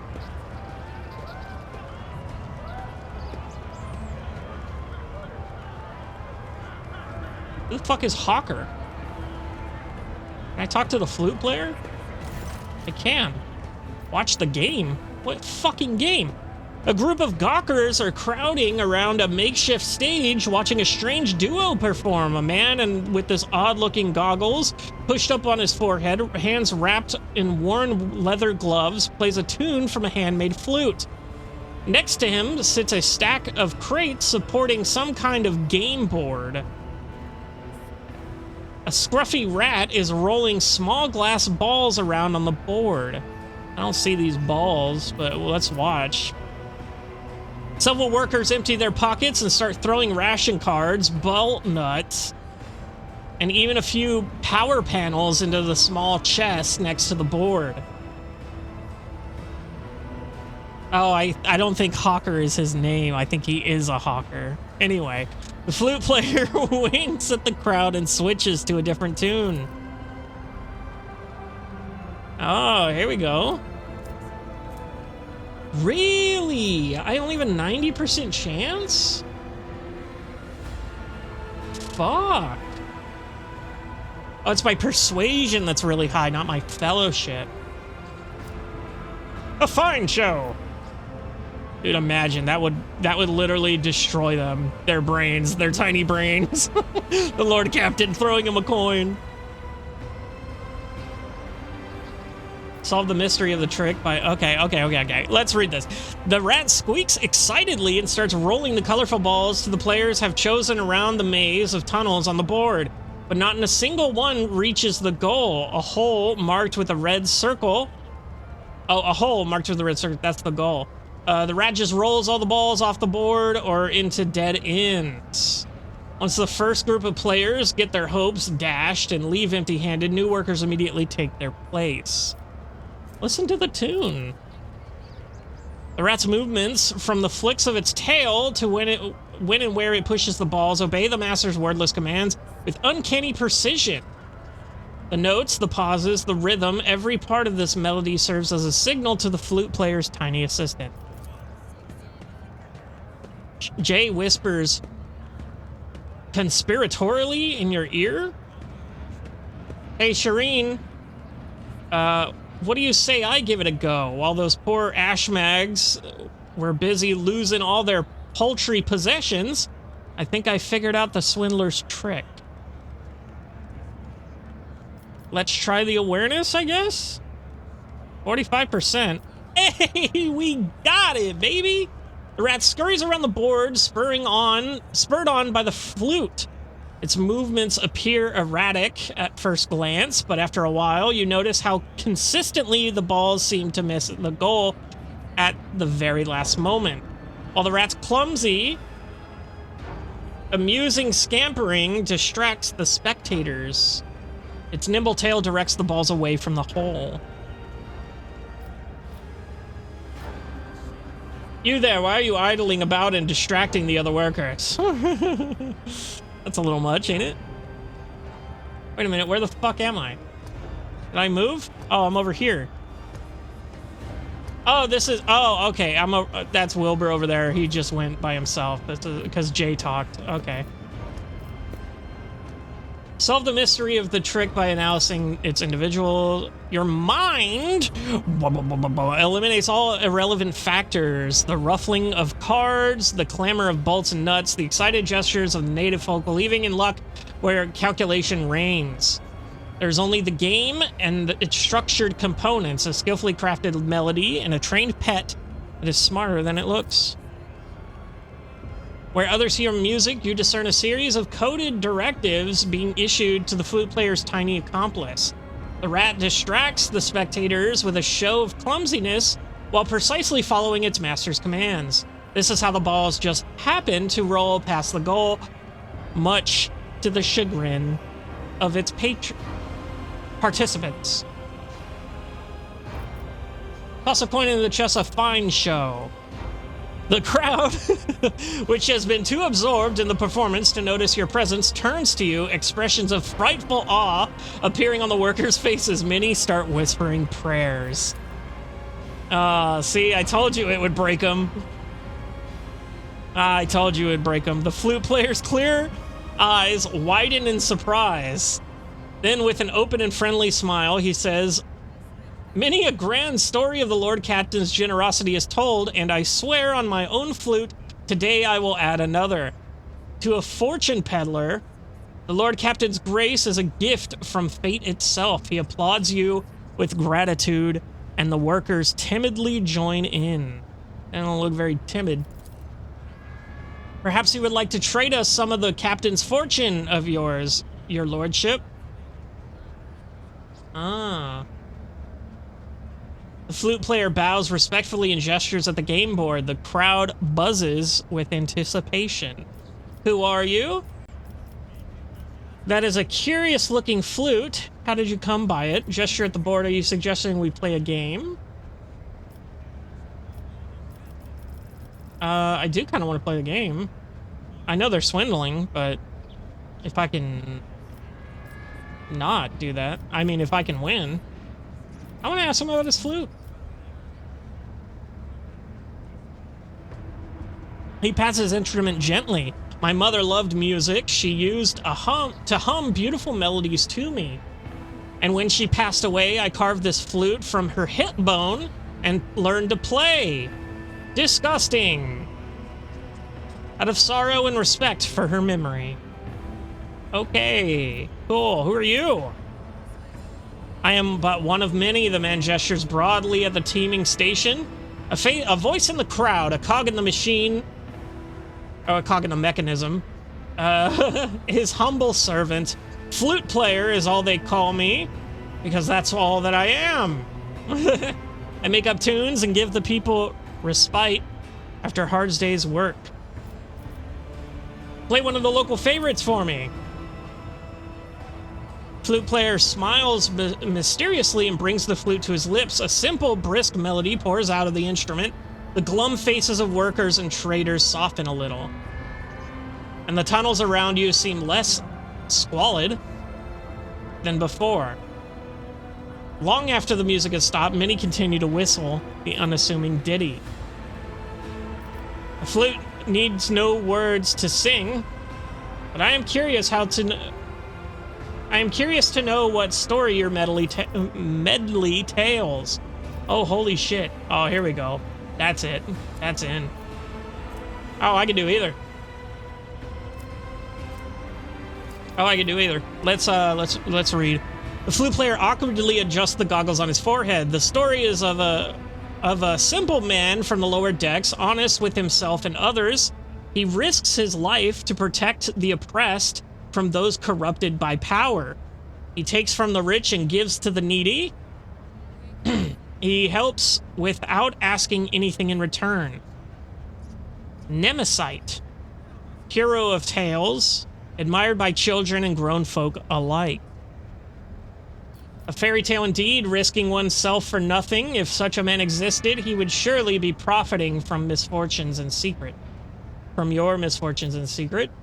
By opposing legitimate authority, your vile Nemesite tramples on the creed, and everyone who glorifies him is a criminal. Jesus Christ, that's a little much.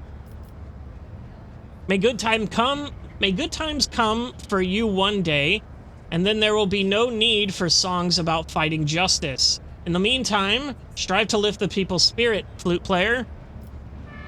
Instead of piping frivolous ditties, during your shift. Get to work, you idler. Or shrug. I kind of want to go with the first one, but I kind of want the experience from this. Like, metagaming it? I mean, is this flute player and his rat really gonna be a pivotal point in my story?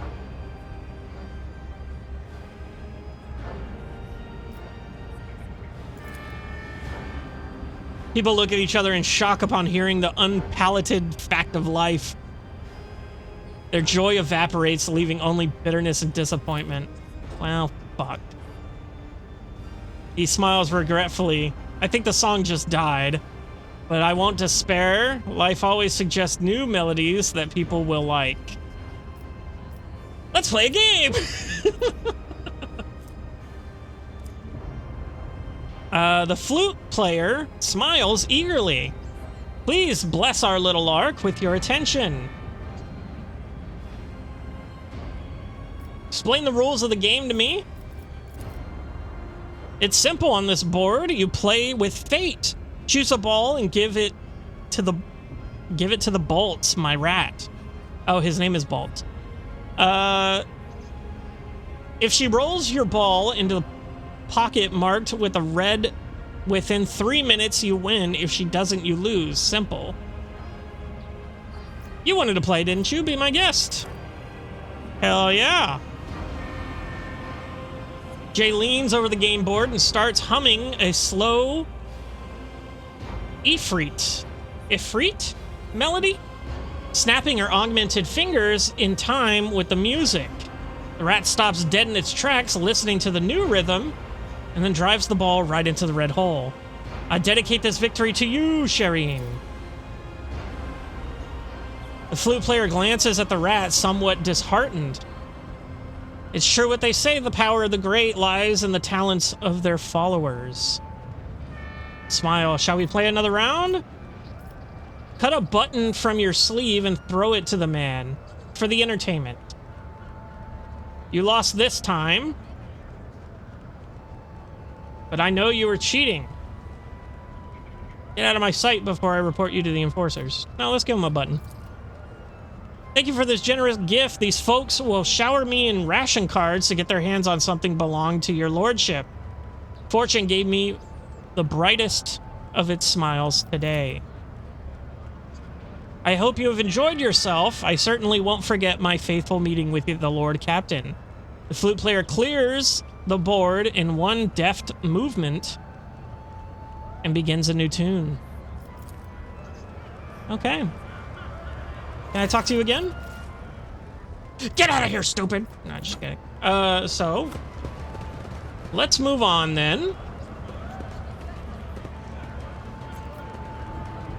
There's another symbol.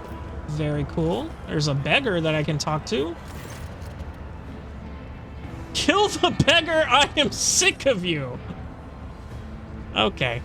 A group of beggars are rattling their elms mugs and ostentatiously, Jesus Christ, displaying their hunger-sunken bellies and various disfigurement. Oh my god, dude. I am losing my mind.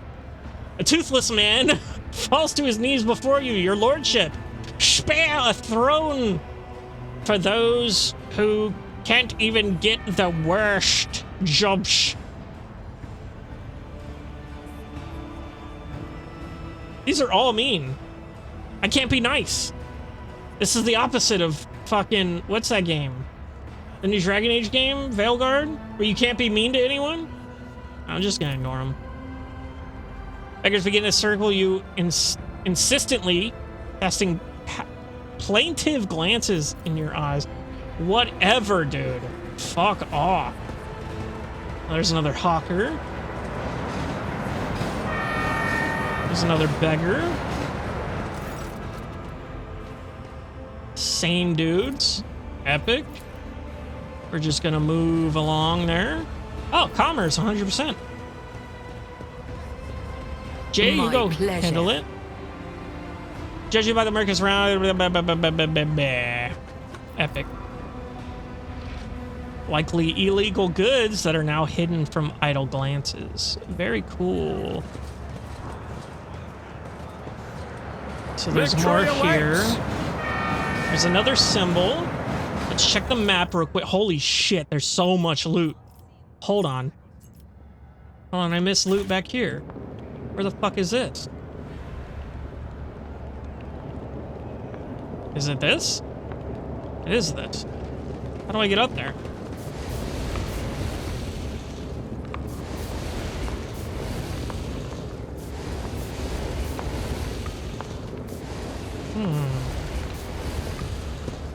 Actually, how do I get up there? Hold up. Wait a minute. How am I supposed to get up there? Athletics 75%. Go, Avalon! Ah, use the ladder, you idiot! Do it! Unexpected result. Hell yeah! Got some goods. Charred scraps of parchment.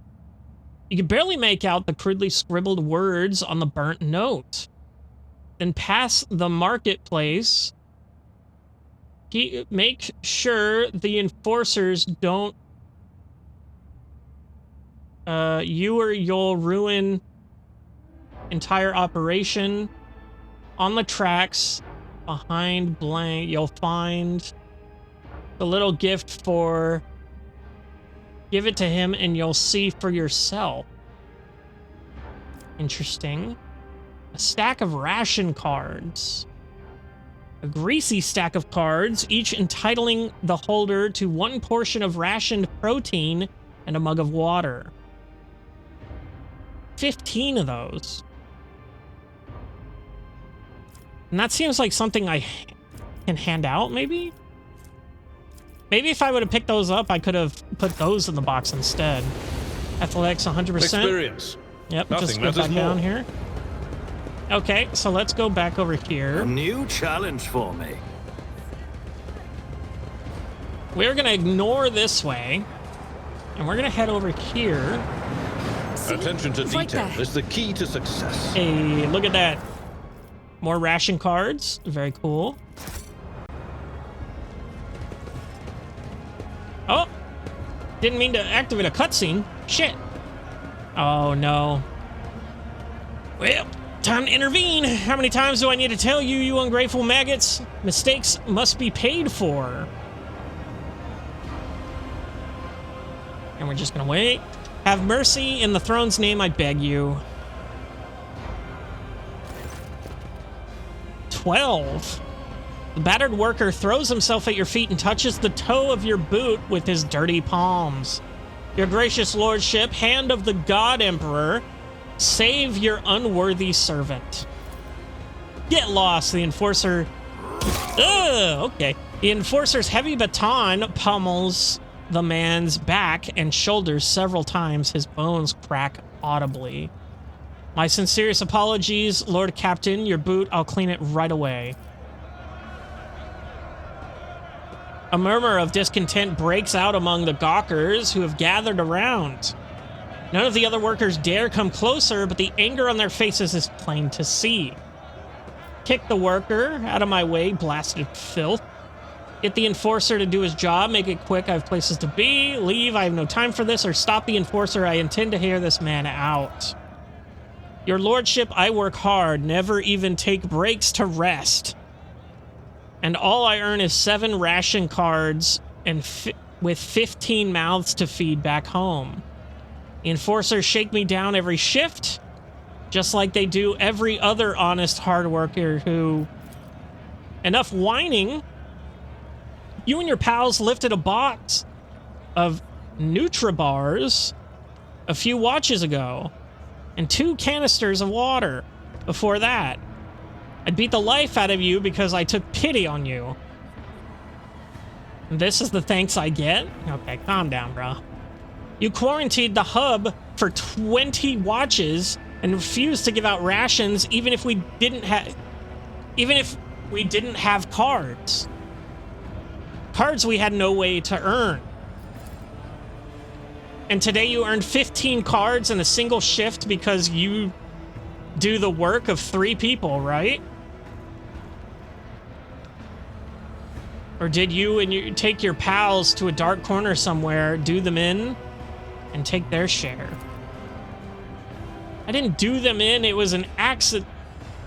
The worker stops himself, cowers, and whimpers. They got their heads bashed in by crates. The dead don't need rations. You fucking idiot. Treating this poor sap is just trying to survive. One small mercy from the rogue trader, and this man will go home with at least half of his bones intact. Oh shit, I can hit the guy. Aim. Oh my god. That's a fucking option. Am I to understand that enforcers are appropriating earnings from workers that after their shifts? Strike the enforcer, consider yourself discharged, thief. Tomorrow you are to stand here in queue for the work assignment like all the others. Jesus. Address the enforcers, return the cards, and do not dare abuse your position again. Address the worker. Every crime will be punished accordingly. I offer no protection to thieves. You both deserve punishment. Strip the arbitrary enforcer of his rank and give lashes to the thief. Add a note of sagely depth to your voice. Society, you see, is much like a boot. Its toe proudly directs the foot of the Imperium forward, and yet it needs a soul to stand on. You are the soul, good people.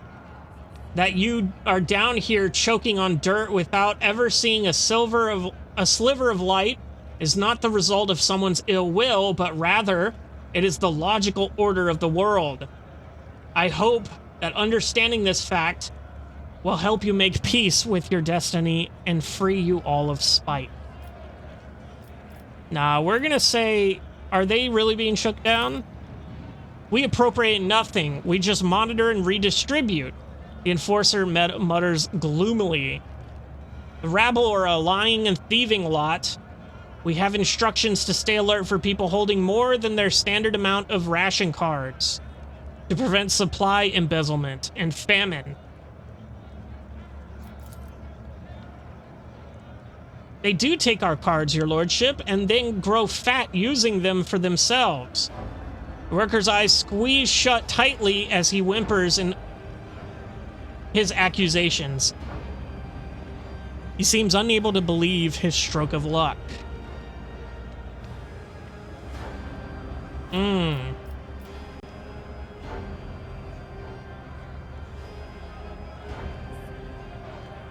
So, obviously these people are on his side. And the enforcer isn't, I think they do both deserve punishment, but I'm not gonna choose that. Because, okay, so this one is, a lot of these are justified. Like, this one is clearly just, tell them what's what, that's the way of the world, you know. So sad, but it sucks, you know. It's real. They both deserve punishment. Give lashes to the thief, but that would probably piss off Jay, and I'm inclined to agree with her. So I think I'm just gonna address the enforcer, tell him to return the cards, and don't dare abuse your position again. An onward looker, the onlooking workers bellow triumphantly and point at the enforcers, praising the Lord Captain. Awareness test. A sullen, red-bearded man with keen black eyes draws your attention. His oddly piercing gaze seems to size you up the whole time you were speaking, but now he has hesitated to conceal himself. Oh, hastened to conceal himself behind the gawkers. Next thing you know, you're watching him hurry deeper into the tunnels. May the God Emperor protect you and all of the House von Valentius, Lord Captain. Okay, so that's probably the guy right there. He's probably from the Bloodspun Web and wants me to kill that guy. Which, Not happening, brother. What is all this? Puzzle? Perhaps? Let's just touch buttons.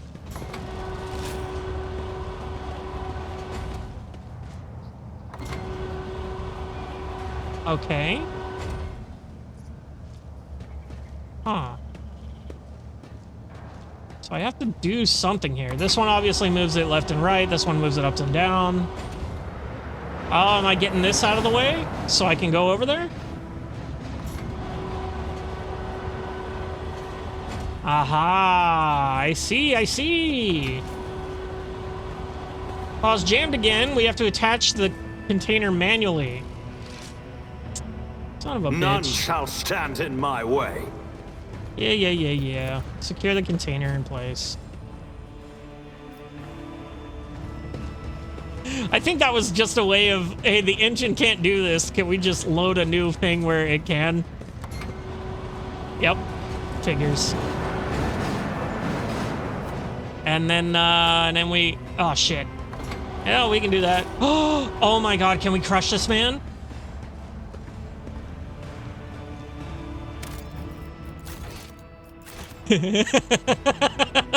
Poor dude. Lord Captain, why are you saving the game? You were less than precise with heavy machinery. Did he have anything on him? Was it just for the achievement? He had a shitty las pistol, a fucking shock baton, and a flag. Oh my god, that's hilarious, dude. That is so funny, and I'm so... There's a whole achievement for it, bro. Oh, that's so good. Oh, that's so funny. I love that. I love little decisions like that that just have, like, funny consequences, but we're gonna move it down. We're probably gonna get this rat. He doesn't move. Nope, just his little tail. He's okay. Anyway, down we go. And I believe from there, that's an enforcer we can talk to. That's also an enforcer we can talk to. These are also enforcers we can talk to, but I don't think they actually have anything going on. So next time it seems that, I'm gonna call it there. That's a cool little symbol they got.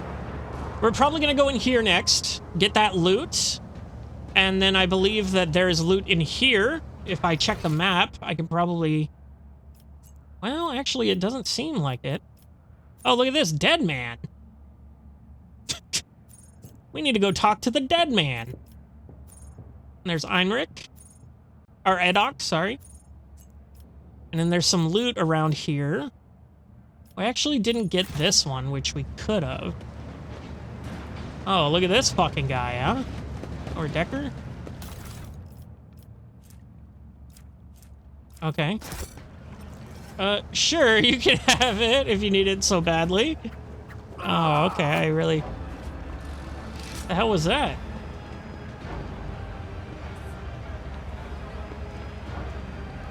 Okay. Anyway. Are you running up on me? You wanna get shot, boy? Anyway. So, next time we're gonna be opening up these doors. We're gonna be going back and talking to this dead man over here. Well, it does say that it's this way. Oh my god, do they want us to jump on the train? Do they want us to do something over here?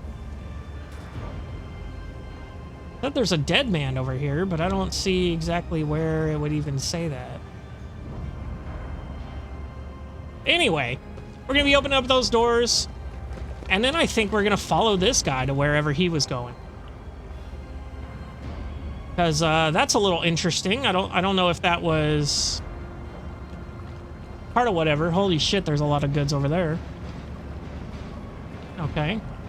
But yeah, we're gonna get some loot next time. We're gonna be continuing to find the Bloodspun Web and exploring the lower decks of our ship, which is very, very fun. very interesting to see how the peasants live. And very sad in a lot of ways. And it really, like, puts into perspective on just the magnitude of the ship and how everything isn't perfect because of that.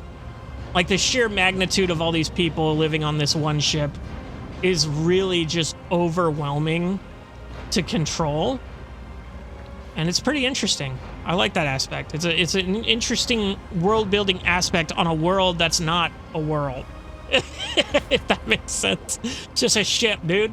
This ship's like fucking 3,000 miles long or whatever it was. I don't know. I don't think they said that. I don't even think they ever said how big the ship was. Anyway, enough speculation. I'll see you in the next one. Have a good one. Love you. Bye.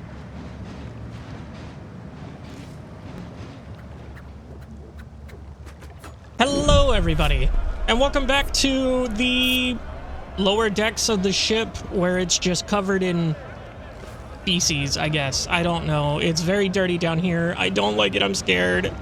Please let me go home. Nah. So, we're still on the path of finding this bloodspun web church thing.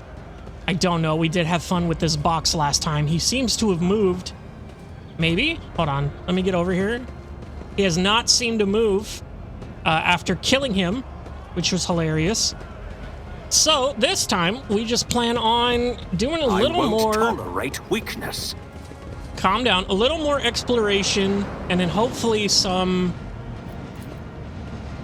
better stuff here.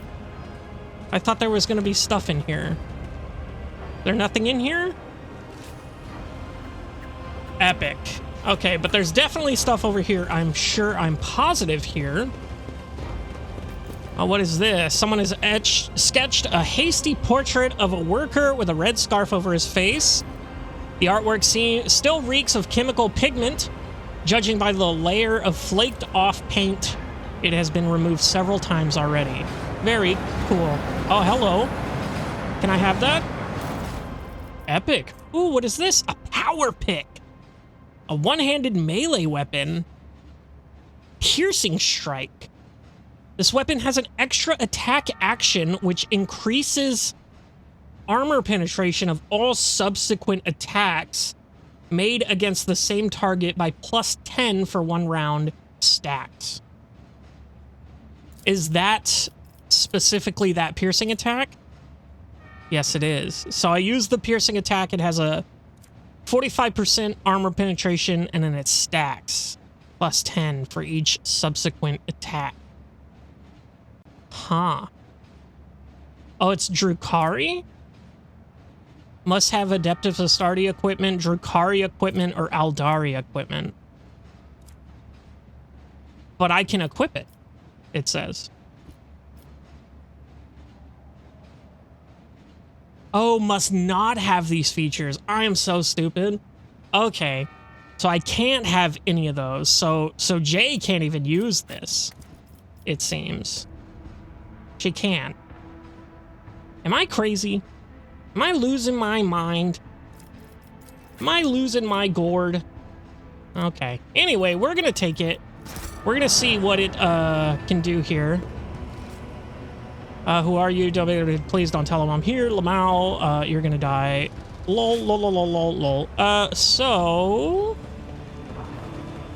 let's see here. We're gonna go to our inventory, and we're gonna see if we can equip that pick to anyone here.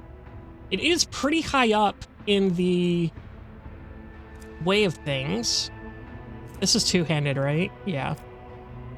So the only ones with one-handed weapons... not you. Very cool. Reload that sword. Very cool. Not you. Not you. You have one-handed weapons, and you have one-handed weapons. Okay, so let's see you first, because you are the one that, oh, we do want the knife for that bleeding is the thing, huh? And that chainsword is better than anything else we got. So it is less damage, but it does have the bleeding on contact here. has a chance to inflict bleeding.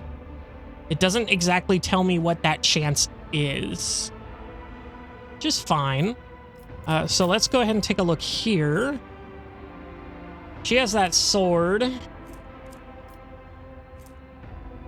Yeah, which are both better than this power pick. So the power pick seems to be pretty useless, unfortunately.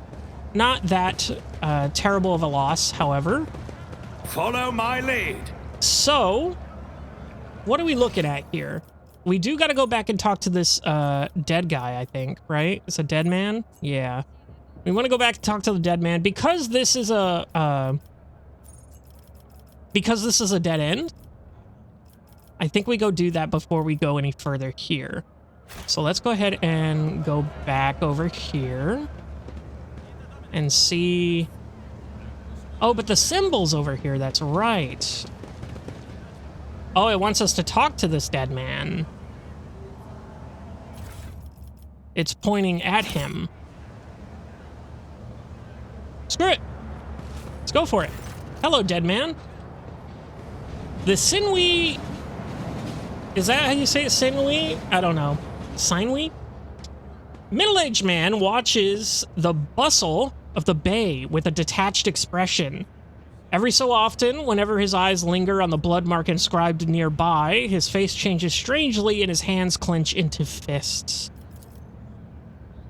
Just as you begin to hear the rumble of an approaching train, the man's gaze turns towards the tracks. He leans forward. Observe silently. What do you think you're doing? Abelard, do something. Do not even think of marring the underside of my train with your entrails. Let's have Abelard stop him. Abelard barks out, in the name of the dynasty, I command you to step away from the edge and explain your misdeed, the misdeed you are about to commit. What? I didn't... The man starts and almost falls, but manages to keep his balance. Oh, okay.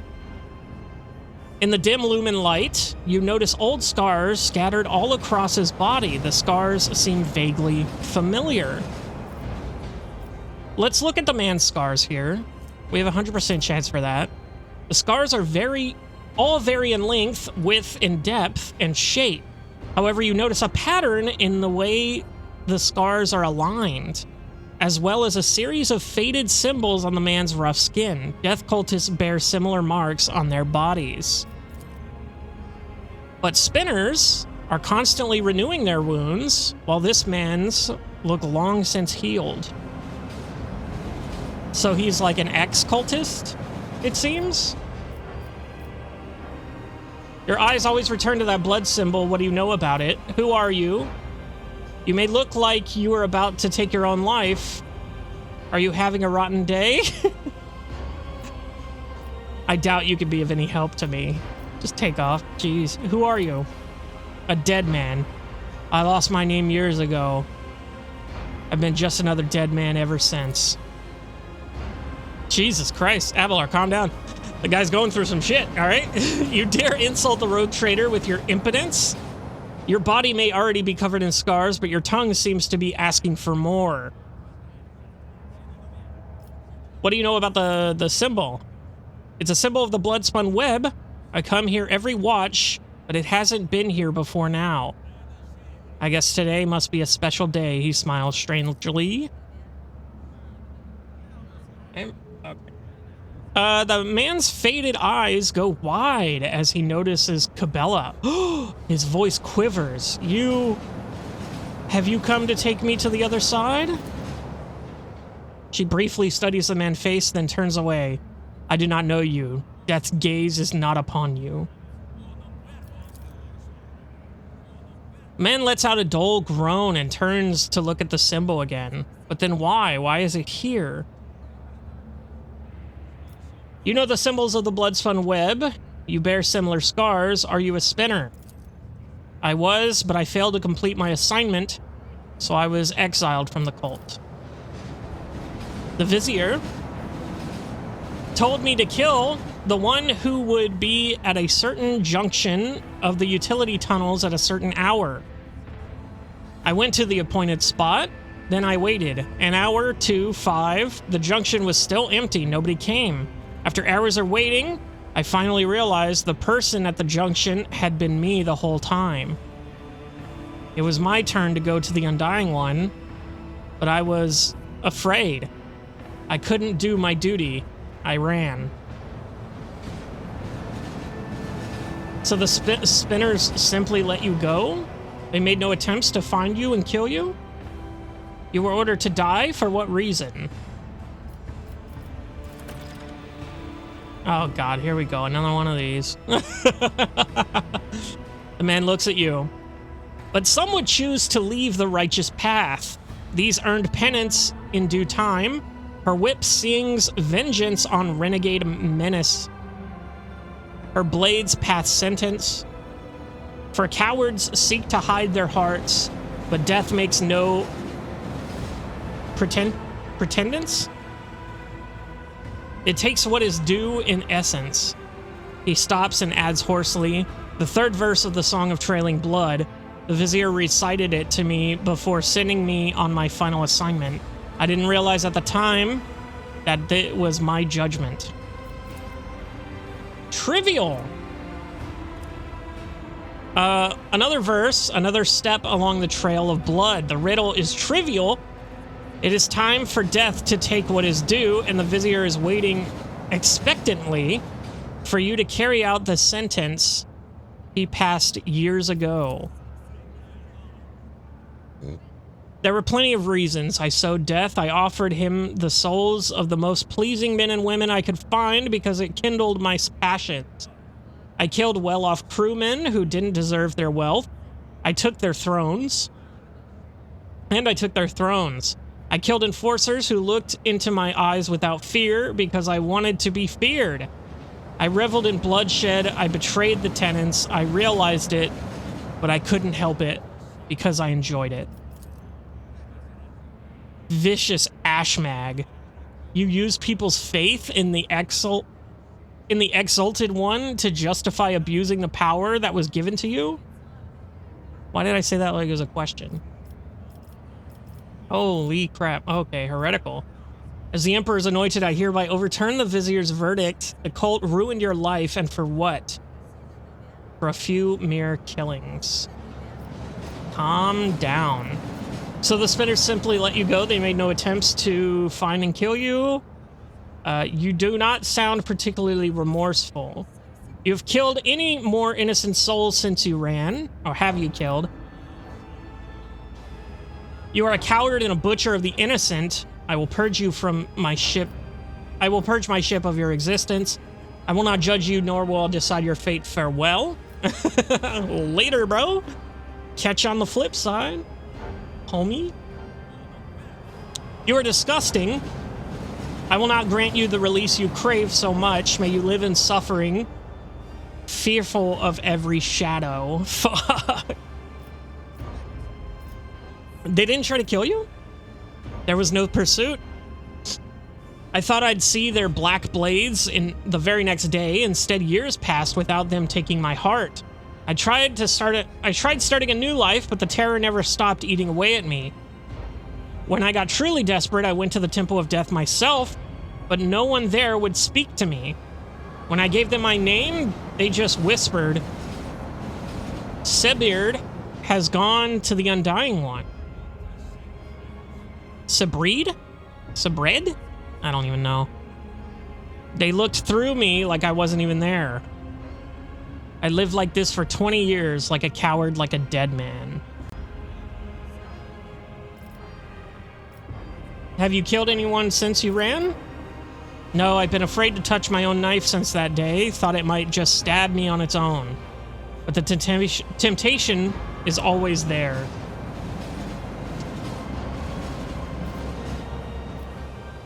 You do not sound particularly remorseful. I spent years in remorse. I'm tired of it. Fuck. Well, now we have to choose his fate, for sure. I mean, he is a bad guy. Let's be real. He's a bad man. I'm thinking about killing him. For sure. I'm not gonna just tell him deuces. This one's a little mean, but I mean, he deserves it. I mean, should I let him live or should I kill him? Is the question. Because those are the two options. I'm 1 and 3 or what I'm between right now. I'm not gonna do the heretical. I'm not gonna do the deuces. I think I'll kill him. Because they want me to kill him. Let's be real. Jay wants me to kill him. She's the only one that piped up, really. Abelard also probably wants me to kill him. Let's go for it. The man does nothing to stop you, even leans closer to the rails, accepting his fate. With a smile on his face, the undying one is death. Everyone's gonna see me just fucking... Oh my god. Yeah, nobody liked that. That was probably a bad call. Cabela stares at the remains of he who was once her brother in service. Truly is better to die for him than live for yourself. This he forgot. Well, at least I passed one of their trials. Lay claim to the stars. I didn't kill the Burning Man because it was Iconoclast, which, I mean, is my thing, so if it gave me an Iconoclast option, I probably would have taken it. Oh, there's another one right here. Okay, so that was just another trial here. We should deal with this. Oops, I didn't see that in time. Wait, what the hell? Did I fail that? Oh, I failed it! No, dude! That's the first time! It's the first time I've ever failed one of those. Fuck, I had a 25% chance! Well, that fucking sucks. Okay. Door?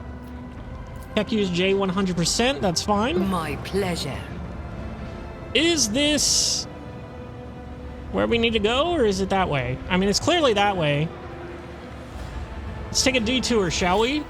Yeah, this doesn't seem like it's a big deal here. None shall stand in my way. It is saving the game, fuck me. Game auto-saved, excellent. Probably gonna have to fight. Thief leader, awesome, thank you so much. Several people are eagerly rummaging through a rack filled with weapons from the Enforcer's arsenal. A big man with a pockmarked face is the first to react to your presence. He attracts the other's attention with a piercing whistle and barks out, "Who are you?" There's not supposed to be anyone here. Ah, it doesn't matter. Identify yourself. Take a closer look at the suspicious individuals. Makeshift armor peeks out from beneath their ragged clothes, and their battered weapons display a patchwork of crude repairs. The group stares longingly at the rack where the good plasteel gleams. Restlessly clutching their humble weapons. That was that was 64 experience. That was way bigger than the 9 experience I've been getting. You notice that the little finger on every person's right hand is cut off. It is hardly a coincidence. They're Yakuza. Abelard, help these wretches realize the full extent of their inevitable position. Unenviable position. I'm Rogue Trader Wilbur von Valencius, and you will explain what is going on here. Who am I doesn't matter. What are you doing here? Now, Abelard, tell him what's what. Before you stands Lord Captain Wilbur von Valencius, master of this vessel and everything on it, including these goods you are pawing at with your unwashed hands, and your miserable lives as well. Oh, fuck, they all bowed. What the hell? The people turn to stare at you in disbelief and exchange heated whispers. The excitement is interrupted by the leader's roar. What are you gawping at? Hurry up and bend your backs as is right and proper.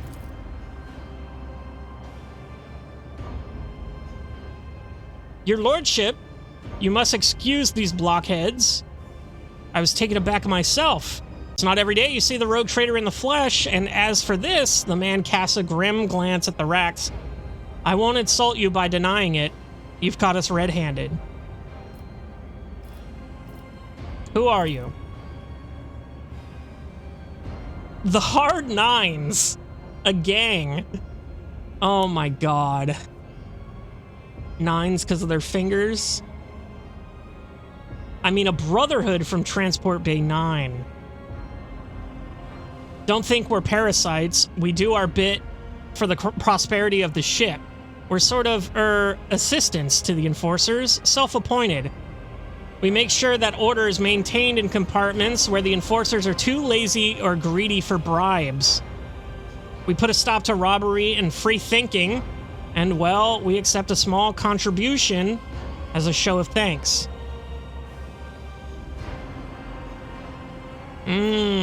Interesting.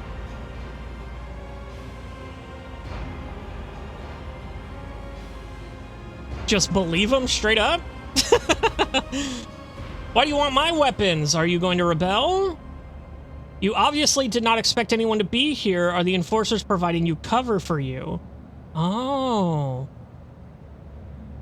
You all have your little fingers cut off. What does that mean? Tell me why I shouldn't execute you on the spot? I suppose you may be of some use. I shall permit you to take a few of my more basic weapons and leave. Serve the ship well. Criminals on my ship have a single fate. Death. Let's ask if they're being covered for. I wish Frenzo, the newly appointed captain, had our informant strung up. He's tightening the screws, damn it. We can barely breathe. Today's the last time we'll come to pick over this compartment. Why do you need weapons? Are you gonna rebel? To do business. The gang leader smiles. Gratingly? I don't even know. We're no rebels. If anyone blasphemes against your lordship, we call the troublemakers to order. And we shed blood for the flagship without fear. I suppose that makes us defenders of the ship? The thug raises an eyebrows questioningly and looks at you expectantly.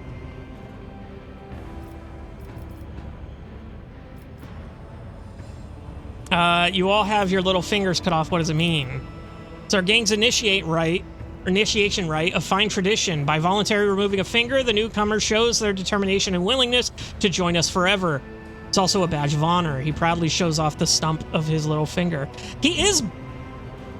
I think he's being, like, relatively fucking truthful here. Like, he could have denied that.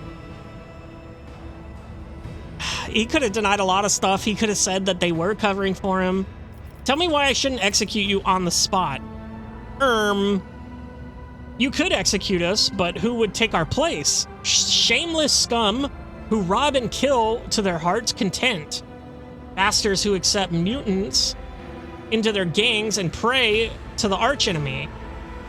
There have always been outlaws on this ship. You're better off with outlaws like us, who don't go too far, and who keep the heretics down. Damn. He is making a convincing fucking... Oh, man. You know what? Persuasion check succeeded, sir. I suppose you may use some of the... I suppose you may be of some use. I'll permit you to take a few of the more basic weapons and leave. Serve my ship well. Oh god, I didn't realize Avalar was gonna be so pissed off at this. Yeah, I should have saw that coming. The Seneschal grits his teeth, impotent in the face of your choice. One day I will realize the depth and wisdom of your decisions, Lord Captain, but in the meantime, I pray this is an act that does not come back to haunt you. Boy, howdy will it. Boy, howdy will it. Hear that, boys? The Lord Captain himself is expecting good things from us. We can't let him down. His cronies make sounds of approvals. We will fulfill your command to the letter. You fucking better. You fucking better. I'm gonna fucking destroy everyone on this goddamn ship. Oh god, what have I done? Okay, everyone. Goods. Just some fucking las guns and the Ripper. Cool. Not really. And then there's this goods. Jay, go ahead and open that up. A job for me. A job for you. A job for me. It's about time. Widdly dee dee. What the hell are you guys doing here? Y'all just following me? Anyway, I don't think this goes anywhere. So let us go back over here to the symbol. The symbol that we will continue to follow. A boot print has smudged the symbol slightly. The trail leads towards the slums.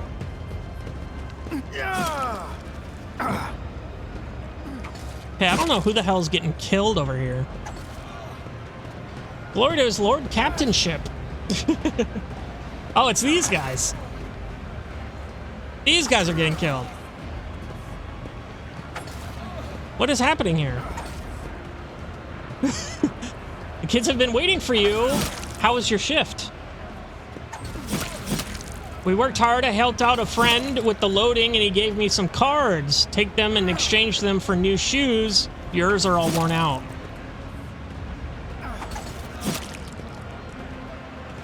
Those two guys are having a blast. Oh, thank you. I've already made your bed for you. So once we've eaten, you go and rest. The little ones and I will head out to the marketplace and leave you in peace. Aww. Just people trying to live their goddamn lives, huh? God, I want to help these people, dude. Why did the Emperor send me such a wonderful wife? Aww, how cute. Laborer, lower decker. Please let me talk to them. Shut up, everyone. I can't read. Look over there. No, don't gawp. It's the Lord Captain. That's the first time I've seen the Rogue Trader up close. Excellent. All right. What's this shit stain covered bullshit? Ew. It's the slop factory.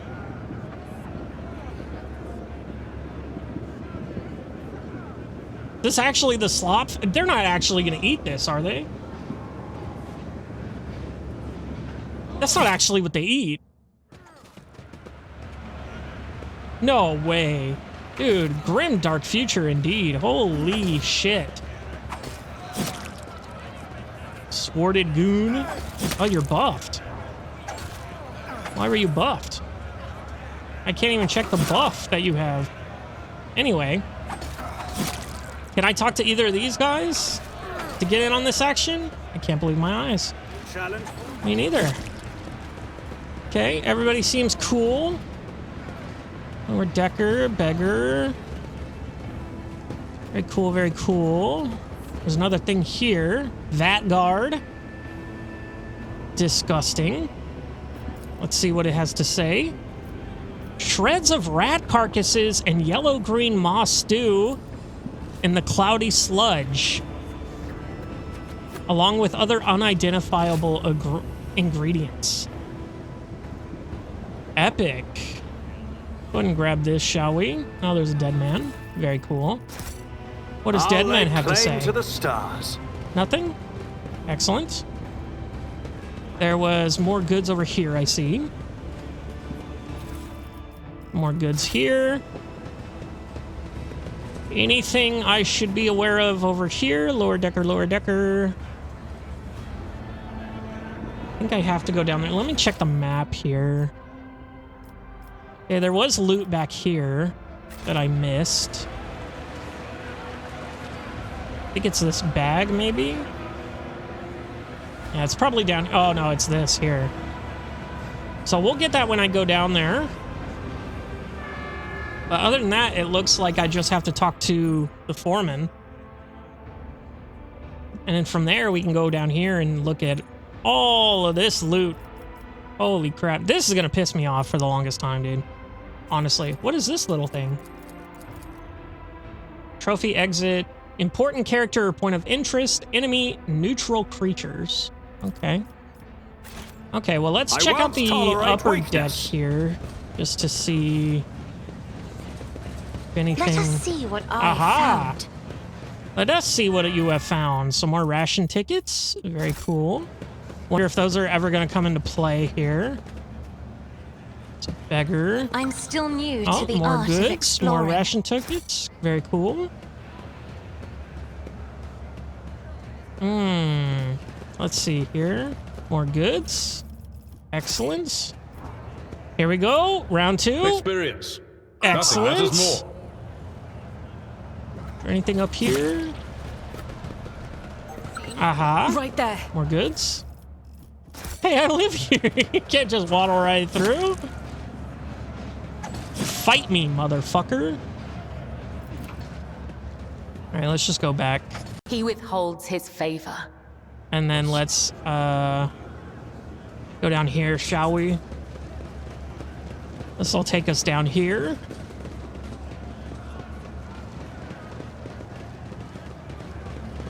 Okay. Follow my lead. Oh, it's saving. There's the foreman that we can talk to. See if we can get around these guys first and get over to this little goodie bag. More ration tickets. Excellent. And we can technically just totally fucking disregard him, eh?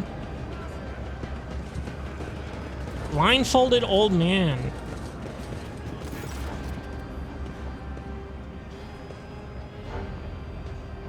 Okay. An old man in pitiful rags listens intently to the sounds of your footsteps. A stinking piece of cloth is wrapped around his eyes, with greenish pus oozing out from under it. The old man lays his terrible hands protectively on the heap of junk that serves as his bed, as well as his table. An empty beggar's mug makes a clinking sound next to his withered leg. What happened to your eyes? The void rats gnawed them out while I was asleep, and the sewer water my wounds were washed with was infected, turns out. The pain became a stinging feeling that wouldn't go away, and it only got worse. How does a blind man manage to survive in a place like this? Please help me, good people. People help me, good people. Not so good ones, too. He sweeps his withered arm vacantly around the slum. Throw a strip of dried ration meat into his mug. Here, have something to eat. The old man ravenously sinks his remaining teeth into the meat through meat's tough fibers, but soon gives up on chewing and swallows the piece whole. Could this be a true miracle of the Emperor? Or is it just another dream? And then walk away. Don't even answer him. Excellent. All right, Foreman, tell me about the goop. Get a good look at the goop. Oh, it's like not even flowing, really. It's like stuck there. Gross, dude. Icky, sticky, nasty booger juice, bro. The day the Lord Captain wandered into our slums will be remembered in legends. The broad-shouldered man raises his hand in greeting. His old prosthetic creaks plaintively as if it takes the weight of his body. The locals and the enforcers call me the foreman. I have no other name. You might say I'm in charge here in this hole of a place. You recognize the shabby red beard and the keen black eyes. This is the man who was watching you during your encounter with the enforcer and the station workers. Iconoclast. Give the foreman a pile of ration cards. Hand these out to the people. You'll know who needs them most. I saw you near the marketplace. What were you doing there? Let's get a little more information about him until we give him the cards. Watching one of the workers take a beating. I feel sorry for the lad, but there was nothing I could do. The foreman smiles wearily, showing his yellowed teeth. Almost all the front ones have been knocked out. I've stuck my neck out in the past, not doing it again. Tell me what life is like for the workers on the lower decks. They toil day in and day out for the glory of the ship. The rest of the time, they do their best to survive. Faced with hunger, the more deranged of the enforcers void leprosy, fires, floods, nauseous fumes. Sorry, I got distracted right there for like half a second. Oh god. The foreman lists these on his fingers, although he has fewer than nature's average to work with. In a word, it's a decent enough life. What the fuck? If you work, you survive. If you freeload, you also survive if you're clever. Well, and if the God Emperor wills it. What are you cooking in that vat of goop juice? Believe it or not, this soup, made from mold slime and technical drain water, has been simmering here in the vat for at least 200 years non-stop. Ew. See the growth on our walls over there? We harvest it, dry it, and use it to season the soup. Oh my fucking lord. If we're lucky, the smell attracts a void rat and someone gets to have meat in their bowl. Jesus Christ. The foreman points a finger proudly towards the vat. It's for those who can't even earn a ration card. I feed them in exchange for services or favors. Sometimes it pays off and sometimes it doesn't. Oh, so this is the slop for unemployed people, or the beggars, or, you know, all the people that can't afford food. This is what they eat. God damn. Okay.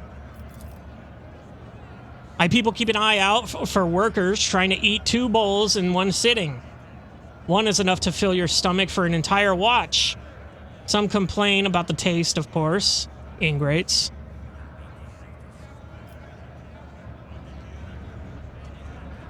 Give me some of that soup! Let my service see that any food is a great blessing. Oh my Christ. No. No fucking way, dude. Yeah, give him the ration tickets. Items lost, stack of ration cards, iconoclast +3. He opens and closes his mouth in astonishment. Lord Captain, you've just helped some good families survive. I'll divide up the cards amongst them, and be sure to tell them that it was your lordship who did them this good turn. Oh my god, I'm gonna get another debuff, dude. If I do this. I don't think that's a good idea. Mold slime is something of an acquired taste. It takes 2 years, maybe 3, for your stomach to get used to it. Thank God.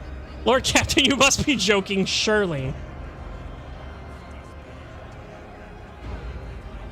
Ah, I want to do it so bad. I just want to see. I just want to see, dude. I just want to experience the game. Shit. Well, it's permanent. I'm getting a debuff. Pour me a bowl, know what I'm doing. Watch me eat. Welcome to my mukbang. Peasants. Oh my god. As you wish, the foreman hands you a bowl of hot, vicious sludge. The smell could be worse, probably. May the Exalted One help you, Shireen. I will hold your cloak if you need me to. I'm gonna be sick. Oh, my noble insides! Course 0! Oh no! 20%? Oh no. A bubble rises out of the soup and bursts with a malodorous squelch. You can feel your noble insides protest against the crime you are intent on committing. It is still not too late to come back to your senses. Dude, 20%? Fucking send it, bro. I didn't even read that option, actually. Fuck, I should have. And I'm gonna down this whole fucking bottle, apparently. And I'm dead. Epic. Test failed. Permanent?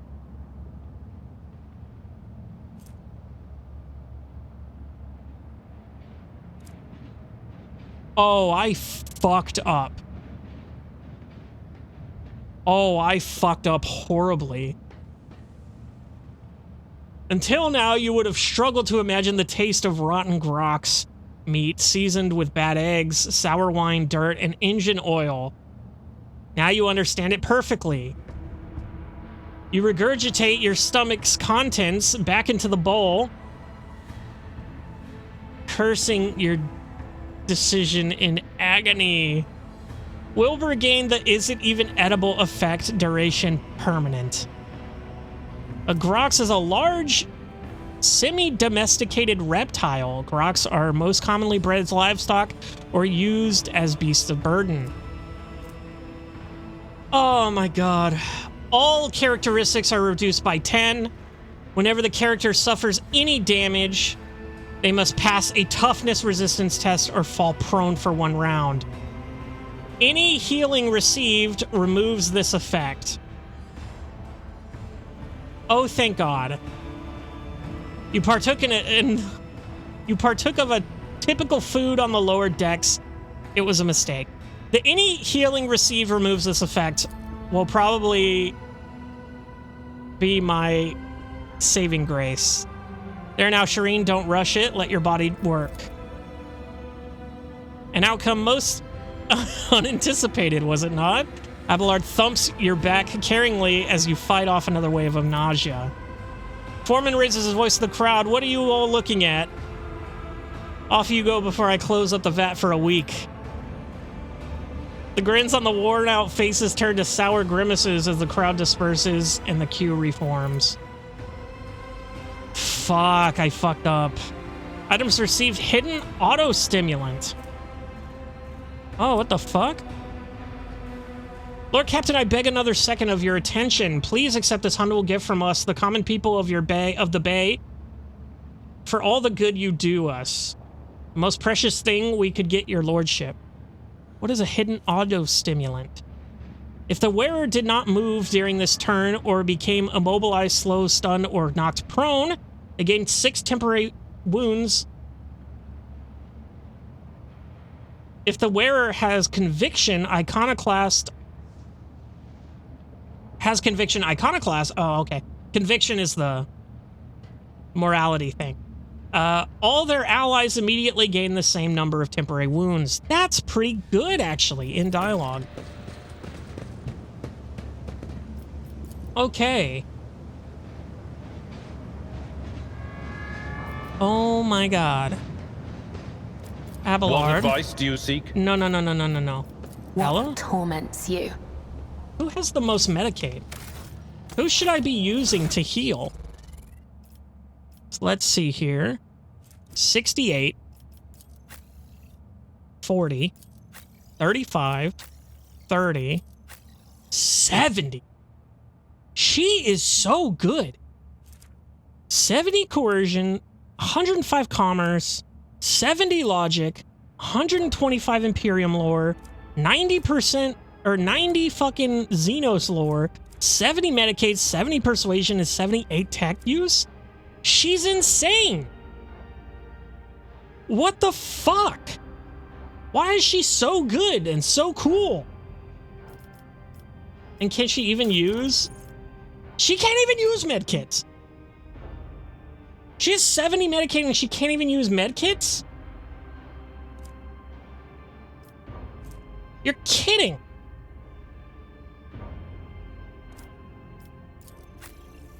Insane. Ridiculous. Whatever. Yeah, Bella's the best. Bella, heal my dumbass, please. Wilbur, where are you? Your time has not yet come. Excellent. I stand in recognition. Had to waste a medkit for that. Did it not use the medkit?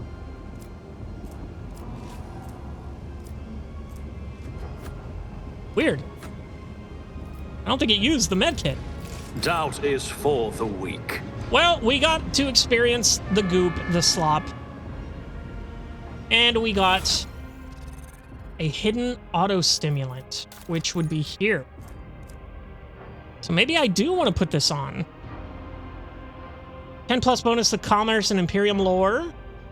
Whenever the wearer hits an enemy with a Deadeye shot, it reduces the enemy's deflection by 1 and applies +1 exploit until the end of combat, stacks up to 3 times. Do I need either of those?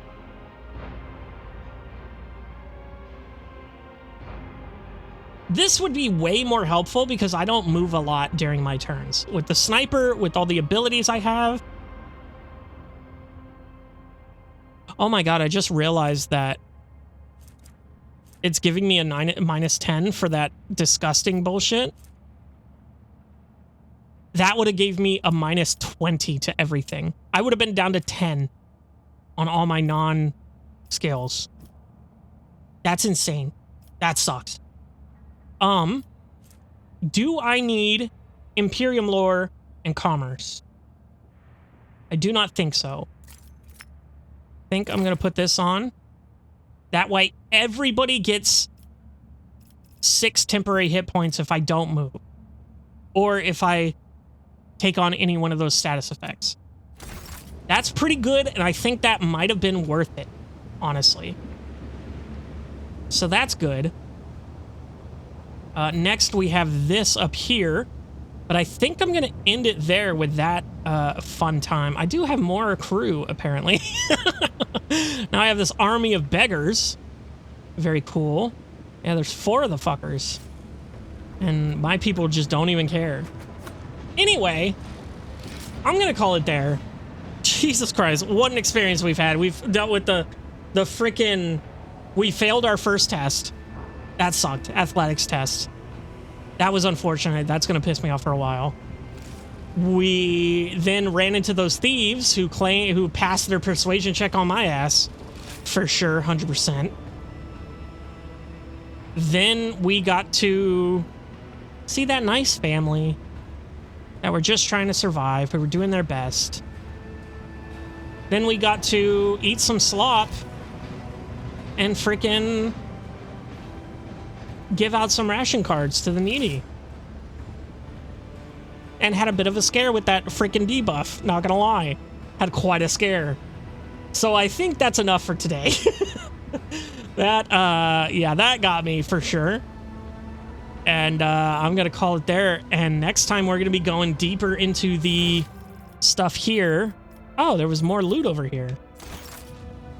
Am I stupid? Oh, I could have gone up here, dude. Okay, hold on. Oh, they're following him. They say a little bit of humility never hurt anyone. I help others better themselves by wholeheartedly humiliating them at every step. Book of War Prayers. The wearer deals 10% more damage to Xenos and demons. If the wearer has Conviction Dogmatic, this bonus is doubled. Oh, fuck, that's good. Hold up.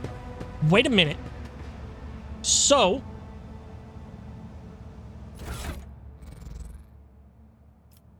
Abelard's Iconoclast, correct? What am I looking at here? Archetypes. Or summary. That's right. Reputation. No. Biography? Yeah, biography. He's a little dogmatic. He's also Iconoclast. I think he's more Iconoclast, and that's what it will go off of. I don't know. She's hella dogmatic. So it would be good for her. She'll do more damage to Xenos and 20% more damage to Xenos and demons. That'd also be good for Cass. Ooh. Ooh, Cassia. Ooh, she's a heavy hitter to begin with. Imagine 20% more damage. Cabela's also a contender for that, but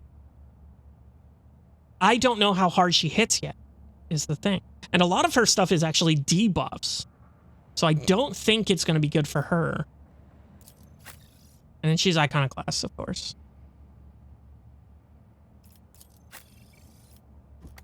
Yeah, see, what do you have equipped? You have an empty slot.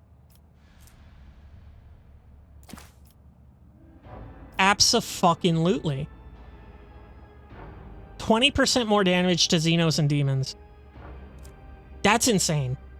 That's actually a huge buff for her. Especially when she fucking...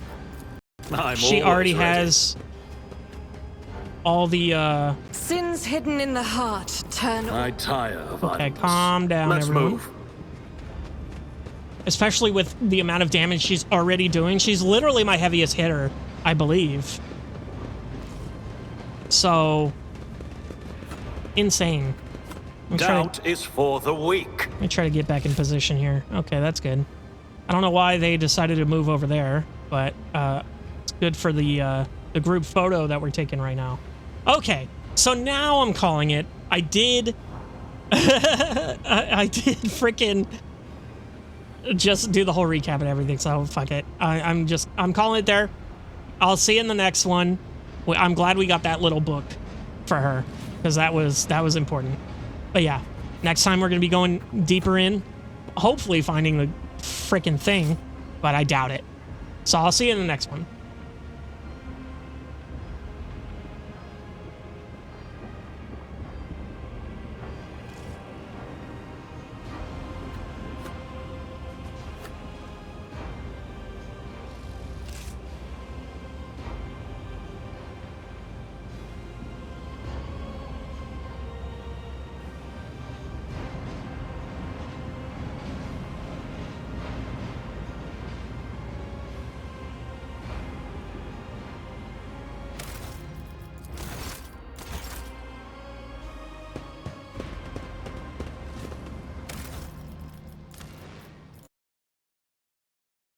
Hello, everybody, and welcome back to the Goo Room. Yummy, yummy, yummy goo for the masses, and totally edible, completely. Believe me, I promise. So, last time we ate some goo and got a permanent debuff that luckily wasn't too permanent. And we did get that book at the end here for Cassia. You are in the presence of House Orcelio. That Book of War Prayers, super good. Seems super, super good. Anyway, for now, we are still heading deeper into the lower levels here. Lower decks, I should say. Because we're still trying to find this cult. This goddamn cult. When you stare at the mark, the quieter the station's sound become, the shadows grow larger, and they seem to stretch in the direction of the adjacent section. Let's see if a cutscene triggers here. No. Go grab that, Jay. I thank you. More crappadopoly. God, there's so much... This environment's so detailed that it's like fucking the camera. It's fucking it so hard. Don't care about that. Let's get that. We should deal with this. Oh. Unpause, please. Okay, everybody. Ooh. I just had the worst thought I've ever had in my life. Well, probably not that, but I did have a really bad thought, ladies and gentlemen. Can I manipulate these beggars?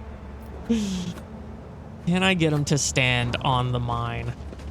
Oh. Victory awaits. Oh, it did it for me. Epic. Doesn't actually seem like it did anything. It literally just seemed like a firecracker. Which is fine. We got a crumpled scrap of parchment. Give our gift to the one who sees nothing but hears everything. Then the truth will be revealed to you. Interesting. Oh, thank you. That is very cryptic and useless information to me. Outcasts might, they've got weapons. And they're outcasts. And there's more outcasts. We'll see if there's a fight. But maybe there ain't a fight, considering this Medicaid option here to help this guy. Let's see. Nothing so far. It's saving. Son of a bitch. This is where the sick and the broken are herded to die from their various diseases. Don't touch anything. Okay. Can you be done with that so I can read this? The stench of decaying bodies creeps into your throat and lungs, forming a sticky film lining your airways. Epic. Okay. So... It's about time. There are a lot of guys with shit here. Oh, they're gonna push him into that big fan. I gotta save that man. Hopefully, probably. Though, I will say I'm not seeing any more... little... symbols here. I don't know what these bags are that are just fleshy bags. Kinda nasty. Me no likey. Fuck me. Stop being so bloody difficult. What's that thing about the death cultists say? Your time has come, or what have you? No, please, wait, what did I do? Talk about being everywhere at once. How about we take his stuff to the marketplace? We'll get to eat soup tonight. Okay. Well, and here I thought I was going to be able to save a man, but I ignored him. And it's done. This man is suffering from the severe but curable disease. One vial of medicine administrator in the early stages would have saved him. Okay, so not actually someone I can help. Just kind of telling me. My lungs are filled with the decay of lifeless bodies. They are flashing toxic colors. Please do not touch anything. A new challenge. But we gotta go over here and kill this guy. We gotta kill this guy, guys. Outcast leader. The specimens before you must be the most repellent inhabitants in the compartment. They are covered in sores and bald patches glistening with pus and the stench of unwashed bodies. They don't wash their bellies. Bring a tear to your eye. One of them glowers. I don't know. At you and grunts. What you want? Time to kill you. For what crime did you kill this man? Spits out. For the crime of wealth. A dead bastard had rations and fuel cells. We'll trade them for porridge. On your knees. The outcasts look at one another and burst into hoarse, gurgling cackles. The Lord Captain in our shithole, and I'm Saint Drusus. Drusus? I'm Saint Drusus. And here's my regalia. The man exposes an armpit riddled with boils. Jesus Christ. Cassie's like fucking losing her mind, dude. I was like, this little noble girl that I just picked up, never been anywhere before, like totally not really, has no experience with the world or whatever. And I'm like, let's go kill people that are covered in pus. Doesn't that sound fun? Do you want to come down to the lower decks with me and just like eat slop? Poor girl. Cassia lets out a faint sigh, hastily covering her face with her hands. Gracious Emperor. Why are we talking to these horrible people? Abelard attentively holds out a snow-white handkerchief to her. I fear, Lady Cassia, that these and many other questions will be left unanswered. Argenta towers over the freak, looking immaculate and unaffected. Even meeting wretched heretics such as this brings me joy. Wiping out even a drop of corruption is still a worthy deed. Awareness test. Successful. You detect a note of hysteria in the vagrant's laughter. The fingers of many convulsing trembling. The fingers of many are convulsively trembling, and there is something in the fearless way they look at you. An indifference to death. Too strange and unnatural.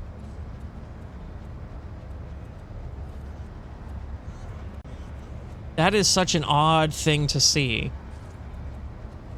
What does that tell me? Are they terminal and they just don't care? So they're gonna do whatever? What are you, mutants? Mold eaters. Outcasts. Folk who have no place even among the lowest of the low. Some were born that way, some were driven out to keep them from spreading the contagion. The foreman won't let us near that vat. The enforcers try to shoot us on sight, as if it's our fault that we were born in this terrible place. We are worms in the rotten belly of the ship, fodder for disease.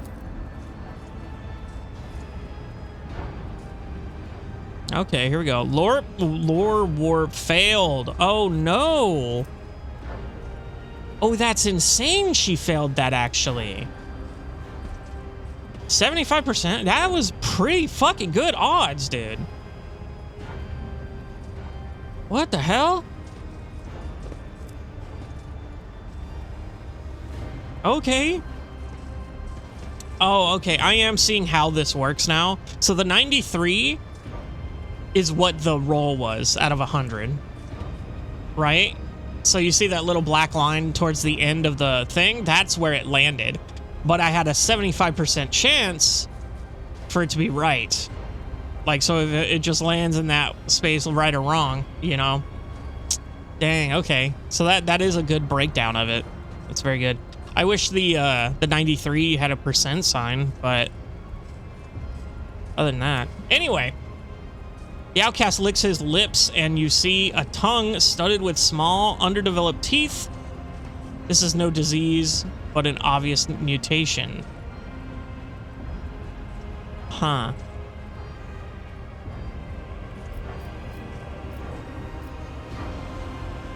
Give a coin.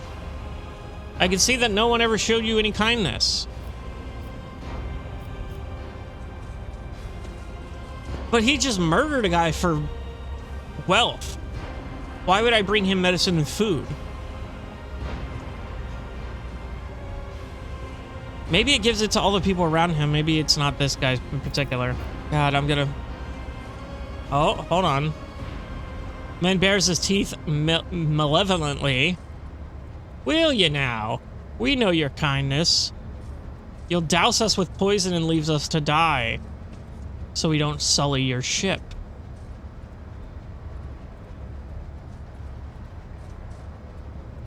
I can see no one ever showed you kindness.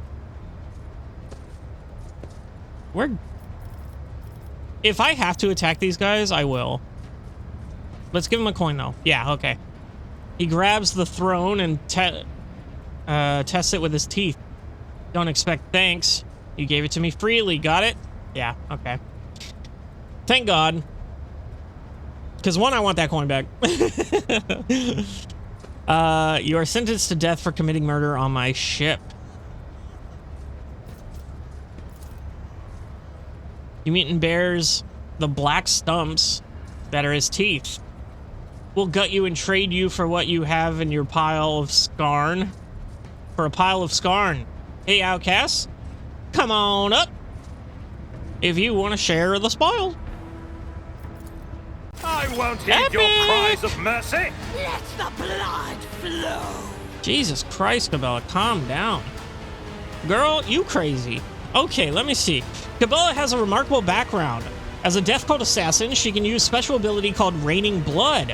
When used, it causes the target causes the target of Cabela's next melee attack to explode into a burst of blood covering the floor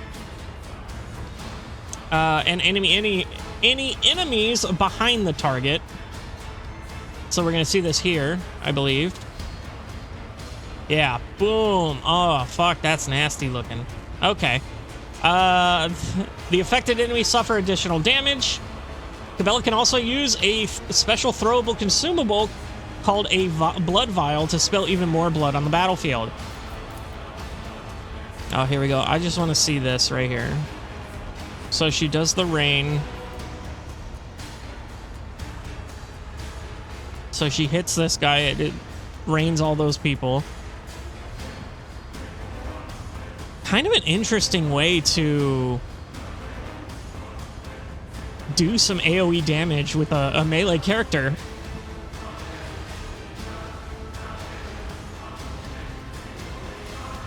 Okay, and then she uses the blade dance and it does the attacks. And then the death from above, and she hits everyone there. Okay. Very interesting. I think I like it. Cabela is a blade dancer. Blade dancers are incredibly skilled sword fighters who can devastate enemies using 2 special attacks, blade dance and death from above. The blade dance ability allows the blade dancer to make several light strikes against random adjacent targets. If there is only one adjacent target, all 3 strikes are directed against that target.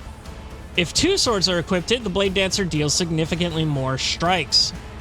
Which, we do. Death from above allows the blade dancer to swiftly leap to a selected cell, and upon landing, deal damage to all adjacent targets. This ability can be used multiple times per turn, but each use requires a charge to be spent. The blade dancer gains charges by killing their enemies. The blade dancer's main characteristics are weapon skill, agility, and strength. Okay. Weapon skill enhances their melee attacks and defense in close combat. Agility increases their dodge chance and makes their abilities more efficient. For example, increasing the number of strikes made with blade dance. Ooh, I didn't know that. Strength increases their damage dealt with swords. Note, most of the blade dance's abilities can only be used with a sword equipped. Some abilities, although available through progression, cost wounds instead of AP. But okay, we seem to be good. So, our first combat in quite a while, it seems. Let's see if we can clean this up. So we got 3 dudes here with the leader. He's got 65. They're pretty beefy.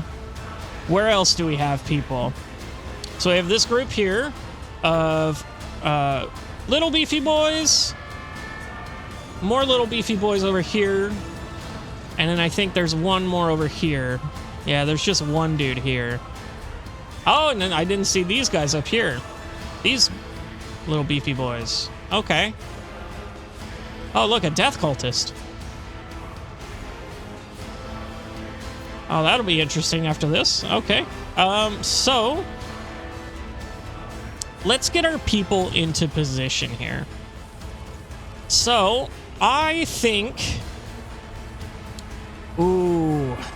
So if Cassia's eye can hit all of these guys, I don't know the range, or if it even goes up. If she can hit all these guys, that'd be insane. I might put her there. So let's go ahead and move Wilbur. We are going to go to Cassia, and we're going to place her there for now. That's good. Then Abelard, I'm going to stand next to her, just to kind of give them another target so they don't go after her. And then Argenta,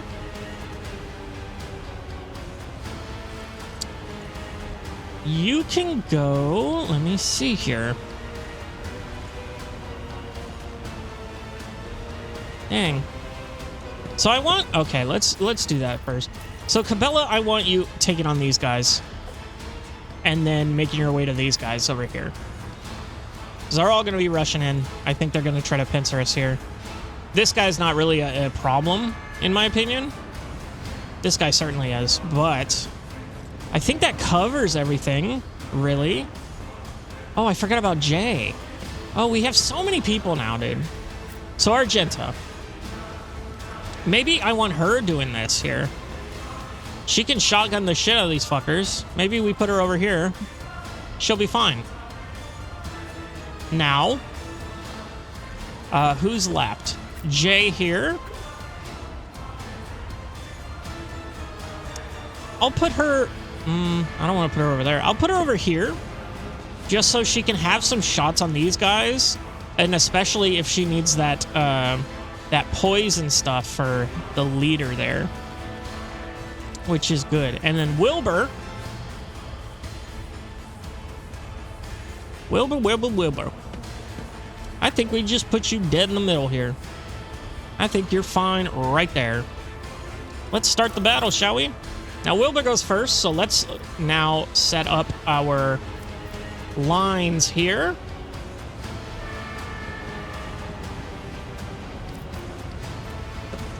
Or... that gives armor... Okay, they do suffer more damage from any source, so let's put that down first. Oh, I have to put that on an enemy? No, I can put it anywhere. Okay. Holy shit, everybody's looking at me, dude. So...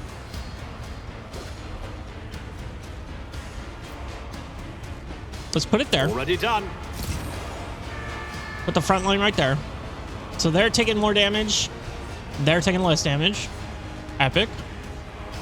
Now, in terms of backline, these guys get cover efficiency and dodge reduction. So, and look at that. We can rotate.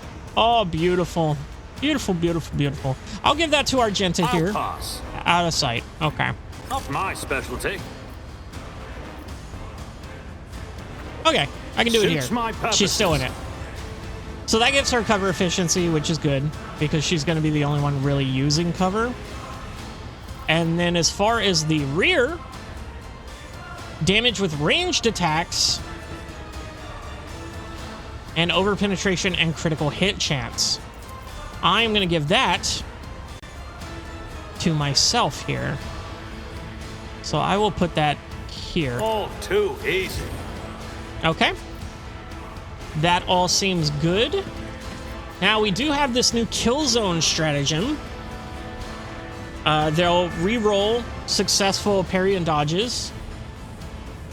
And anyone under 18 wounds will die. That does cost an AP. So we'll see if we want to use it. I don't think I want to do move. I do definitely want to do this immediately. Let's just give that to Cassia. And then let's give them the gaze. Or is it this one? Yeah, it's this one. Okay. Oh, hell yeah. This is exactly what I wanted here. So it's getting everybody. If I may. Get shit on. Get absolutely shit on. Okay. And then what is this? Press the advantage? Oh, that gives me the attack, but I'll save that. So let's end her turn there. So we're back to Wilbur. I can set all these again. That's hilarious. That's right. I do have that. If I use that, I can reset these. That's awesome. So who do I want my servant to be here? I think I'm gonna go with Cabello. Not a problem for me. For right now. Put command of Suits voice my on purposes. her. Voice command on her. Now I do have one more left. I don't think I need to buff anyone. And I don't think I need this kill zone stratagem, because I already did the big attack. So I am just going to take the shots at someone here.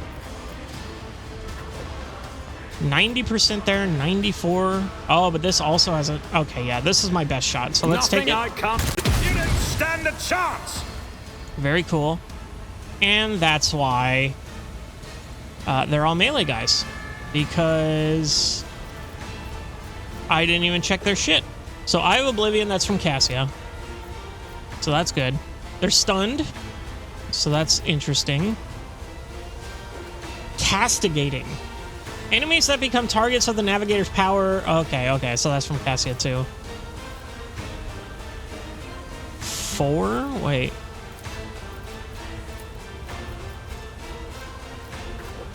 Okay, so these guys are just... Okay. Anyway, that's Wilbur's turn. And I think it was a good one. So I did hit this guy back here too, right? Yeah. So, Cabela, let's have some fun, shall we? Now, it says here that you have 1 stack of Death from Above. And I do have tons of buffs and characteristics here. So I could Rain Blood, which makes my next melee attack super good. Captive Audience. I've already forgotten all her stuff, dude. Pain Resonance, where it hurts. Acrobatic Artistry. That's the one where melee returns to the cell they were when they started their turn. This movement does not provoke opportunity attacks. If the Blade Dancer uses Death from Above this turn, this movement repeats all uses as well. Okay. So that's pretty cool. She does have 5 AP, which is crazy. So I think I am going to do this. What is Captive Audience against? The next attack inflicts bleeding on all targets. The target must pass a toughness check or be immobilized. All enemies immobilized. Blah, blah, blah, blah, blah. Okay. Didn't I have something where it hurts? The target is executioner's next successful attack is under any damage of effect things. This target will immediately suffer 3 instances of that damage.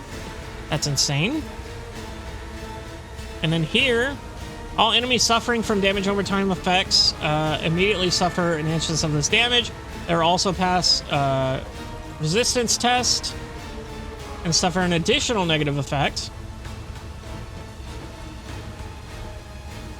based on that.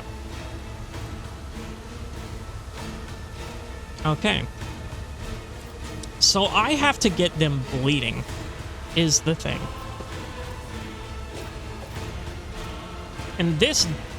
Do any of these skills bleed, or is it just my blades here? Oh, my blades don't even do the bleed.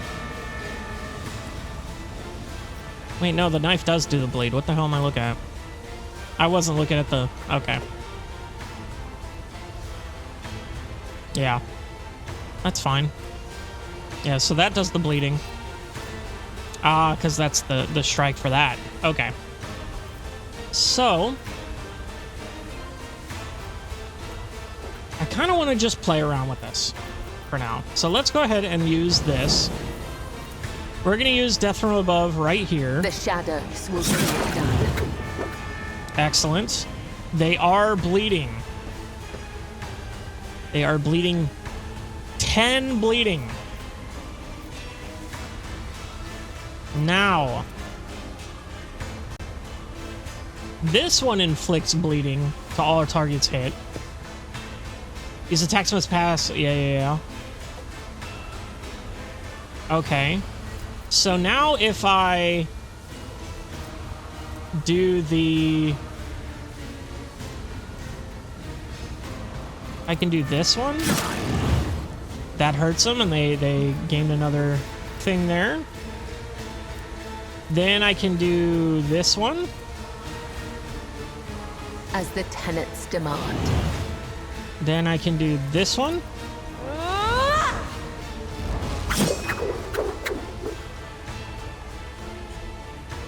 Oh!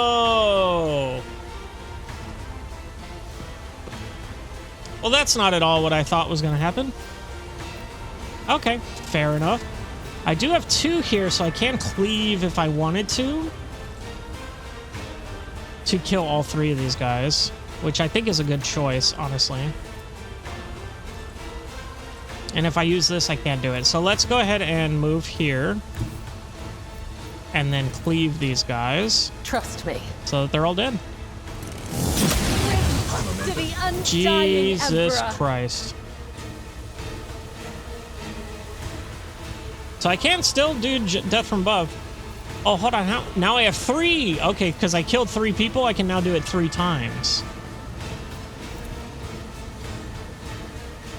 Ooh, can I use that for movement? I shall not fail. Oh my god, I can. Ah, I can't get to him. That was an interesting check there. So this isn't what I thought it was. So it says if the Blade Dancer uses death from above this turn, this movement repeats all uses of the ability in reverse. So when I thought in reverse, I thought it was during the reverse. Like she would do it and then jump away and then be there. But she jumps away and does it there instead. So if I'm able to kind of play checkers, I guess, with some people and go from group to group to group and then hit that rewind and then it goes bam, bam. And then goes away. I think that's an interesting play style for sure. She's very good at debuffing people. I like her a lot. To the weak.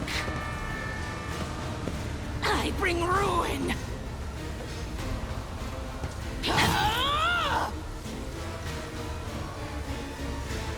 Well, that was an interesting development. Okay. So these are now healing clouds for them. And poison clouds for us, I'm assuming. That is very interesting.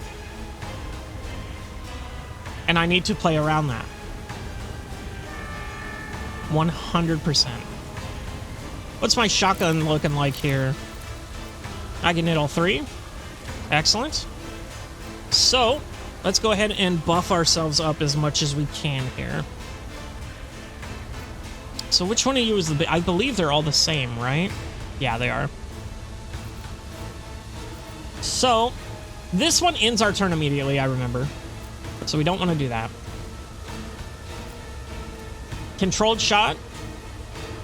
So that everyone else will dodge automatically. This one is good. I think I will buff that. Doubt is for the weak. So our next attack is more damaging. Gain 6 momentum.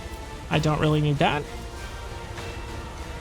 Gain 5 movement points on their next... Oh, the run and gun. Okay, yeah. So let's go ahead and do that then. Faith without deeds is worthless. Okay. So let's go ahead and run and gun again. I act. Let's go ahead and use that again here. I am the Tempest. That way that cloud is concerned no longer. So she took out all those enemies by herself. Very cool. Very fun. Love you, girl. So let's start pushing up on some other people. Let's hunt for prey. We can do it on him. That way we can do that. I don't need the resolve. Did concentrated fire go up? No, it went down. Okay. And then I guess we do hot on the trail. Designates an enemy in a 10-cell radius as trailed. Oh, yeah, no. I don't have any enemies in my 10-cell radius, Lamau. And I use all my movement for the running gun. Okay, well, that's a good turn. The feeble. No way this dude's getting a hit on her. Death to non-believers. Okay. Jay, my girl. My girl. She is another officer. So she can't... Oh my god, I haven't even used Cassia yet. Or Abelard. Abelard and Cassia didn't even get a turn. Insane. Anyway. So... She only has 4. So I do have this Toxic Blast, which will probably heal them. I do have a Toxic Needle there. This is really cool. I can get this shot. Oh, but it's 45%. Not that great. Also 45%. 90% there.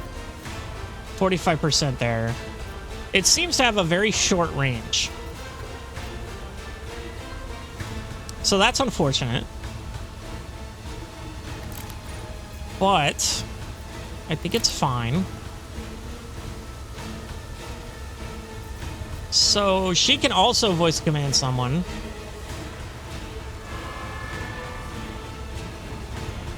So should I... I'm gonna voice command Wilbur. Me? Never in 1,000 sectors. And I don't need to move anybody. Inspire, no. Press the advantage, no. Don't really need the buff, even though I do have 47 tactical advantage. That'd be a nice, juicy buff. But I think if I can... I'd like to, but I can't. Oh, that's right. She already went again this turn.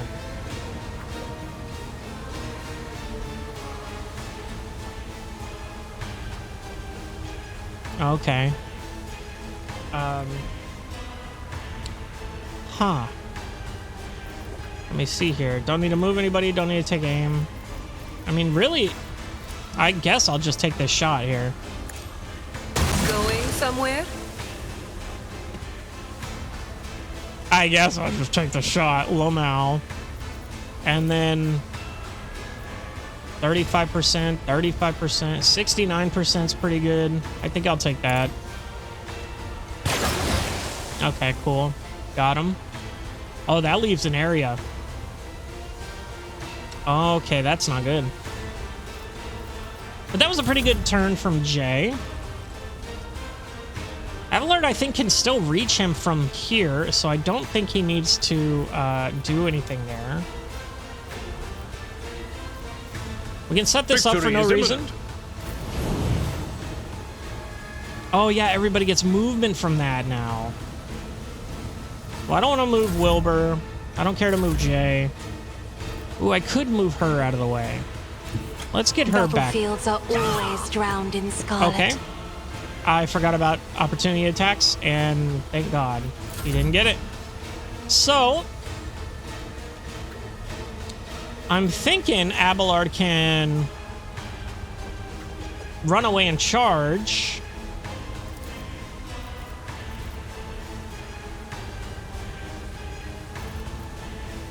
He can endure to get that. Reckless attack. I don't think I'm going to need it. It is plus 10 damage. And ignores parry.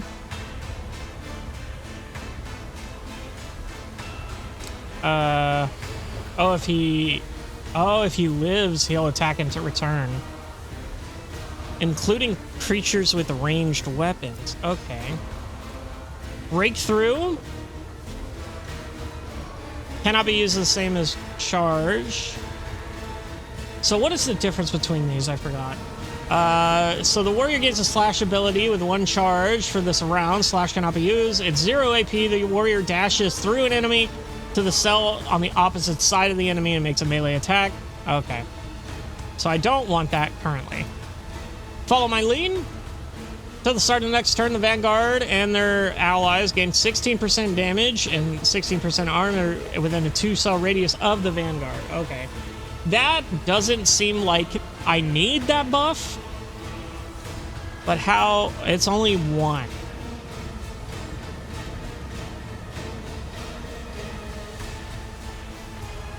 So I can put this on. I will do my duty. I can move here. We're going to take an opportunity attack here. What the hell was that? Move My there. place is at the fore. I don't know why the fuck it went me all the way there. Oh, he didn't get it. Oh, because Cassia took the opportunity attack. Oh, okay, okay, okay. Now I can charge in and hit this guy. It will be done. Reduced to dust. That works there. Now Abelard's in the gas, but it doesn't seem like he's taking any debuffs, which seems to be okay. I did have an extra strike available had that guy not died. But I can shoot with this sniper. 85% there, 85% there. Let's just kill this guy. Let's just go back to swords. Okay, we're good there. Cassia, you can give Wilbur another turn. Isn't this a job for the serfs? Wilbur can shoot a man. I'll take out this guy. Opposing me was your biggest mistake. So that's cool. We're done there. Now, I can do this to this guy. I'm not accustomed. Try to die with grace. That guy's dead. And then it's just that one dude with Cabela who's so fucked he has no idea. Epic. Okay. Following. Oh, I can move to any adjacent cell of the Vanguard without provoking opportunity attacks. That's right. So if I do that, I can... Okay, that's cool. I can move. Do I want to move anyone? No. I don't think I do. Can Wilbur see this guy? He can. 95% shot chance. But first of all, we're going to give Cabela the chance to absolutely destroy this man.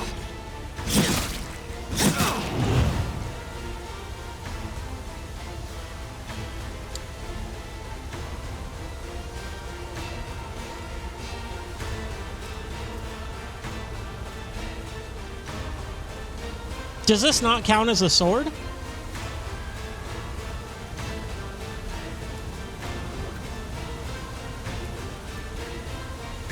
I think this doesn't count as a sword, because shouldn't it have been... Blade Master 2 attacks. If 2 swords are equipped, the Blade Master makes 2 attacks, which each one.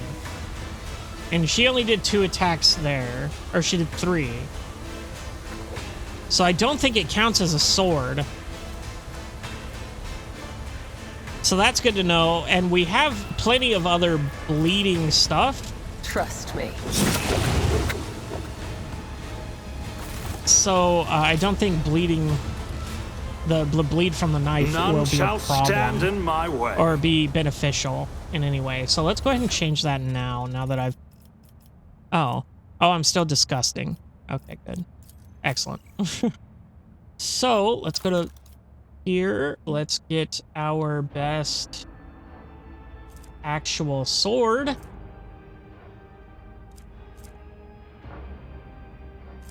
Fuck me. Officer's chain sword. I guess. I mean, that's my best sword, per se.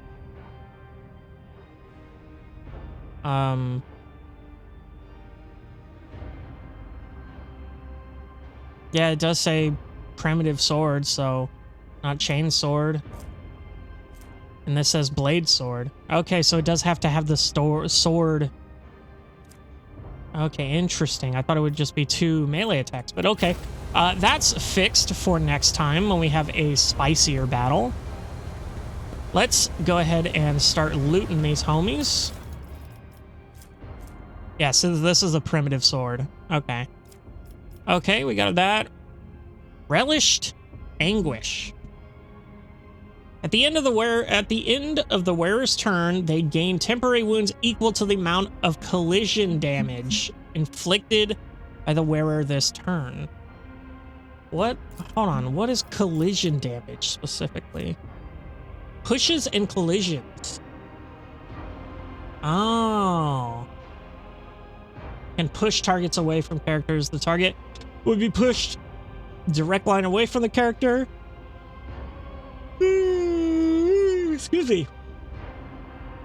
Should the push target collide with an obstacle or another creature, both are pushed away and the targets take collision damage. Very cool. Very useless, in my opinion. Let's go here, get these goods. He did have some stuff here.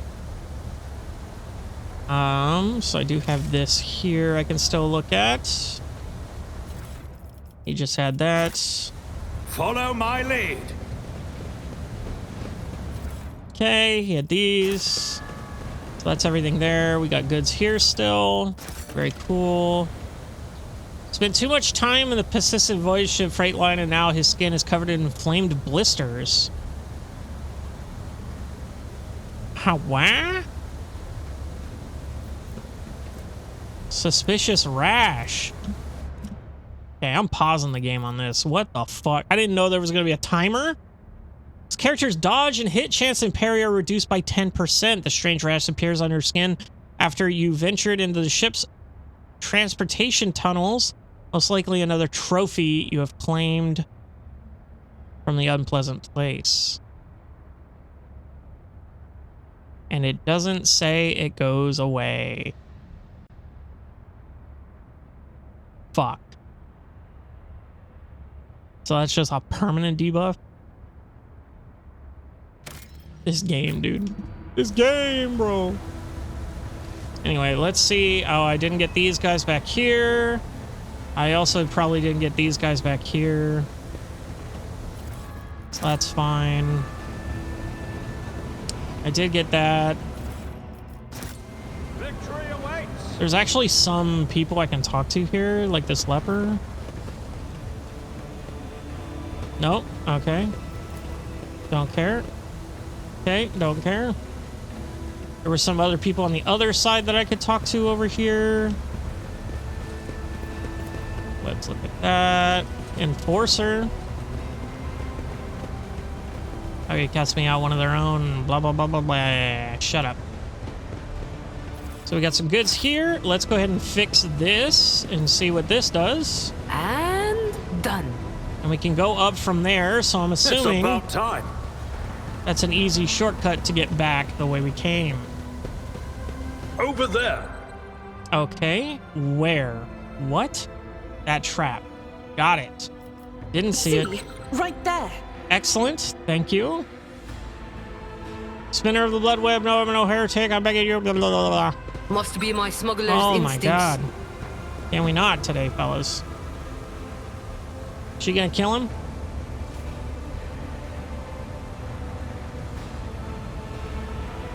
He's just gonna say that forever. Your undying emperor has whispered you his name. Your soul is now given unto him. And dead. Epic. Can I loot him? I cannot. You have anything to say to me? Nope. Epic. Let's go ahead and disarm these traps. The Emperor favors me today. He sure does. I better myself through my service. Never doubt Epic. me. Jay has 100% tech use. My pleasure. Okay, what do we got here? Crimson Intoxicants. The user loses all of their temporary wounds and increases their melee damage by the same amount for 1 round. That's crazy. Martyr's Bone Charm. If worn by a Death Cultist Assassin, which we only have 1 of, when the wearer gains a stack of Blood Blessed, they also gain 10 toughness for 2 rounds. Does not stack. That's crazy. Crimson Oblivion. That's a crazy hand name. If worn by a Death Cult Assassin, whenever the wearer kills an enemy, that enemy explodes into a fountain of blood. The cells nearby are covered in blood as if affected by a blood vial. That is all. So sick. So awesome. Thank you. We are going to equip those right now. So, what did I put on here? Let's take the Medicaid. That's right. Okay. So, we gotta put these hands on. We gotta put this jewelry on. That was it. Okay. I won't cool. tolerate weakness.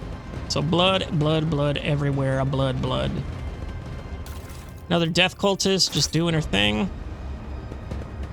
Yep. Epic. Okay. Zidane the Outcast. Zidane? Zendaya?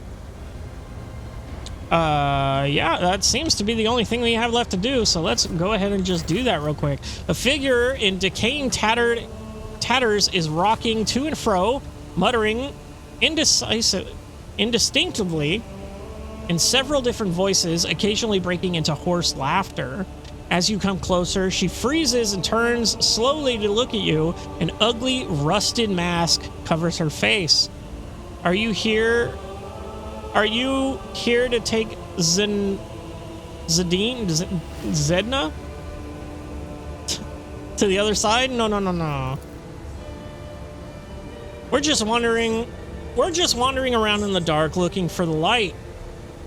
But it's nowhere to be found. Do you really not see it? Who are you? God damn it. She says her name so many fucking times. Old, the outcast, the mad, the disaster, the curse, the spurned. The woman hugs her arms with her chest. Hugs her arms to her chest and starts cackling loudly.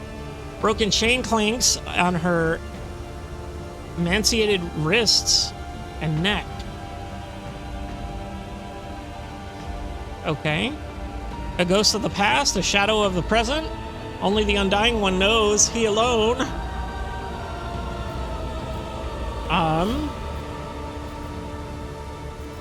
There's a blood symbol next to you. I've seen these markers before. Another path of a song trial, blah, blah, blah, blah. Oh, yes, oh, yes. The song, here it is, listen. Oh, God. She wandered the eternity in dark, yet was consoled. Web foretold. Undying One's blood secrets glowed, a light to guide her faithful fold. But threads must end, and so the spider did that which was owed. Her life and death to ship bestowed. Very cool. Interpret. The final test. This time, they want you to make a sacrifice. If one were to interpret this entire mystical search as a representation of the saint's journey, then the logical conclusion is that you are supposed to sacrifice yourself to merge with the blood that has been drenched the flagship from bow to stern. She laughs again, and you'll see if you learn to see. Look into the darkness, look.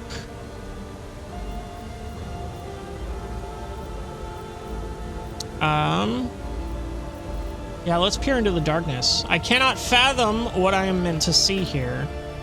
You peer into the darkness, and the darkness peers back. No, I'm just kidding. And are gradually able to make out the outlines of hidden objects hidden in the shadows. Rotten corpses, rough walls, and twitching death throes of infected people left here to die. You see no light in this place, only more darkness and despair. You don't see it, do you? You don't see it. She shakes her head frantically and starts tearing off her rags. Strips of her decaying flesh peel off along with them. Jesus Christ. You will not see until you become like me, the flesh and blood of this ship. How do I become the flagship's blood? I'll show you, and you'll see the true light. Come now. Okay. Follow the naked woman. Maybe. Plunge into the ventilation shaft and become the flagship's blood. Oh, that's not good. I don't know if I want to risk that. I'll be dead honest. I'll be dead serious. A new challenge for me? Whoops. There she goes. Epic. Okay, so maybe he actually didn't kill that guy by kicking him over there. Anyway. So, next time we kill ourselves. Maybe, hopefully not. I'm calling it here. I did get a rash. A suspicious rash. Oh, God. But we got to see Cabela in action. Very cool stuff from her. Very interesting DOT build I have on her. Very fun. Very good. So, next time we're going to keep following this path. And hopefully it actually leads somewhere that doesn't involve death. I'll see you in the next one.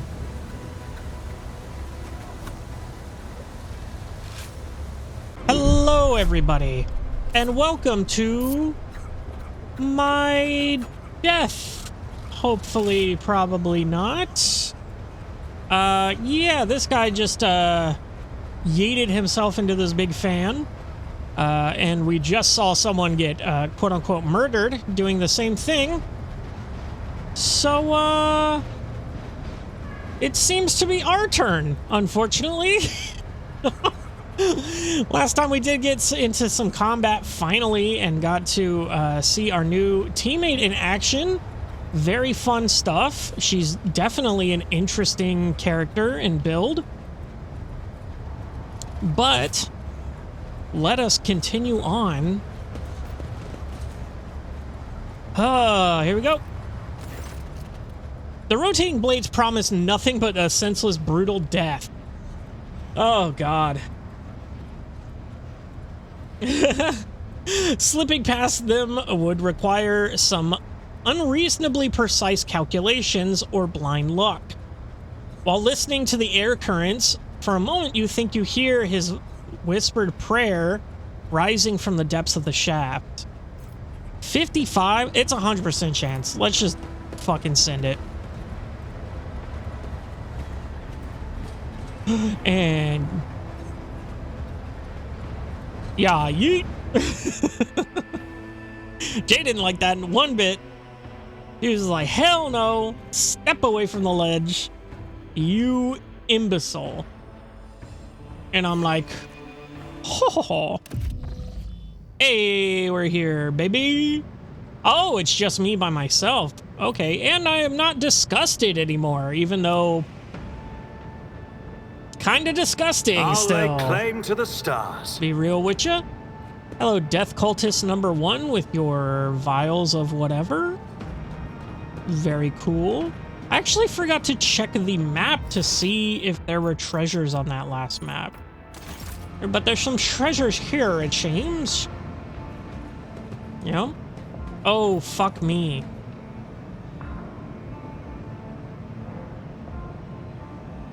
I don't have Wilbur, I don't have Abelard on my team. A new challenge for me? Send it. Excellence matters. Hey, baby. Very cool, very cool. Let's get these goods. Hey, just some bullshit. See what that says. Whole lot of nothing. Let's go over here. Maybe? No? I have to go back? I have to go back the way I came? Very cool. Okay. We go around here now. Follow my lead. Up this ladder, some more goods. Oh my god, he's freaking out. He's good now. Just some more BS. Where to go from here? Where actually do I go from here? Hold on.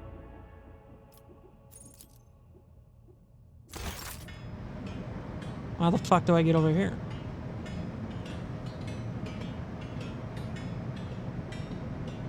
Do I have to... Oh, go down. Okay, I missed that prompt. Lamal. Very cool. I won't tolerate weakness. Let's take a look at this. Don't care. That's another go down. Where was the goods here? Yeah, let's go goods there. Okay, very cool. Some more garbo. I believe the prompt was right over here somewhere. Yes. Go down even further into the depths. Oh my god. Oh, I hope we can get back up easy. Oh, I shitted myself. I'm a bird. Why is there even white paint? I don't see a single speck of white paint in this entire room. Victory awaits. Why is it here on the floor? Maybe that's why there's not one anywhere else. Because they spilled it all. Okay, these dudes are training. Very cool. Let's look at this sarcophagi. Yep. Oh, that's their beds. Eee. Epic, dude. Very not cringe at all. Let's head this way. So much shit in the way here. They're saluting me. I'm assuming they want me to go in here. To the stars. No, there's nothing there. Ah. Medicaid, 60%, not very good. Vizier of the Bloodstained Web. Bloodspun Web. Oh, and there's oh. What? Huh? Huh? How the fuck you guys get here before me? Am I missing someone? Hold on. No, I'm not. Let's go explore a little more. They see me, they know. Athletics, 60%? This cannot be. Damn it. That didn't go as I'd hoped. Damn it. Hey, I did it. I can try again.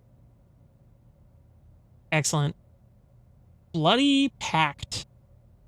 So it's a primitive, so it's not a sword. It's a knife. Crimson Rage. This knife grants the wielder the special ability called Crimson Rage. What the fuck does that do? The wielder can suffer damage equal to 25% of their maximum wounds to regain 1 AP. It can be used multiple times per turn as long as the wielder has at least 50% wounds. That's insane. Okay. That's crazy. That's insane. Got another Spinner's Blade. Very cool. Minus 4% to target's parry, plus 1% to wielder's critical hit chance for each attack they make. This bonus stacks until the end of combat. Oh no. This bonus stacks until the end of each round. Okay. And then we got some more Crimson Injectors. Very cool.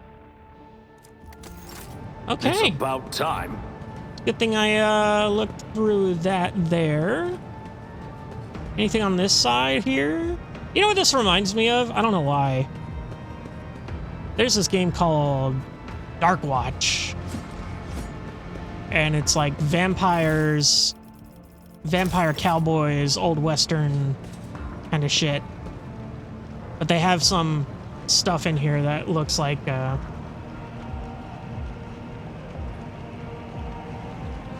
looks kind of like this. But anyway, let's see here. Let's actually get to let's actually go from the front, because it looks weird not coming from the front. And then let's try to use this Medicaid before we talk to anyone. To the occasion. Oh, okay, I did get it. Smoke tickles your nostrils, making you slightly dizzy. Such substances are known to induce visions or hallucinations. Very cool. So let's just talk to the dude, bro, with the stuff. Okay. A frail old man, gray beard tinged with blood, folds his wrinkled hands in a ritual gesture. His body is covered in scars, some old, some fresh. His eyes are sewn tightly shut. His mouth is cleft at both corners, making his jaw seem eerily snake-like. Very cool. Wish I had a portrait for this fucking guy, dude. And the Lord of the Ark walked the paths of unlife and the footsteps of the web's very first spinner. And the servants of death bowed before him, for the Daemon is the giver of life. Interesting. The old man goes still, his head turned to the side.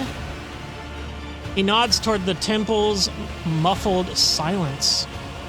Yes, yes, truth. Hold on.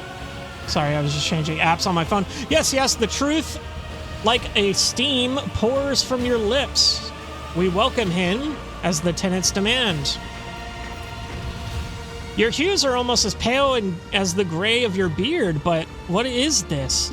Cassia flinches and takes a shuddering breath. A scarlet whirlwind shines through the faded colors.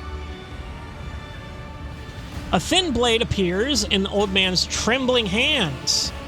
Although his arms are stiff and look like they can barely bend, in an instant, the dynasty symbol is etched on his forehead, dripping blood. With a brief motion, he flicks the blood off the blade, and several drops land on your face. The blood-spun web welcomes its new lord. I am the Vizier. For many years, we have waited, and now you are here. We have waited, whispers echoed his words from the shadows. Okay, quite a few options here. Why is it you invited me here? What do you mean you have waited for many years? It was not so long ago that I made my acquaintance with the cult. Vizier? Is that some sort of title? Yes, it is, dumbass. So you just walked my companions in here the normal way while I was forced to take the jump? This game knows me, dude. How did you manage to erect an entire temple in the middle of a ship without anyone noticing?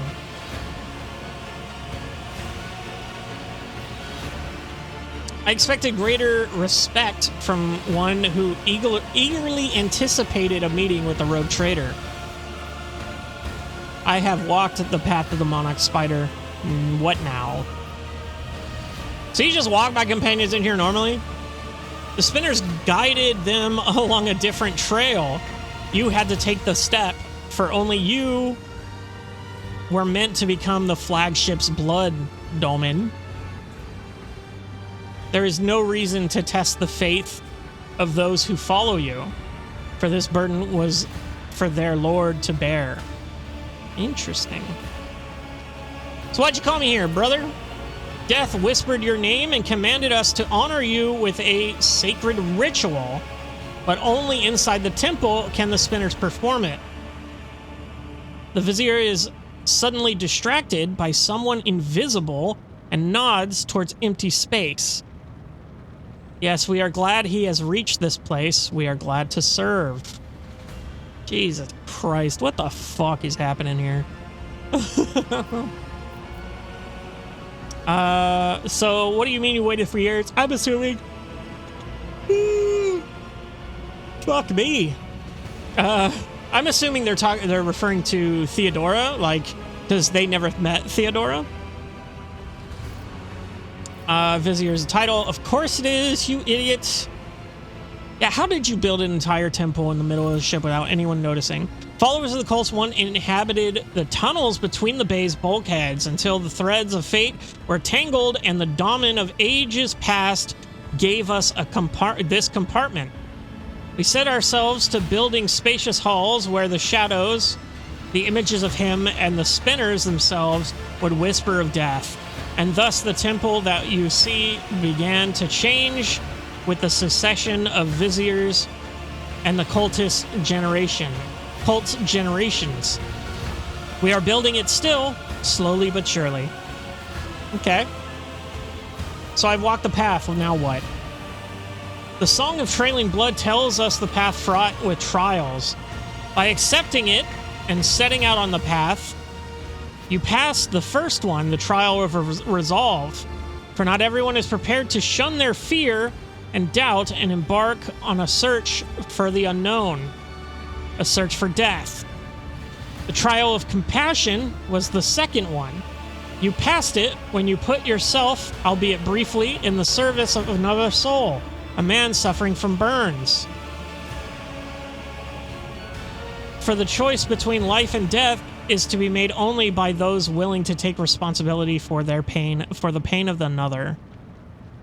Oh, you smug son of a bitch. I was supposed to save that guy. Wow. Okay. So the first trial was just jumping in and taking that fear. The second trial was compassion. Oh. Wow, damn, they got me. Okay. The third trial was the trial of justice. In assuming the role of judge for the apostate of our faith, you declared your right to influence the balance of life and death that the errant soul had upset. What? So I didn't pick the correct option for the... I'm assuming the guard and the thief who was getting beaten and all those people around. So I guess I fucked that up. And the fourth was the trial of duty. Your duty always leads to death. We are prepared to render out duty to the Undying One, fearless and accepting of our purpose, which is to serve him. You, too, have proven yourself prepared, and the 4 trials have brought you here. Okay, so I passed enough of them, I guess. I wonder what would happen if I failed a lot of them. Interesting. Were the trials truly necessary? Would not a conversation have sufficed? The path I walked has helped me understand myself better. You forced me to undergo all this just to share the wisdom with me, your wisdom with me. Are you out of your mind? What would happen if I never reached the end of the path? So path I walked helped me understand myself better. For the tenets teach us that the lesson learned is in of itself the supreme reward for one who is open to self-discovery. The visitor's sun-shut eyes seem to peer into your face, studying it. Then he turns away and speaks into an empty space again. Peace, my brother. The time is almost come. Who are you talking to all this time? All the time. I can see your eyes are shut. Are you blind, or is that another way of the cultist rituals? So this entire conversation is another test, I imagine. What are you talking about? Vizier turns his head as if he looks around the temple. I see echoes of those who came before us and those who were with us, but have since crossed over to the other side. My brothers and sisters raised by the cult, I hear them from beyond their deaths. They share their wisdom, I heed them. The other spinners, they hear not, for that burden is mine to bear. Why are your eyes sewn shut? I was sighted for much of my life until a disciple of mine violated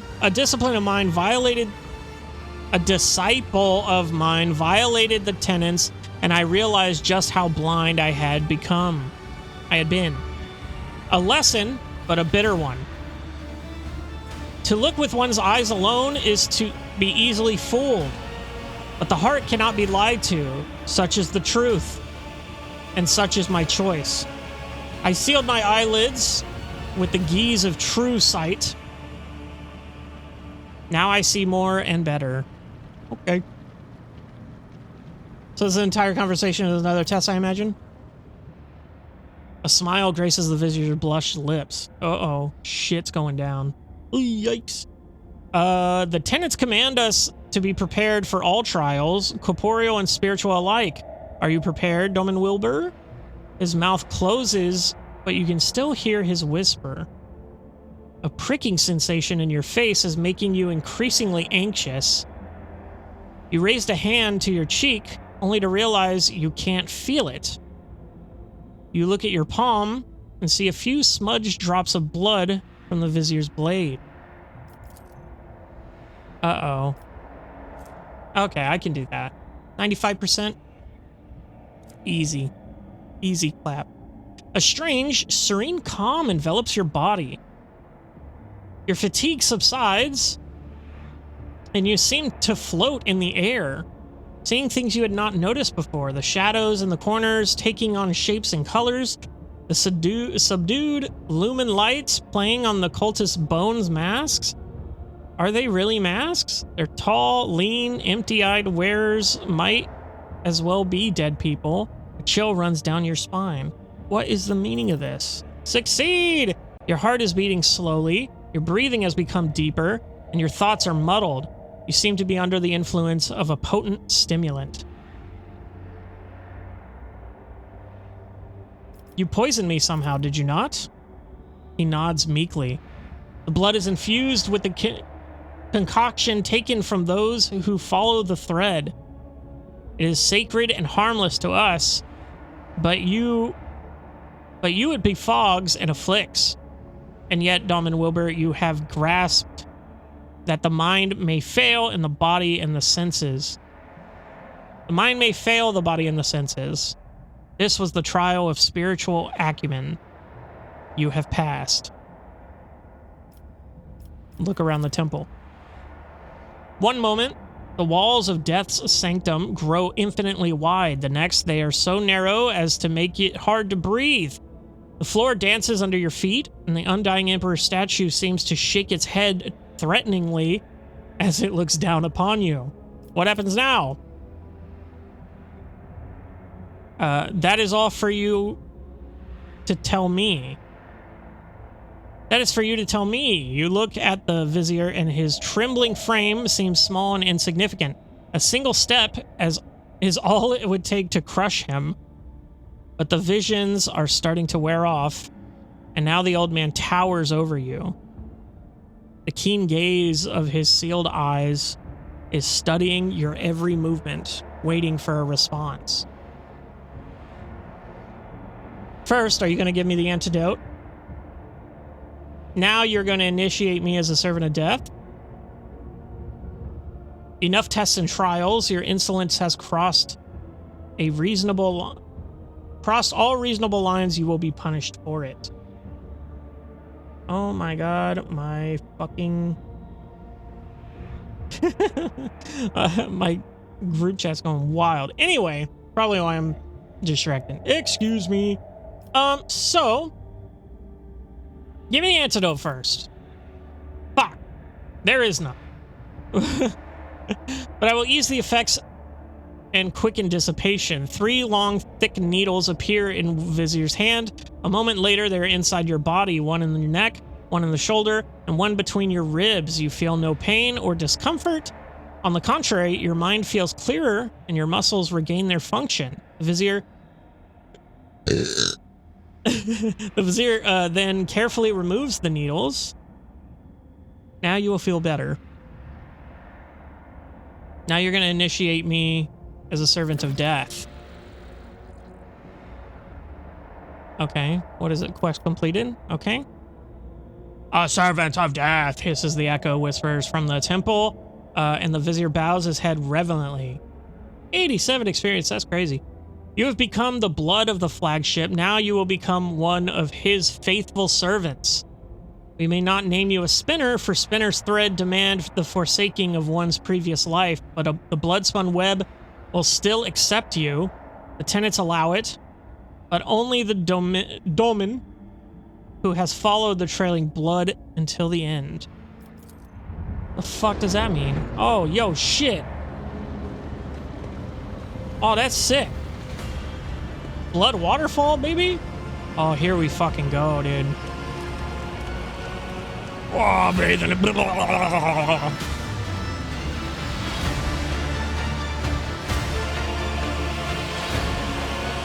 Disgusting. Amazing. I love it. Oh, look, I've got a cool aura now. Hopefully that's a buff. Will you get out of my fucking face with that thing? Upon the ritual platform, at the Undying Emperor's feet, under the keen gaze of his dark, empty eye sockets, you feel completely insignificant. Surprisingly, the thick blood pouring from his hands onto your brow, chest, and shoulders is still warm.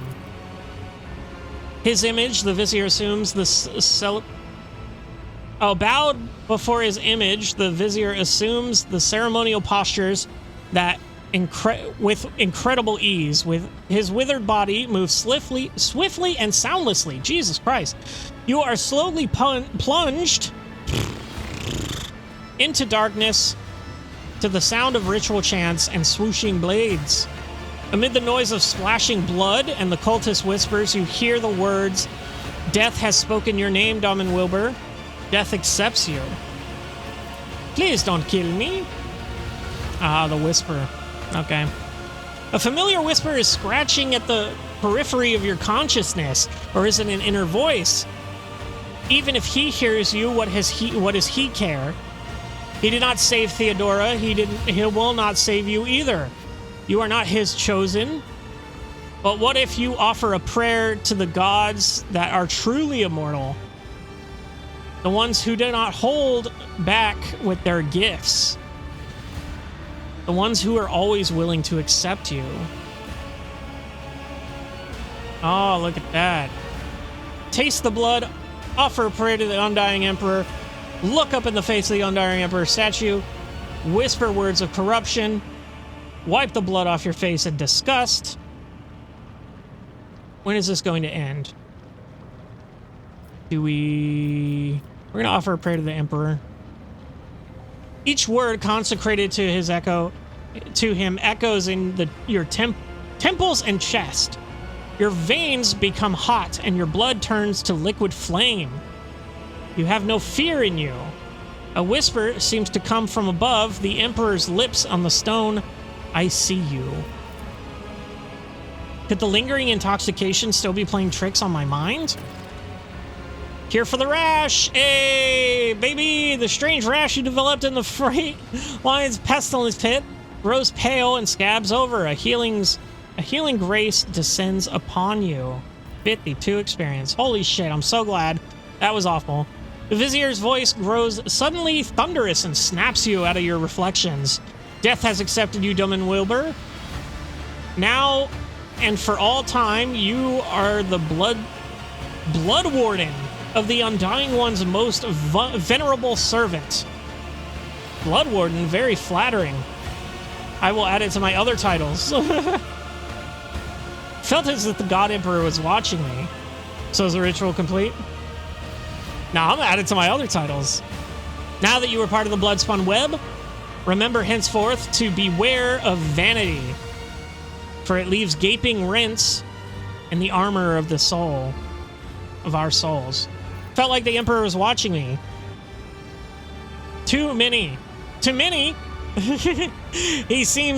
He comes during their time of service, in images of blood and whispers from the shadows, but remember that those are mere visions, for true death will not come for you until your time, and it will take your soul gently in its bony hands. So is it done? The ritual is complete, but you are not. The Vizier gestures for one of the cultists who, carefully holding a strange garment, to come closer. Ooh, ritual garments. Yo, what the fuck? Base armor property plus 10% dodge if the wearer is not in cover. Extra property, strength bonus wounds. So I get more health. That's pretty good.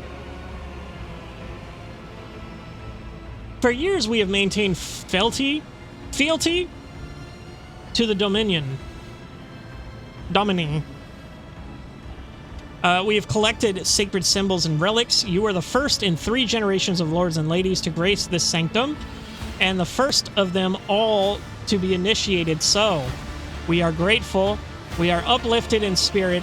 Here are exaltations, and accept this gift of the vestment sewn from the bones of his faithful with the threads of death. The cultists whisper prayers to the Undying One as they help you change your clothes into your regent faculties. And regent faculties. You became a spinner of Bloodstone Web. I didn't change clothes. What is this? Debuff. Fatigued. Permanent. Fascinating. Awesome. So, each stack inflicts a -10 penalty to strength, touches agility, and reduces movement point by 1. The effect will be removed at the end of combat. If gained outside of combat, visit the void ship to remove. Well, I'm kind of fucking in the void ship, motherfucker. Now, let me look here. Dang, bro, it's worse. It's 5% less armor, but I do get the dodge out of cover and the strength bonus wounds. I think that's worth it. And it looks sick as fuck. Big Bone Daddy. Hell yeah. Okay, sick. Well, that's some cool armor. Actually, now that I think about it, isn't there, yeah, someone else I can give this to? No, wait, yes. Yeah, you definitely need it. You definitely need it. You do not need it.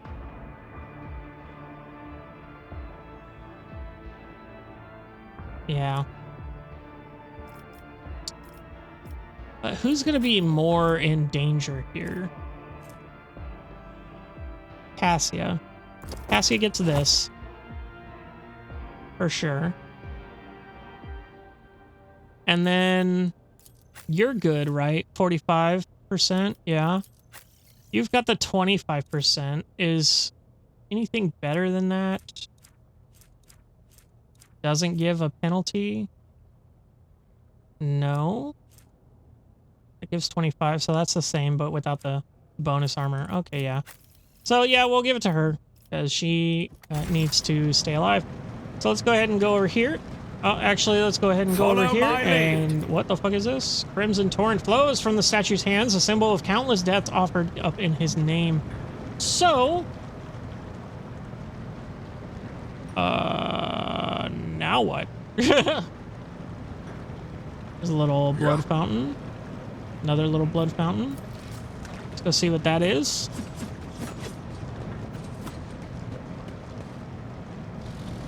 Okay. Cool. Can I talk to you? No. None shall stand Epic. in my way.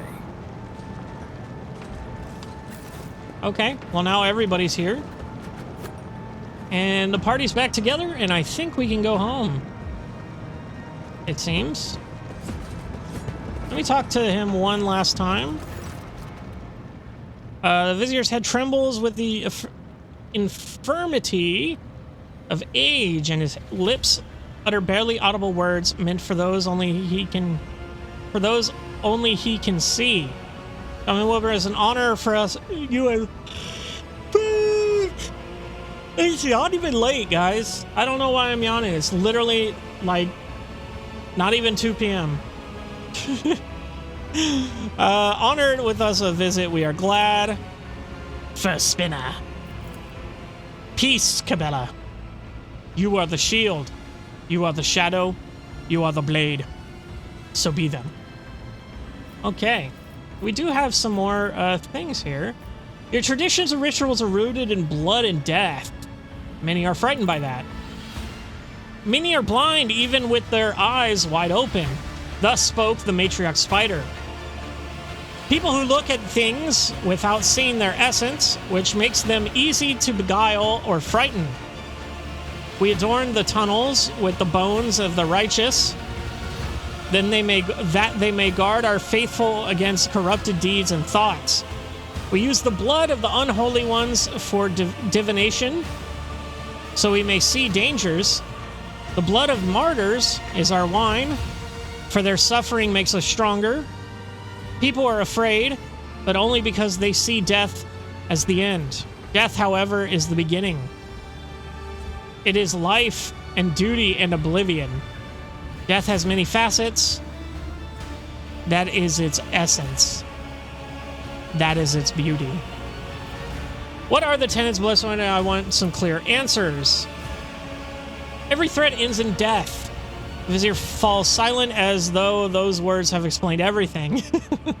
Then he nods towards an empty space. Yes, I see he is still full of questions. Let us give him answers about our ways, brothers and sisters. What is your supreme commandment? To give and receive death, and to fear no twist or turn of fate. One who is afraid of death is already dead in their soul, waiting for the end, afraid to accept the inevitable. A life of fear is disgraceful. The true service is in dedicating oneself to death with no regrets. What do your tenants say about human weaknesses? The small stain of rot is enough to ruin the most beautiful woven pattern. Weaknesses and is a gateway into the soul, one we hold open for new failings. It is born of desire. Kill your desires and your weakness will die along with it. The followers of the blood-spun web are skillful fighters. What is your secret? He smiles gently. I cannot share the full wealth of my knowledge, for it has taken me a lifetime to learn. But I can share this foremost lesson with you. Be guarded by reason, not fury, when you fight. And seek no pleasure in killing. That is how you will win. I see. I will take my leave. We will meet again, Duman, when the threads of the fate weave a bloody pattern. Okay. I won't tolerate weakness. Sick, dude. We are now a blood warden. Very cool. I think we can all just chill right here while I end the episode, yeah? So, next time, we're going to go back up to the bridge, for sure, just to get rid of that debuff on me. But I think we're going to explore the rest of the ship before we head on. We do have a couple of more compartments to go to that have a couple more things that will be interesting. I'm curious on how I'm going to get out of this place in particular, actually, now that I think about it, because how did they get in? Actually, how the fuck do I get out of here? Hold on, let me look at the map. Oh, there's loot over there and there's loot over here. Did I miss the loot? I grabbed this loot, didn't I? I could have sworn I grabbed this loot. Collect all. Am I stupid? Or did I get two of those? Did it just double? Oh, there's only two spinner blades. Weird. The other one was the bloody pack. Yeah, I guess I just didn't pick them up. I don't know why I didn't. Anyway, there's also... There was something over here. Is it this? Yeah, it is this. I thought I interacted with it, but it didn't say anything, so... Ooh, a ring and some more injectors. Whenever the wearer makes a melee attack, they regain 1 wound. Ooh. Ooh, ooh, ooh, ooh, ooh. Show. 2 people can have that. Obviously. Obviously, we're looking at Abelard. He's got 52 HP.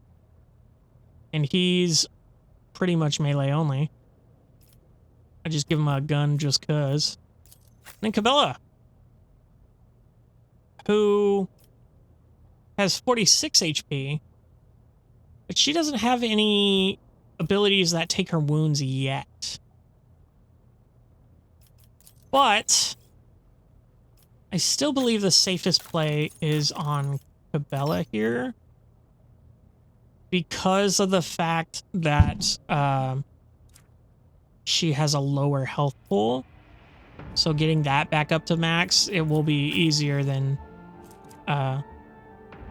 well, keeping her alive is going to be harder than keeping him alive. So that's what I'll do with that. I believe that should be it. Oh, the exit is just right there, actually. Okay, well, that's easy. A new challenge for me? Let's just see if it takes us straight to... Oh. A spinner, his face covered in carved, bleeding glyphs, makes a respectful gesture of invitation. Let me show you the way, Doman. The way to what? Take me to the enforcer in charge of the freight line hub. I have business with him. Show me the way. I intend to stay here a little longer. The way to what? Spinner points his fingers upwards at the ventilation shaft through which you reached the temple the first time. The path to where the lay people dwell is complex, web-like. Let me show you. Yeah, take me to the enforcer in charge of the freight line hub. I have business with him.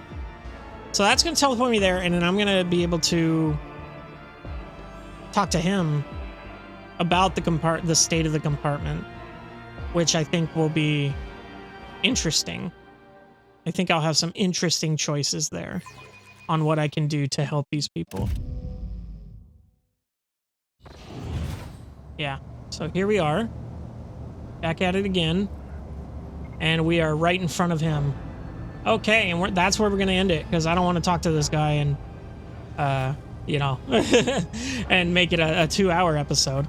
But very, very, very cool, in my opinion. A lot of blood. Lots and lots of blood.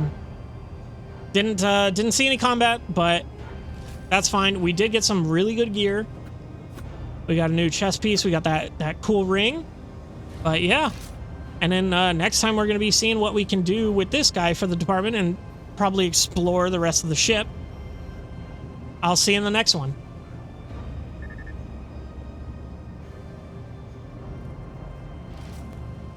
Hello, everybody, and welcome back to Warhammer 40K Rogue Trader. We just got initiated into the Bloodspun Web last episode, which was super chill, super fun. And now we're back topside to talk to this captain here. But I think before that, there is something that I want to do, and it's get rid of this goddamn debuff, dude. I don't want to get into combat and have something happen, so we're going to come back and talk to this guy. But for now, we are going to just go back to the bridge in order to heal this up, hopefully. So... bridge, and then I don't know what we're doing specifically from there, because obviously we haven't talked to the guy, so we don't know what kind of information we're going to be getting next, but we should be heading to a different compartment today to see what else the ship has to offer. And honestly, like, excuse me, I am so I'm just so kind of mad that they gave me this huge ship and everything, like right when they gave me the huge map, because I really want to check out the huge map. Like, that's what I want to fucking do. Oh, fuck, that goes to the... Damn it. Okay. I really want to check out the huge map, but, you know, I also am just so enamored in this world in general that I just really like... anything. Like, gimme. I will take anything. Yeah, that's the team. So now let's go back. Let's talk to the captain. Let's see if we can do anything there. I wonder if I can talk to him about maybe bettering the conditions of the freight line, this compartment, I should say. I couldn't remember the word. But follow my Jesus lead. Christ, like these these guys don't stop them? These guys don't stop these beggars. They can just follow me forever now? That's so sick. Thank you so much. That won't get annoying at all. Now, also, I do want to point out that I was going through, I was just looking through stuff in between episodes, and I didn't notice I'm going to radical, bro. I'm going radical. I was like, oh no, but that does make sense because it doesn't matter if it's heretical or iconoclast. Those are both considered heretical, and only dogmatic is considered Puritan. So it's like, I don't know. Like, I really want to be for the people, by the people, but I don't like being in the same the same little label there. But anyway, let's go ahead and talk to him. Okay, there is quite a bit of stuff we can do. The captain has acquired a few wounds since your last conversation. Half his ear is gone, and you notice that he is wearing bloodied bandages under his uniform. Seeing you, he quickly injects himself with a stimulant and straightens. How may I serve you, Lord Captain? Were you in a shootout? Yes, there's been a raid on a local gang. We finally cleared out the scoundrels, but they managed to smuggle goods into neighboring compartments. No one escaped. Permits himself a brief smile of grim satisfaction. I have finished inspecting the bay. I was attacked. I came across a drawing of a worker in a red mask. What does it mean? Oh, is that the gang, maybe? Captain frowns. It's a figure of local legend known as Namesite.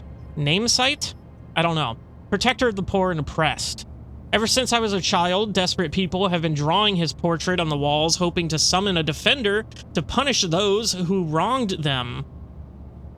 We've had 13 or so fools call themselves Nemesite over the past 5 years. We just burdened ourselves of them, just to be sure. It's a weird way of putting it, but okay.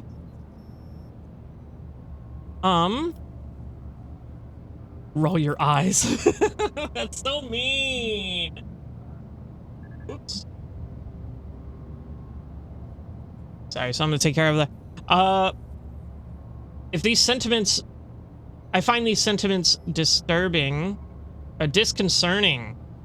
Stay vigilant. Roll your eyes. The fantasies of common folk, protector of the poor, please. The cultural heritage of this compartment is interesting. I will say that, for sure. Captain shrugs. Not much to be expected for simple-minded serfs. Ah, here we go. Now we can talk about the big stuff. Enforcers have been appropriating ration cards from workers returning from their shifts. Why is that? Are you short on provisions? Uh-oh. The compartment has just enough food to avoid starvation, Lord Captain. This is why the enforcers are making sure that no serf has more cards than they're supposed to.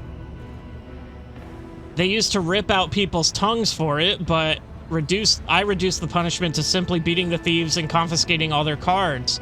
The orders are to give these cards to workers who are starving due to lack of work shifts. Not that it helps them much, but it's better than nothing, he scoffs.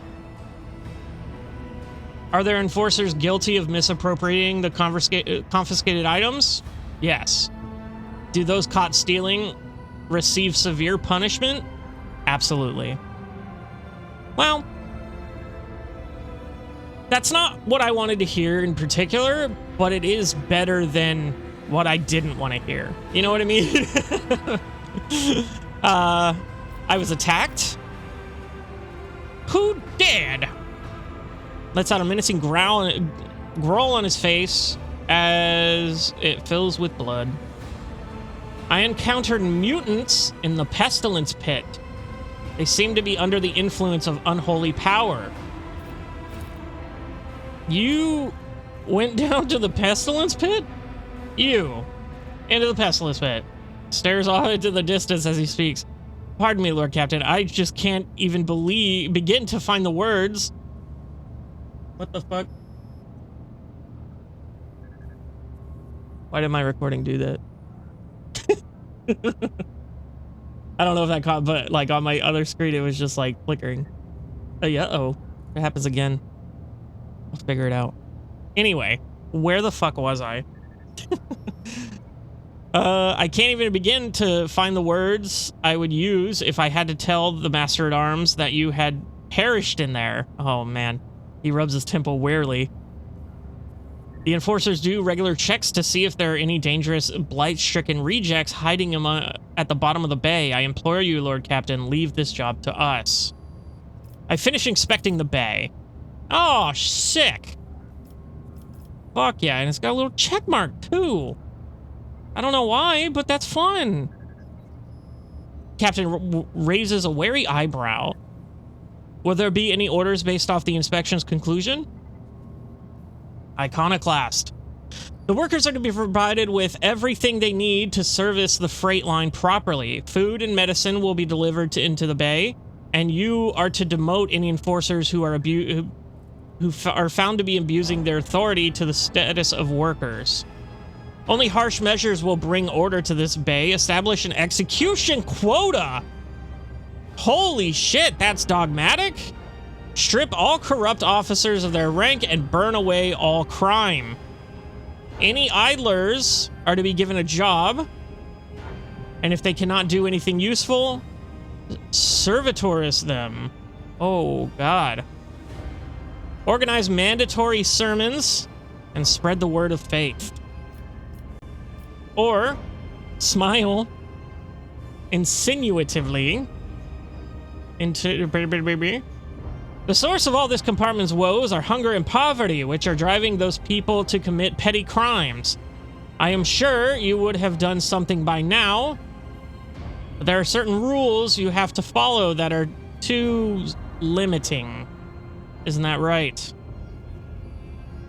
I am satisfied in all regards. Carry on. I want to be a good guy.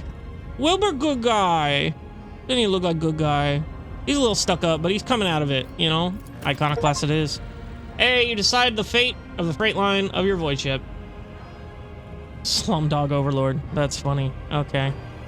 Holy, what the fuck? Hold on. The captain needs a moment to handle his confusion. Orders understood. Gain 35 experience. First forged. Gained the ability educated labor. The flagship's hull integrity is increased by 10. The plating on all sectors of the flagship is increased by 1. The freight line workers study the best to their ability, applying newly obtained knowledge for the betterment of the ship. Thanks to their efforts, logistical operations with the engineering bay has become more efficient, which has opened up new opportunities for fortifying the ship's hull. Fuck yeah. No downside to that. An Iconoclast +3. Hell yeah. Okay. Be steadfast in your duty, Captain. Why did you cut to black? Here to report. Orders have been carried out. The compartment is ready for operation according to the new procedures. Oh, okay, so they just cut to where it was implemented. So I wonder if that actually changes anything. Like in the, oh God, why did I click on that? I forgot. Victory awaits! Servitor. Okay, it looks like they're done burning everything. Let's go down here and see anything new here. Just Enforcer, Servitor. Yeah, nothing new here. Go up here. They're all still having fun up here, it seems. Ashamed about the flute player losing his spot, but I'm more of a food person myself. Oh. Yeah, I can't exactly fill your stomach with music, can you? That's unfortunate for him. But okay. A new challenge for me. Looks like everything is relatively the same. There's, am I crazy? Is there a lot more people here? It just seems like a lot more people. And then also, did this reset? That's really what I want to see. I want to see if this reset. No, it didn't reset. That will forever out of my...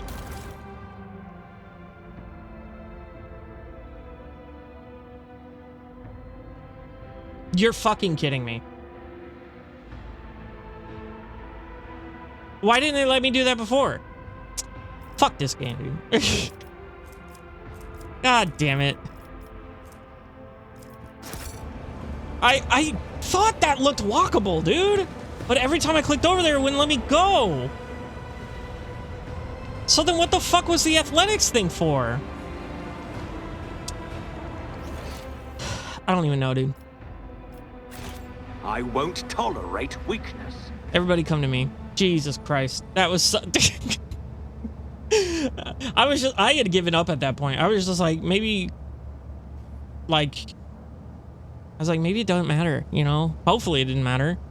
I mean, it ultimately didn't matter, but God, I had already, like, come to terms with it. Like, hey, I'm not getting that. That sucks. And that's going to be on the map forever. And that's going to bother me. But it's okay. And it turns out it wasn't okay. Because I could get it, and the game was just fucky. Okay. Anyway, to another compartment. We are done in the freight line. 100%. So, where to next?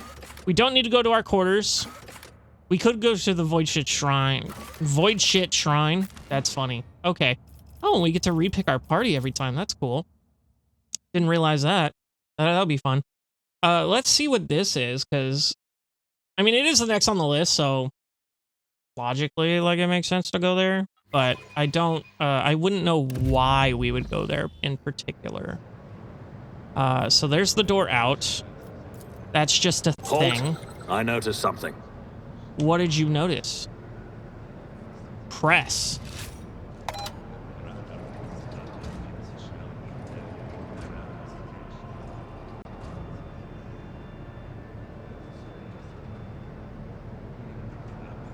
Okay. Sometimes you consult the appropriate treaties. The Emperor sets my path. Oh. Oh?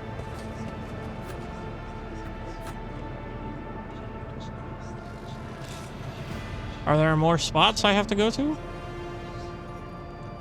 I press this again? What is that? It looks like a mace or something that I'm assuming I can get if I figure out this fucking puzzle that I just happened upon.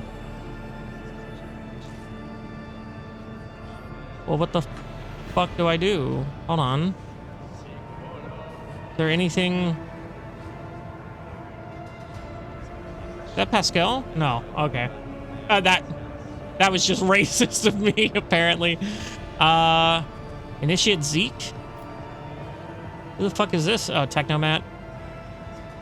I thought I heard other things happening. Can I go down here? There are people to interact with, but it doesn't seem like... Oh. Wait, do the letters mean something? What is Argenta standing on? A J or an I? I don't know. Whisper Cabela? and be heard. Go to this one. Offer a prayer?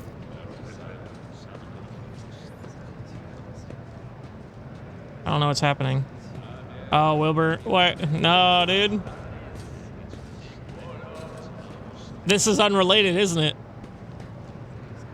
You recite a prayer to the one you remember best. Epic. Okay. Well, this puzzle is definitely interesting here. Well, okay, let's get everybody. Yeah, I figured. One and it's done. Okay, an antique weapon, blah, blah, blah, blah, blah. That's fine. What about this one? Initiate Clotus. Don't care about that. There was one over here as well. And done. Okay. Are these something?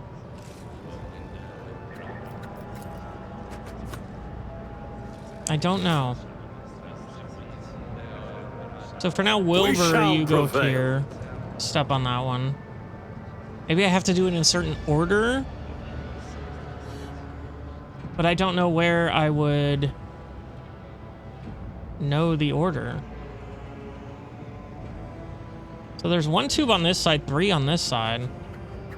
I don't know if that's significant at all. Probably not. I have them on all 3 buttons. Maybe I have to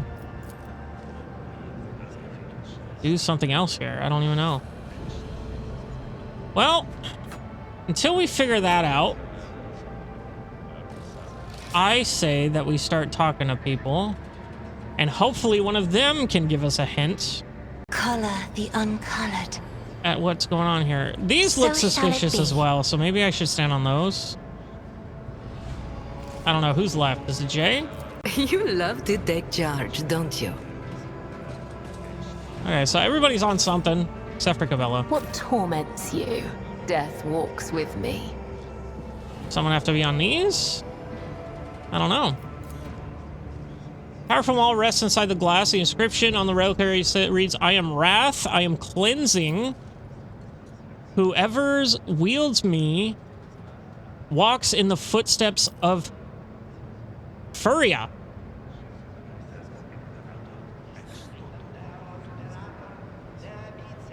So that's it. Furia. Everybody gather back. So F is It's about first. time. Okay, that click was good to see. I'm gonna write that down real quick. Hold on, it was Furia. So where's the other letters here? Is what I'm trying to see. So there's the A. That's the I. Where's the U and the R? Do I just have to do it Furia? So is it this one? Okay, so it didn't click there. If I go back on this one, does it click again? It does. Okay, so there are things I'm missing here. And if that's the case, can I go anywhere else? It doesn't look like it. It looks like it's just those 3 people I can talk to. Does this have any clues? Doesn't look like it. Look at all the floor, because that's clearly the A. Where's the U and the R? That's what I'm not getting here. Can I even go over to these places? Doesn't seem like it. Can I go down here? No. This guy's having a fun time. Okay. It doesn't look like I can do anything outside of this. Like, I can't get down here. I can't get over here. None shall stand in my way.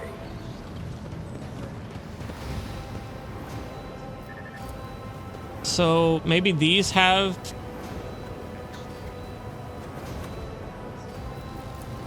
So Alma Universals. I mean, this could be the U. Fuck me, they're right there, dude. God damn it. Okay, everybody gather up in the Victory middle. awaits. Dude, I can't believe I fucked that up. Okay, so we're just gonna go with We Wilbur must here. act. So it's F, U.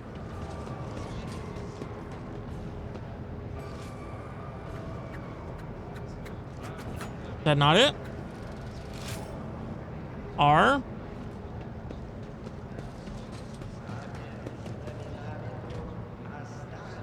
I. A. Follow my lead. Did I fuck that up? I believe I have fucked that up. Did I just misspell it? Am I stupid? Furia. Maybe it's not one at a time. Maybe we all do have to go on there. So Wilbur, F. We are the spearhead of the Imperium. F. U. Okay, yep. That's it. Does something trouble R. you, Lord Captain? Some choose wealth, I. others prefer power. Blood is my life. A. Death is my duty. Sins hidden in the heart turn all to decay. We need to investigate. We sure fucking do. Look at that. No, it's not that good. Hold on. What? Okay, so 8 to 9 damage. Not fascinating. Unquenchable Fury. 30% power or armor penetration is pretty good. Got Strike, got the Power Swing, which is a huge sweep for one-handed. That's actually pretty crazy. Harsh Shove is the pushback one. Maximum push distance of the maul is 5 cells, and any collision damage is increased by 50%. Well, that was What deeds await us? That was a time, wasn't it, fellas? We got it. We got there. For me, not particularly worth it. Let's talk to the Confessor. Professor Adalbert? Jesus fuck. A plump, rosy-cheeked old man is lighting candles, taking his time with each. Glints of fire dance on his heavy golden aquila, and in his sky blue eyes as he addresses you, smiling. The Emperor protects your lordship. Are you here to pray, or have mundane matters brought you to me? There's an incredibly profound quality to his voice, and he speaks with mesmerizing timbre. Remind me what it is that you do on our ship. I'm the Confessor, dumbass. How did you not know that? The vessel by Peril, spiritual guide, small-sized ship, member of the ecclesiarchy on board, and trust. Okay. Rogue Trader's flagship naturally is expected to have a Confessor who comes from a line of his revenant servants. I am such one. Okay, cool. Didn't care too much. I'm entrusted with caring for the Reliquary Chapel and the Dynastic Crypt. Dynastic Crypt. I also conduct liturgies, consecrate the ship's bay, and strengthen the crew's hearts whenever a dark hour is upon us. But any among them falter in the face of the horrors lurking in the darkness and fail in their duty. Lest any of them do that. Okay. Tell me about the Dynastic Crypt. Every rogue trader takes care to maintain an appropriate place of repose on board their flagship. For their capital may change with the passing of centuries, but the vessel of the Emperor's anointed serves them for millennia. It is more than just a symbol of the dynasty's authority.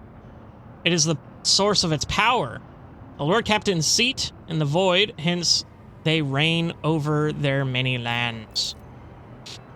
The Von Valentius Crypt is where the rogue traders and their most loyal servants are laid to rest. As the ship's confessor, I perform the ritual of rites of burial and remembrance for these honored dead. Adalbert, fuck, that's such a hard name to fucking say, lets out a heavy sigh. It never occurred to this old man that he might have to send Lady Theodora to her final journey, but all is the Emperor's will. I would like to find out more about this place. He smiles warmly. I could talk about the Reliquary Chapter for hours. Is this the only place of worship on the ship? Why, no, there are multiple sancta on every deck where your subjects pray fervently, and the clergy keeps a close watch on the firmness of their faith. This, on the other hand, he gestures around to the glinting reliquary, is the holiest of holy places, where only the noblest among your servants are permitted to set foot. Oh, I want those on other decks to be able to partake in this exuberance as well. His eyebrows arch upwards. Truly a most generous and gracious gesture, your lordship. I will arrange for commoners who have distinguished themselves in the service to be allowed in here. An event like that will fill them with fervor, and they will pass down the memory of what they have seen to their offspring. Iconoclast +2. Easy. Where does this collection of sacred relics come from? Every relic we have in here is either atrociously, I don't even track down, or by your ancestors, captured in battle against the faithless, or received as gifts for glorious deeds. A show of loyalty to the Emperor that speaks for itself, does it not? He makes no effort to conceal his pride. For our part, we keep the precious relics intact and undisturbed as we conduct liturgies. Liturgies? I don't know. And perform rites. Initiate Zeke is especially diligent in his care for the relics. Though he is of common stock, he earned his position through dedication and piety. I have no other questions. I will do my best to answer them. Oh, I have other questions. Okay. I would like to hear the Imperium's tenets from you. Holy shit. We're getting a lecture, huh? In a voice brimming of solemnity, Adalbert begins. Every man and woman has their place in the order he created. And this order must be followed and the will of the one's superiors obeyed. Beware of witches, for they have been stained by the warp. Persecute mutants, for they are perversions of a human form. And hate the accursed Xenos. What the fuck are witches? Oh, psychers, duh. Yeah. Okay. The Imperial Creed prescribes be wary of psychers, but the Imperium needs them. The Ecclesiarchy tells us to persecute mutants, but an exception was made for navigators. Among the Adeptus Mechanicus, the Emperor is known as the Omnissiah. They have their own form of worship. Do they truly share our beliefs? Come to think of it, my warrant entitled me to violate the Emperor's creed in many ways. That will suffice for now. We need the Psychers. You're alright, without the Astropaths, we are deaf and blind, and there are many other Psychers laboring for the good of humanity. That is their place within the Emperor's design, but only those among them who accept his light and have been authorized. The Ecclesiarchy tells us to persecute mutants, but an exception was made for navigators. The Navis Nobilite are different from most humans, but their differences are a blessing. They are noble servants of the Emperor who help humanity expand into galactic domain. Do you not see that that as a higher purpose than that pleases the Emperor? It is a pleasure to hear that, unlike the ignorant rabble, you give due acknowledgement to the greatness of our deeds, Confessor. What about the Adeptus Mechanicus? Most certainly. Different likenesses of the Emperor and ways of worshiping him can be found across the Imperium worlds, but we all believe in the one. Come to think of it, my warrant entitles me to violate the creed all the time. Violate? Those are not to be conceived as violations. A rogue trader's privilege comes with duty. The duty to expand the bounds of human influence. And the rogue trader must take responsibility for unorthodox solutions or actions in that course performing that duty. So be it. Seems there are more holes in the Imperium's religion than a parasite in a box. Yeah, we're not gonna say that. That'll suffice. You're positively being a joy. A priest like you is a rare sight. He laughs good-naturedly. A fair observation. Everyone knows that that the clergy must maintain a stern appearance to inspire fear and awe in their flock. His mirth fades, giving way to a penance gravitas. The truth is that my clan and I experience great hardship. I cannot explain how it is I am standing before you now except by his will. How could one be anything but joyful knowing they were saved by the Emperor? What happened to your clan? I was scarcely more than a child when the malady struck our cabins. First would come the fever, then the unlucky victims would start retching blood. After that, they would melt away like a candle. Ugh. One of the youngest survived, myself among them. Only the youngest survived, myself among them. He smiles feebly. But now my family is growing, and I am grateful for each new life that replaces lost one. One lost. Still, your gentle matter may adversely affect your flock's fate. An accurate observation from a lord who knows the importance of a strong faith on his ship. The gentleness you speak of is skin deep. On the inside, my faith and spirit are pure adamantine. Decades instructing the crew in fighting the dangers of the void and the warp have required nothing less. My resolve in the face of the monstrous threats we face must always be 100-fold firmer than that of my flock. I have other topics to discuss. Did Lady Theodora come here often? Your predecessor always had due concern for the reliquary's maintenance and its needs, and under her rule, faith occupied its proper place on this ship. He gives a diplomatic smile. People confess to you, do they not? I'm interested to know your thoughts on my subjects. Uh-oh. Ours is a throne-fearing flock that regularly leaves Vox recordings in the shrine confessional housed in an eastern part of the reliquary. This allows us to maintain constant watch for any heretical tendencies. We can observe the earnesty with which our parishioners, I don't know, render their duties, as well as any dangerous dissent brewing in their minds. Initiate Cloutus is responsible for sorting the confessions. He would be honored to offer you access to the confessional cogitator. Take my leave. Yeah. Okay. A new challenge for me? Well, we're definitely going to be talking to those two next time. Cloutus and the other guy over here, what's his name? Zeke. Yeah, because he's the maintenance guy, and then the other guy's the confessor guy. So, I got a yawn. Damn.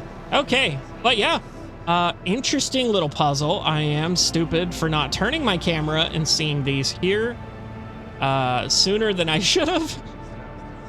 And I was even looking right here, but I just didn't notice they were in front of that.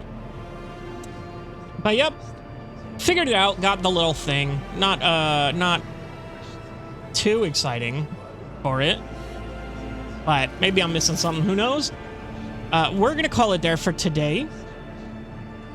We had quite a bit of talking to do, and we still have quite a bit more to talk to. And then next time, let's just go and check out what exactly next time holds for us. Because we're going to do those two there. And then we got the Astropathic Chapel. And then that's it, it seems. And then we're back to space. Spacefaring. And space. I'll lay whatnot. claim to the stars. And space. But okay. God, that armor looks so sick, dude. But I'll see you in the next one.